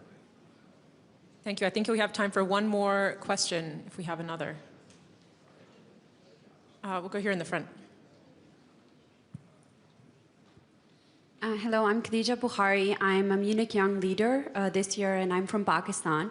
You talked about the fear of select companies, multinational, controlling AI and therefore controlling the information. My question is, isn't that the same risk that comes with if the government is controlling? Because there's also only select type of regulation that can happen. It requires resources, etc. So are we just changing faces from multinational companies to select governments that will still then be controlling the same narrative? Well, certainly any time that you're talking about a robust system of government regulation, there's a risk of winners and losers being chosen by the government. But there is plenty of history in the way that the United States regulates emerging industries to show that we actually can prioritize protecting consumers, protecting human beings, rather than allocating who wins in a market or who loses in a market. You know, if you just started with some very easy steps like requiring watermarks for AI-generated content, keeping kids away from these chatbots, that doesn't give advantage to one company or another. It just protects human beings from the immediate abuses. So your question is the right one, but there is a way to do it that doesn't put a finger unduly on the scale. And I would just add one quick thing. If we don't want to see concentration of power of the kind you're concerned about, you know, it can't be that we allow a single company to dominate or a couple, and similarly, we can't allow a single country or a couple to dominate. It has to be a world that is multilateral, where we manage that power so that we all win. Thank you. I'm being told we need to wrap up our panel. I will thank you very much, and please join me in thanking our wonderful panelists on this important topic.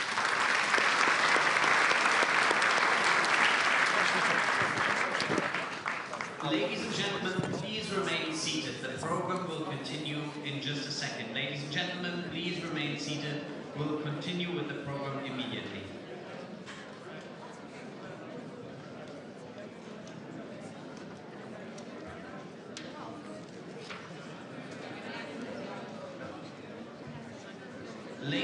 gentlemen, we'll continue with the program in the main conference hall in another minute. Ladies and gentlemen, please take your seats in the main conference hall.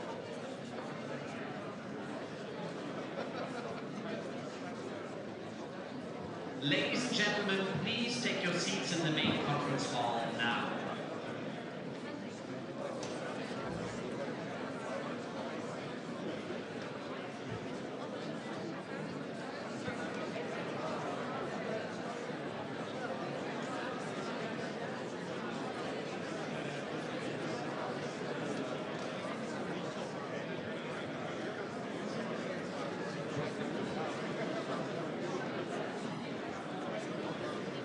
Ladies and gentlemen, please take your seats in the main conference hall. Ladies and gentlemen, please take your seats now.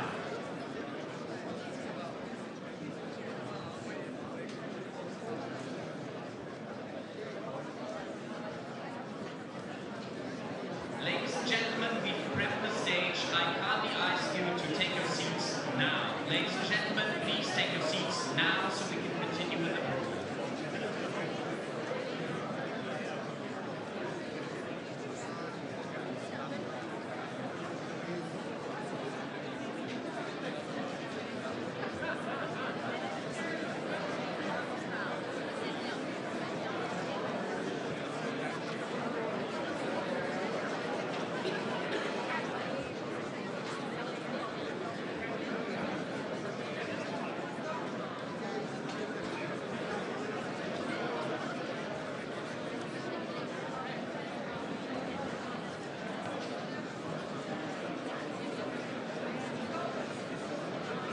Ladies and gentlemen in the main conference hall, I can see all of you standing. We kindly ask you to take your seats now to continue with the program.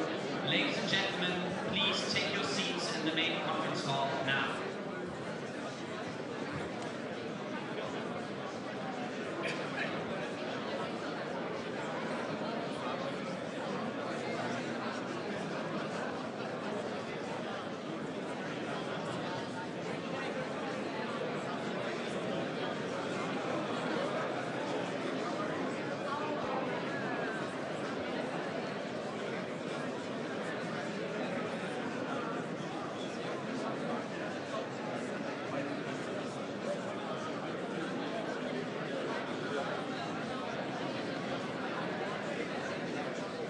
Ladies and gentlemen in the main conference hall, I repeat myself, please take your seats now so we can continue with the program.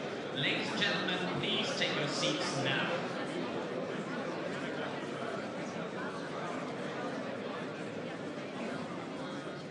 Ladies and gentlemen, please welcome on the stage the chairman of the Munich Security Conference, Ambassador Wolfgang Isching.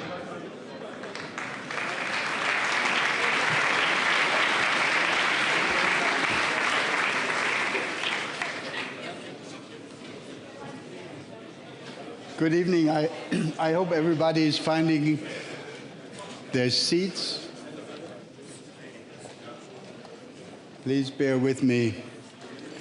We'll take another 30 seconds.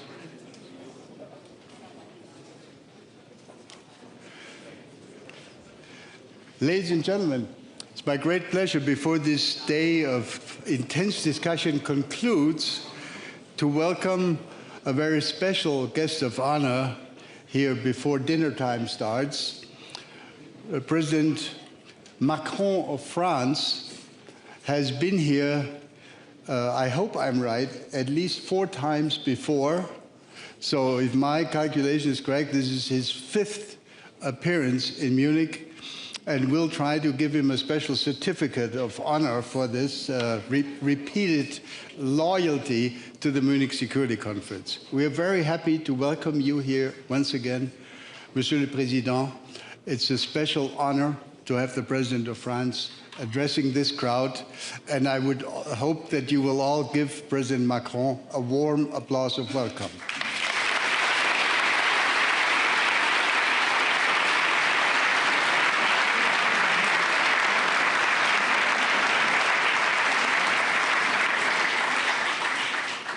We've had in the earlier stages of today several presentations, including, of course, one by Chancellor Merz of Germany, about how Europeans look at the current state of play.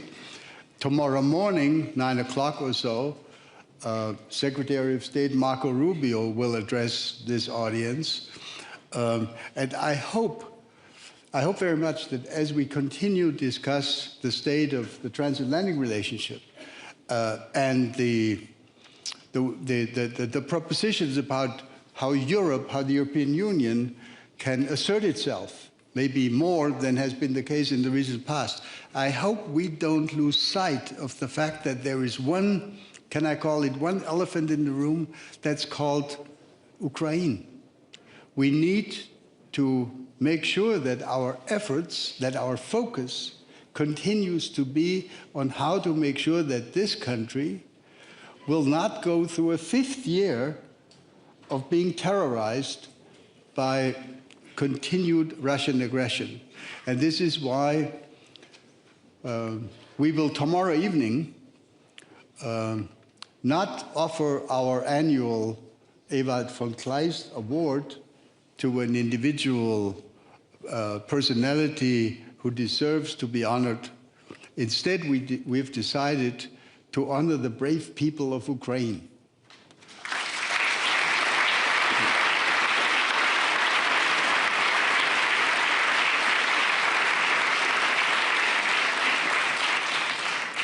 So now, without further ado, Monsieur le Président, I'd like for you to take the floor, address this crowd, and then maybe we have time for a few questions after that. Monsieur le Président.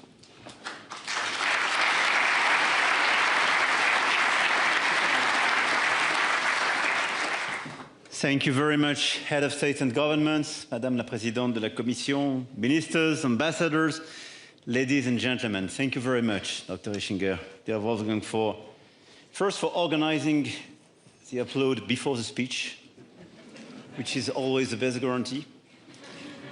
And second, to be, in a certain way, the embodiment of the transatlantic relation, because I was not here last year, but I see you're back, and this is a good news.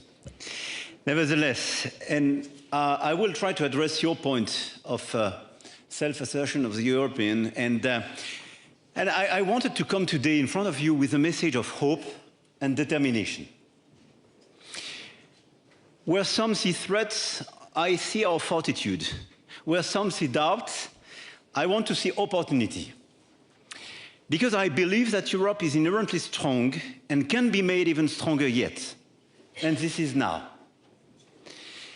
That a stronger Europe will be a better friend for its allies, especially for the United States, and that everybody is asking us to be stronger, except our adversaries, of course, sometimes also, less understandably, ourselves. And this is what we need to remedy as well. And this is why I really believe, and I want to start with this remark, we need a much more positive mindset. And in support of it, I would like to start by offering a brief clarification. There has been a tendency these days in this place and beyond to overlook Europe and sometimes to criticize it outright. Caricatures have been made. Europe has been vilified as an aging, slow, fragmented construct sidelined by history, as an over-regulated, listless economy that shuns innovation, as a society prey to barbaric migration that would corrupt its precious traditions. And most curiously yet, in some quarters, as a repressive continent where free speech, or I would say, where speech would not be free, and alternative facts could not claim the same right of place as truth itself. That old-fashioned and cumbersome concept. I want to offer a wholly different view. Europe is a radically original political construction of free sovereign states who conjured together centuries of rivalry and war to institutionalize peace through economic interdependence. And don't believe once again, this is an old-fashioned construction. This is what we need. This is what we have to advocate. And I see so many friends from the Western Balkans and Moldova here. They want to join the European Union. Why? because they know the value of this approach. And we are too shy not to say we are in a certain way starting not to believe in ourselves, which is a huge mistake. Everyone should take their cue from us instead of criticizing us or trying to divide us. When President Putin came here 20 years ago to make the case for spheres of influence for his country, he was actually arguing for spheres of coercion at the expense of Europe. He was, in effect, advocating for the resumption of a doctrine repudiated even before the breakup of the USSR. We all said no. And it is the same resounding no that we are opposing to the reckless assault against Ukraine. But that line of thought, where your neighbors are considered as captive satellites, and they should be forced back when they stray away from orbit, has not disappeared. Quite the contrary, it seems to gain new traction. And to all those who are thus inclined, I would say, look at Europe. Obviously the European Union, but as well all these close friends of Europe, Western Balkans, Norway, UK, Canada. Look at what we can achieve with a partnership of equals. Look at that incredible space for the free movement of goods and people, a space of freedom, a space of peace and prosperity. Look at the life expectancy, health, equality and freedom indicators. And we still believe in science in Europe, even when we speak about health and this type of things. And I really believe it's much better. Look at our climate and competitiveness policies. Look at the number of EU Nobel Prizes and Fields medals. Look at how the European cohesion policies ensured economic convergence and how citizens, their liberties, their press, schools, universities and academic freedoms are protected. It is a space, not a coercion, but of cooperation. We should be proud of our European achievement and know our strengths. Obviously, we have to fix a lot of things. We were all together yesterday in a retreat to speak about our competitiveness. And we know the homework we have to deliver. But let's speak about our homework behind closed doors and let's deliver. But let's provide a positive image of ourselves and let's be proud of ourselves, because this is what our fellow citizens need. And this is, I really believe, the reality of this continent. We should be proud of our European achievements, indeed. And we Europeans are prone to play down ourselves and to endure that others would do so too. We shouldn't, period. This doesn't mean that we are not challenged, but let's face this challenge and let's fix them. But I wanted to start with this clarification. And I will not speak, perhaps you will have questions about Middle East. I will not speak about Iran, even if all of us, we are in total support with civil societies after what happened. But I want to focus precisely on our existential challenge, Ukraine. Ukraine today, Ukraine tomorrow, Ukraine the day after, and security in Europe. Ukraine is obviously the first challenge we have. And on this challenge, we delivered. We delivered. With a total assistance of 170 billion euro package, making Europe by far the main donor, and today almost the only source of military funding. We imposed 20 sanction package on Russia and entirely rearranged our economic model to reduce dependency on Russia. And very rapidly. Nobody thought in February 22 we would be able to do so. We did it. I fully support President Trump's drive towards a negotiated peace, one that should be just, lasting and robust. And I want to believe that we're getting closer. But as discussions are taking shape, Russia keeps pounding civilians and destroying energy facilities with the obvious aim of freezing Ukrainians into submission. The answer cannot be to cave into Russia's demands, but to increase pressure on Russia instead. And let us look at the broader picture. If you take this past 4 years, Russia, after invading Ukraine, is a weakened country. It squandered inordinate amounts of money on a senseless war and has now entered recession. It is isolated economically. It is completely dependent on China. While the country already had a severe demographic problem, it lost hundreds of thousands of young lives to an illusion. It meant to fight NATO expansion. Sweden and Finland joined NATO. It meant to weaken Europe. Europe is massively rearming. This is a strategic, an economic, and even a military failure. And when I hear some defeating speech about Ukraine, when I hear some leaders urging Ukraine to accept they are defeated, overpricing Russia in this war, this is a huge strategic mistake because this is not a reality. One day Russians will have to reckon with the enormity of the crime committed in their name, with the futility of the pretexts, and the devastating longer-term effects on their country. But until that time comes, we will not lower the guard. We must ensure that the settlement protects Ukraine, preserves European security, disincentivizes Russia from attempting again, and also doesn't give the rest of the world a calamitous example to follow. So the Europeans have a direct stake. As main actors of the support to Ukraine, as members of the coalition of the willing, as fellow inhabitants of the same continent, and because of the European destiny of Ukraine. First, we have to make sure that Ukraine is in a position to continue to resist the aggression. Last December, European Council decided on the 90 billion euro loan to Ukraine for 26 and 27, two-thirds of which will be devoted to military equipment, with a clear Ukrainian and European preference. And France will do its part. And I want to thank the President of the Commission for the hard work in order to deliver this package, and it will be voted in the days to come. Our Defense Minister just visited Kiev, our Deputy Defense Minister did the same, and we sent new equipment to Ukraine on top of what is done. I want to thank Germany for the great commitment and all the financing. Second, we should keep going after the Russian war economy. We are preparing a 20-sanction package in the EU, focusing on the energy and financial services actors.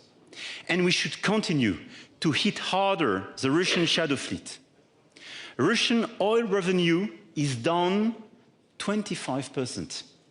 And 75% of sanctioned ships do not return to Russia. We should definitely step up and generalize this effort against the Russian shadow fleet because it's efficient and it's painful for the war economy in Russia. Third, we should intensify the work carried out with the coalition of the willing on security guarantees. Imagine 1 year ago, we were just looking at the US to try to clarify if they were ready to engage on Ukraine or pushing just for the end of the war without any condition. The big change during this year, this coalition of the willing, from the Canadians to the EU, Norway, Iceland, Western Balkans countries, Australia, New Zealand, Japan, we finance 100%. When some US materials is delivered to Ukraine today through the coalition of the willing, it is financed by the coalition of the willing. So it's a first wake-up call and it worked. We organized ourselves to frame the support to Ukraine, and we did organize and finalize in January with a clear political mandate the security guarantees for the day after the peace, in order to make this peace credible and sustainable. Our military staff are finalizing this work with now a clear backstop provided by the US and a monitoring process, but a clear commitment of all the Europeans and allies in these security guarantees. Fourth, the Europeans will have to agree to any possible deal, because they will be an essential part of any security guarantees, any prosperity package, any sanctions relief, any decisions on the European future for Ukraine. No peace without the Europeans. I want to be very clear. You can negotiate without the Europeans if you prefer, but it will not bring a peace at the table. It is for the same reason that I have decided to establish a direct channel of communication with Russia in full transparency with Ukraine and our European partners and our American allies. We will be part of the solution and we should be part of the discussion. And we have our own European interest to defend in this, especially when it comes to the future of strategic stability on our continent. And this is for me the second challenge ahead of us. How will we, in the future, coexist in Europe with an unreconstructed, aggressive Russia on our borders? And we have to discuss this issue now. If we reach a settlement on Ukraine, we will still have to contend with an aggressive Russia, with a defensive industry on a sugar high and a bloated army. We will have to define rules of coexistence that limit the risk of escalation beyond current work on separation of forces after a future ceasefire. As Europeans, we will start with defining our own security interests. And this is part of such a peace deal. Should we accept the deployment of long-range missiles within distance of our borders? Should we accept Russian interference in our neighborhood? What does arms control look like in the age of drones? Will it be possible to define missile limitation arrangements in Europe, like the INF Treaty, while China has become a factor in arms control? And what about the nuclear domain, where New START, the last treaty still in force between the US and Russia, is now terminated? How will we rebuild our alliances in our immediate neighborhood when Russia is trying to maintain or increase its footprint in the Mediterranean Sea or in Africa, aligning with all the forces of destabilization? I'm clearly incomplete in this list, but all of these questions have to be carefully prepared by the Europeans, because we will have to be at the table of these discussions, and these discussions will occur, and we have to be prepared. And we all forgot that a few years ago, we just lived in an order where all these questions were partially fixed by very old treaties, negotiated without the Europeans, for the Europeans, betrayed without any consentment of the Europeans, and sometimes with the withdrawal of some allies without any coordination with the Europeans. And I still remember the end of the INF Treaty. I discovered it in the newspapers, as all the allies. We have to be the one to negotiate this new architecture of security for Europe the day after, because our geography will not change. We will live with Russia at the same place and the Europeans at the same place. And I don't want this negotiation to be organized by somebody else, as the Europeans. Even in periods of less confrontation, it took sometimes decades to craft any of these treaties that helped mitigate the dangers of the Cold War. But the Europeans must start this work with their own thinking and their own interests. So my proposal today is to launch a series of consultations on this important issue, which we have started to flesh out with our British and German colleagues, but in a broader European consultation with all the colleagues here, with a lot of capacities, a lot of strategic thinking. I see my Swedish colleague and a lot of European colleagues. We will address together these issues. We will coordinate and we have to face it. This leads me to the third challenge. How do we build leverage to enter into such discussions in a position of strength? Europe is rearming, but we must now go beyond. Europe has to learn to become a geopolitical power. It was not part of our DNA. We conceived ourselves as a political construction to provide peace. We delivered. Second, a single market to provide growth and prosperity. We delivered. Now we have to reform it in this new order. In this new geopolitical environment, Europe has to become a geopolitical power. It's ongoing, but we have to accelerate and clearly to deliver all the components of a geopolitical power. In defense, in technology, and in the de-risking vis-à-vis all the big powers in order to be much more independent. But when I speak about Europe becoming a power, I don't speak about France or Germany becoming a power. I speak about Europe. So we have to think and act as Europeans, I would say, by design. And this is what we have to do now. And if this time of rearmament is a time of dis-synergies, of separation, or national power, it would be a huge mistake. We have to think now, power at the European scale. We have to think about our defense, obviously, but we have to reduce our dependencies through policies of European preference. This must be the case for the entire value chain, from AI and cloud computing, critical minerals, space, clean tech, as well as defense industries and design of armament. Everywhere we have over-dependencies. We have to de-risk our model, and we have to endorse clearly a European preference. Targeted, perfectly designed, and I want to thank the Commission for this hard work, but this is a necessity. We will be credible only if we are able to procure and produce what we need, without foreign strings attached. We have achieved significant progress last year within the EU. We have agreed on a defense readiness roadmap to 2030 to fill our critical capability gaps with standardized and interoperable equipment in Europe. And in this spirit, I believe clearly we have to follow up. This is why it makes sense to make the future air combat system together with Germany and Spain. It does make sense to have concrete projects like air defense with SAMP/T new generation with Italy and UK. It does make sense to have early warning system like JEWELS, our initiative with Germany. And we have to accelerate the cooperation we organized sometimes 7, 8 years ago, and we have to build additional cooperation. And I want to warn everybody, you have a lot of money on the European market on defense and security.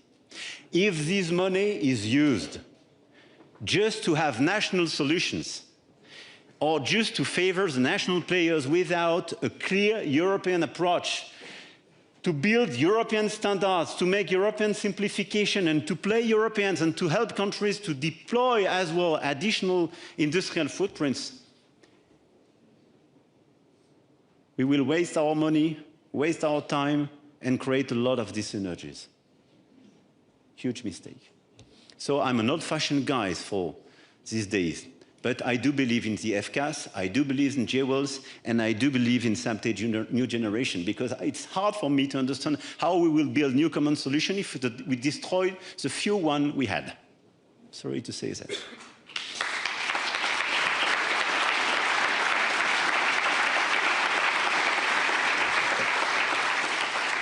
And we have adopted new EU financing instruments, such as EDIP and SAFE.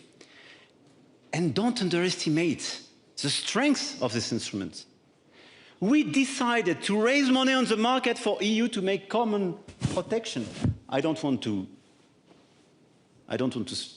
pronounce any name, or I know the taboo sometimes we have. But de facto, we decided to issue money on the market, have common borrowing programs on defense. It's a very good thing. Because this money, we have a lot of appetite in the market to take it. There is an appetite for safe and liquid assets. This is European money. And it will be used for European solutions and European programs. It's wonderful innovation. We should actively expand our toolkit to include items of strategic value, such as deep precision strike capacities, as well. And the European initiative called ELSA is very important in this regard, because it is something, despite the end of the INF Treaty, which will allow us to close the gap. And it's very important, the discussion we have with UK, Germany, but open to a lot of other European players, to have a new generation of long-range missiles that will give Europe a new edge.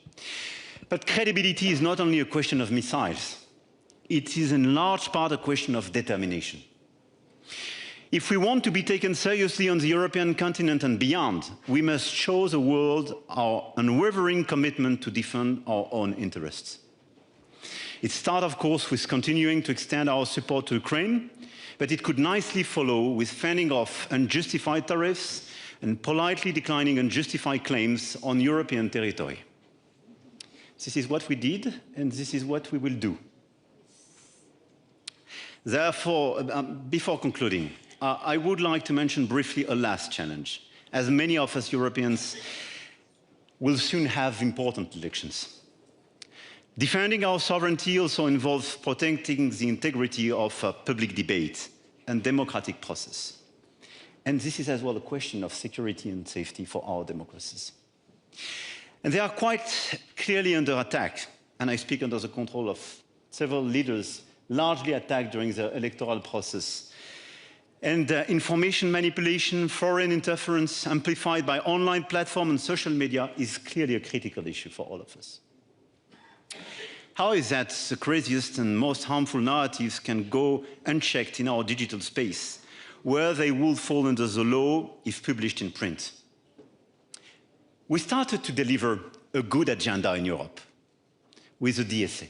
This is a very important regulation because for the first time we created the framework to regulate this platform.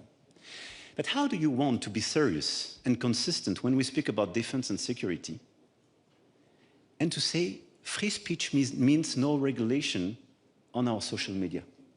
Meaning free speech would mean I will give the mind, the brain, the heart of my teenagers to algorithm of big guys, I'm not totally sure I share the values, or Chinese algorithm without any control. We are crazy. This is why we launched this initiative to ban under 15 years old access to social media, because it's a matter of health, but as well protection of our education and democracy. But how can we imagine that everything which is forbidden in the public space, racist speech, hatred speech, anti-Semitic speech, and so on, could be allowed in the digital space because it would be free speech? But I mean, we have a good knowledge of free speech. It comes from this very region of the world. We designed it during the European Aufklärung. I mean, there is a clear meaning of that. When you have free speech, you have respect, you have rules. And the limit of my freedom is the beginning of your freedom. And respect is part of free speech. If free speech...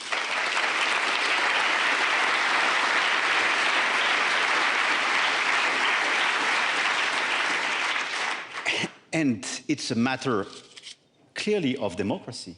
But as well, when we are democracies, we want to respect and we want to be respected. This is where we are. This is our view as well of the transatlantic relationship.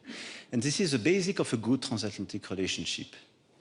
And this is why it's extremely important we go further on the regulation of social media in order to preserve the DNA of our democracy, in order as well to preserve the integrity of our democracies. Because at the same time, we are opening the Pandora box and allowing a lot of hatred speech in these platforms and social media. We are too weak and too naive vis-à-vis external interferences and foreign interferences, no doubt. We should forbid the capacity of these guys to interfere in our public space. And we should ask this platform, first, to completely block trolls, bots. We have to be sure there is one single person with one account. If this is an AI system, if this is bought or organized by big organizations, it should be just forbidden. Second, we need the transparency of the algorithm. We are a democracy. We don't ask for the IP, and we ask for transparency, which is part of our democracy. Third, we need the responsibility of this platform when they don't respect our social order, when they don't respect our rules. And as the DSA allow us to do so, we have to go further in order to sue those who clearly decide not to respect our rules and our regulation. And we should block all those who allow interferences in our systems. So as you can see, it's quite a menu of things to do, and I will stop here. We should exhibit strength and tenacity on Ukraine. We should articulate among Europeans our real long-term security interests in our region and give ourselves the mettle and the clout to prosecute them and at the same time fortify ourselves as confident democracies. These are no mean challenges, and I really believe in the power of our audacity. This is the right time for audacity. This is the right time for a strong Europe. And this is such a Europe clear in the support of Ukraine. Doesn't mean to support Ukraine to the very last minute. Clear on the condition of a sustainable peace. Clear on the conditions vis-à-vis Russia and building its own architecture of security. Clear on how to de-risk its model. This Europe will be a good ally and partner for the United States of America, because it will be a partner taking its fair share of the burden. It will be a partner being respected. And we have to be respected. We did a lot, and we will do more. But we will follow this path, believe me. Thank you very much.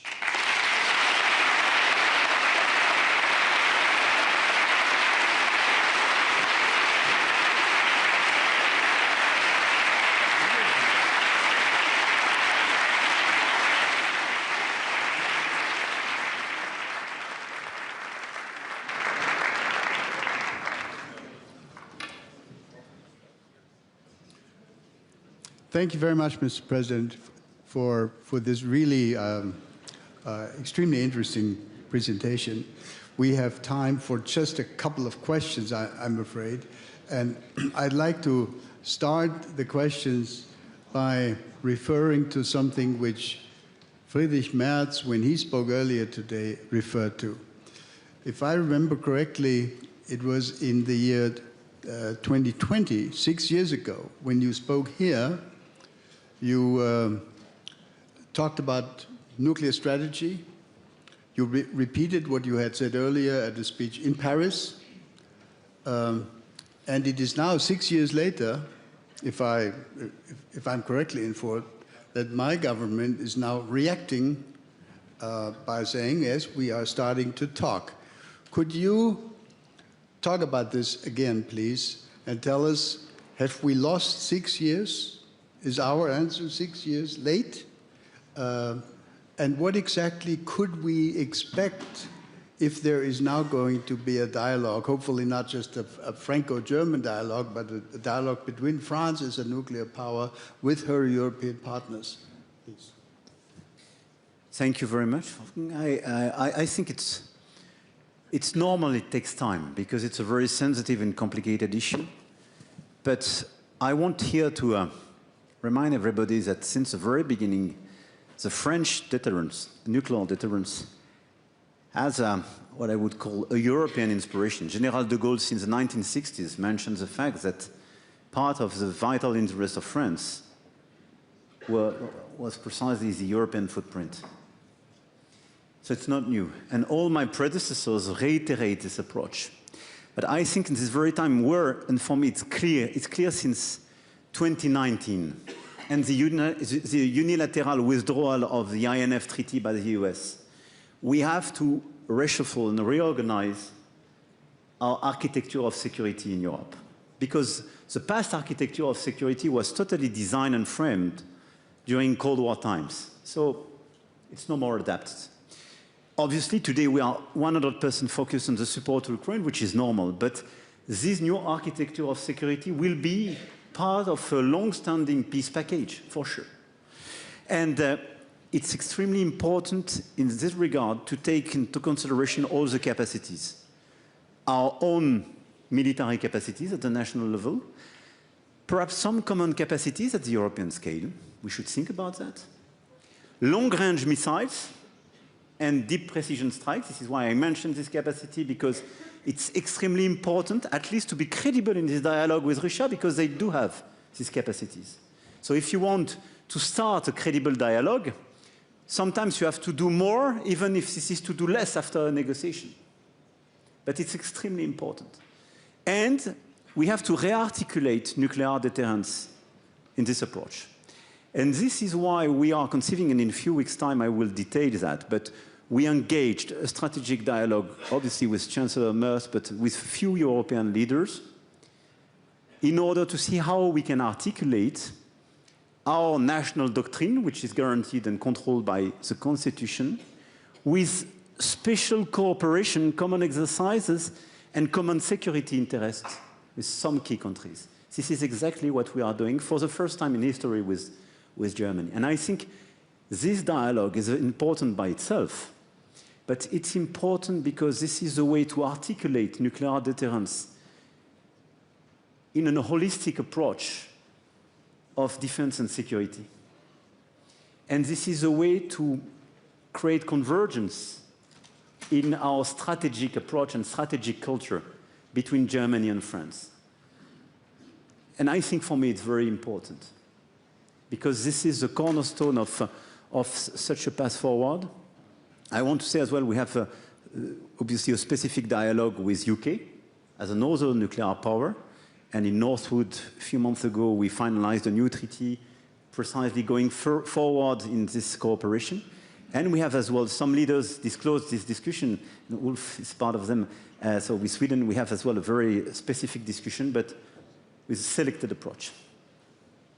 Thank you very much. We have time for maybe one more question because dinner is waiting. I'm looking for maybe the gentleman here in the third row. If you could please identify yourself. Oleksiy Goncharenko, member of the Parliament of Ukraine. Monsieur le Président, merci beaucoup pour votre soutien à l'Ukraine dans votre discours. But my question is next. We hear a lot of support here in Munich for the 4th year in a row, but unfortunately less and less Ukrainians survive during these years. So my question is, when the coalition of willing will become coalition of sending troops to Ukraine now? Because when you are saying we will send troops after the ceasefire, it's signal to Putin, don't end the war. But when you will say we are sending troops now, that's the signal there is no sense to continue the war. He will not achieve his goals in any way, because we need peace as soon as possible here in Ukraine. Thank you very much. Merci beaucoup. Thank you. And let me express my gratitude for your French words and our respect to Ukrainian people and their strength and their resistance. What you describe is perfectly true, because since day one, what we decided is to help Ukraine in this resistance war, but to refuse to engage in an escalation process with Russia, meaning not to attack Russia on its territory and not to engage boots on the ground. So we still work in this limit, and you're right. And I totally understand your frustration and what you say. At the same time, we did a lot of things a lot of people thought as unthinkable a few years ago. I mean, sending fighter jets, tanks, long-range capacities, a lot of financing, etc., etc. So 1 year ago, a lot of people were just hoping that this effort will not stop. What I can tell you is, first, as Europeans, we provided a clear message. This support is not contingent to the financial support of the US. And it's very important because it is undervalued. We are no more dependent on the US financial support. The coalition of the willing members finance 100% of the war effort. We are still dependent on some US capabilities, some equipments, but we buy it to the US. They don't even give it. We buy it to the US. With European taxpayers' money, with Canadian taxpayers' money, Norwegian taxpayers' money, etc. So we de-risk from this point. Now what we have to do is clearly, to make clarification on the ongoing discussion. I don't see any evidence and confirmation that the Russians want to finalize peace now. They still bomb civilians, they procrastinate, and what they do, quite classically, is that they bank all the concessions being made by negotiators on territories and other things. So they want to last. So we have to organize ourselves to last and to resist. Today, if we engage and send troops on the ground in this situation, we take the responsibility of escalation. I'm honest with you. If we send troops on the battlefield, So I think today you will not have any consensus to do so, and I don't want to overpromise and underdeliver, and I think we would be responsible of triggering, I think, probably a loss of control of the situation. What is important to us now is to deliver the package we voted and we decided, to put your country in a situation on energy and defense and security to resist, but as well to reconverge with the US on a common perception on the situation. As long as the US will have number one scenario, I have a short-term deal and I will favor this scenario, we will lose efficiency in terms of sanctions and pressure and so on. So I think our top priority should be in the weeks to come to re-engage with the US, assessing with us the fact that there is no more room for credible short-term negotiation, and putting additional sanctions, additional actions against the shadow fleet, and increasing the pressure on the Russian economy in order clearly to stop this war, but in a much better situation. This is my view. I perfectly understand and respect the fact that this view is not the ideal one for you, but this is, I think, a credible one, and on the short run, the best possible scenario. Thank you very much, Mr. President. I'm sorry to all those who wanted to ask additional questions. We've really run out of time. Dinner is waiting for, I hope, all of you, certainly for you, Monsieur le Président. This is why I would like to invite you once again to offer a round of applause to our speakers. Thank you.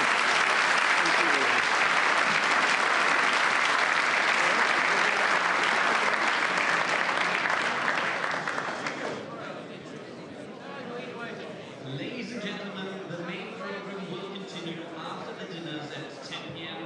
with a nightcap session in the podium titled Breaking with the Past, Seismic Shifts in US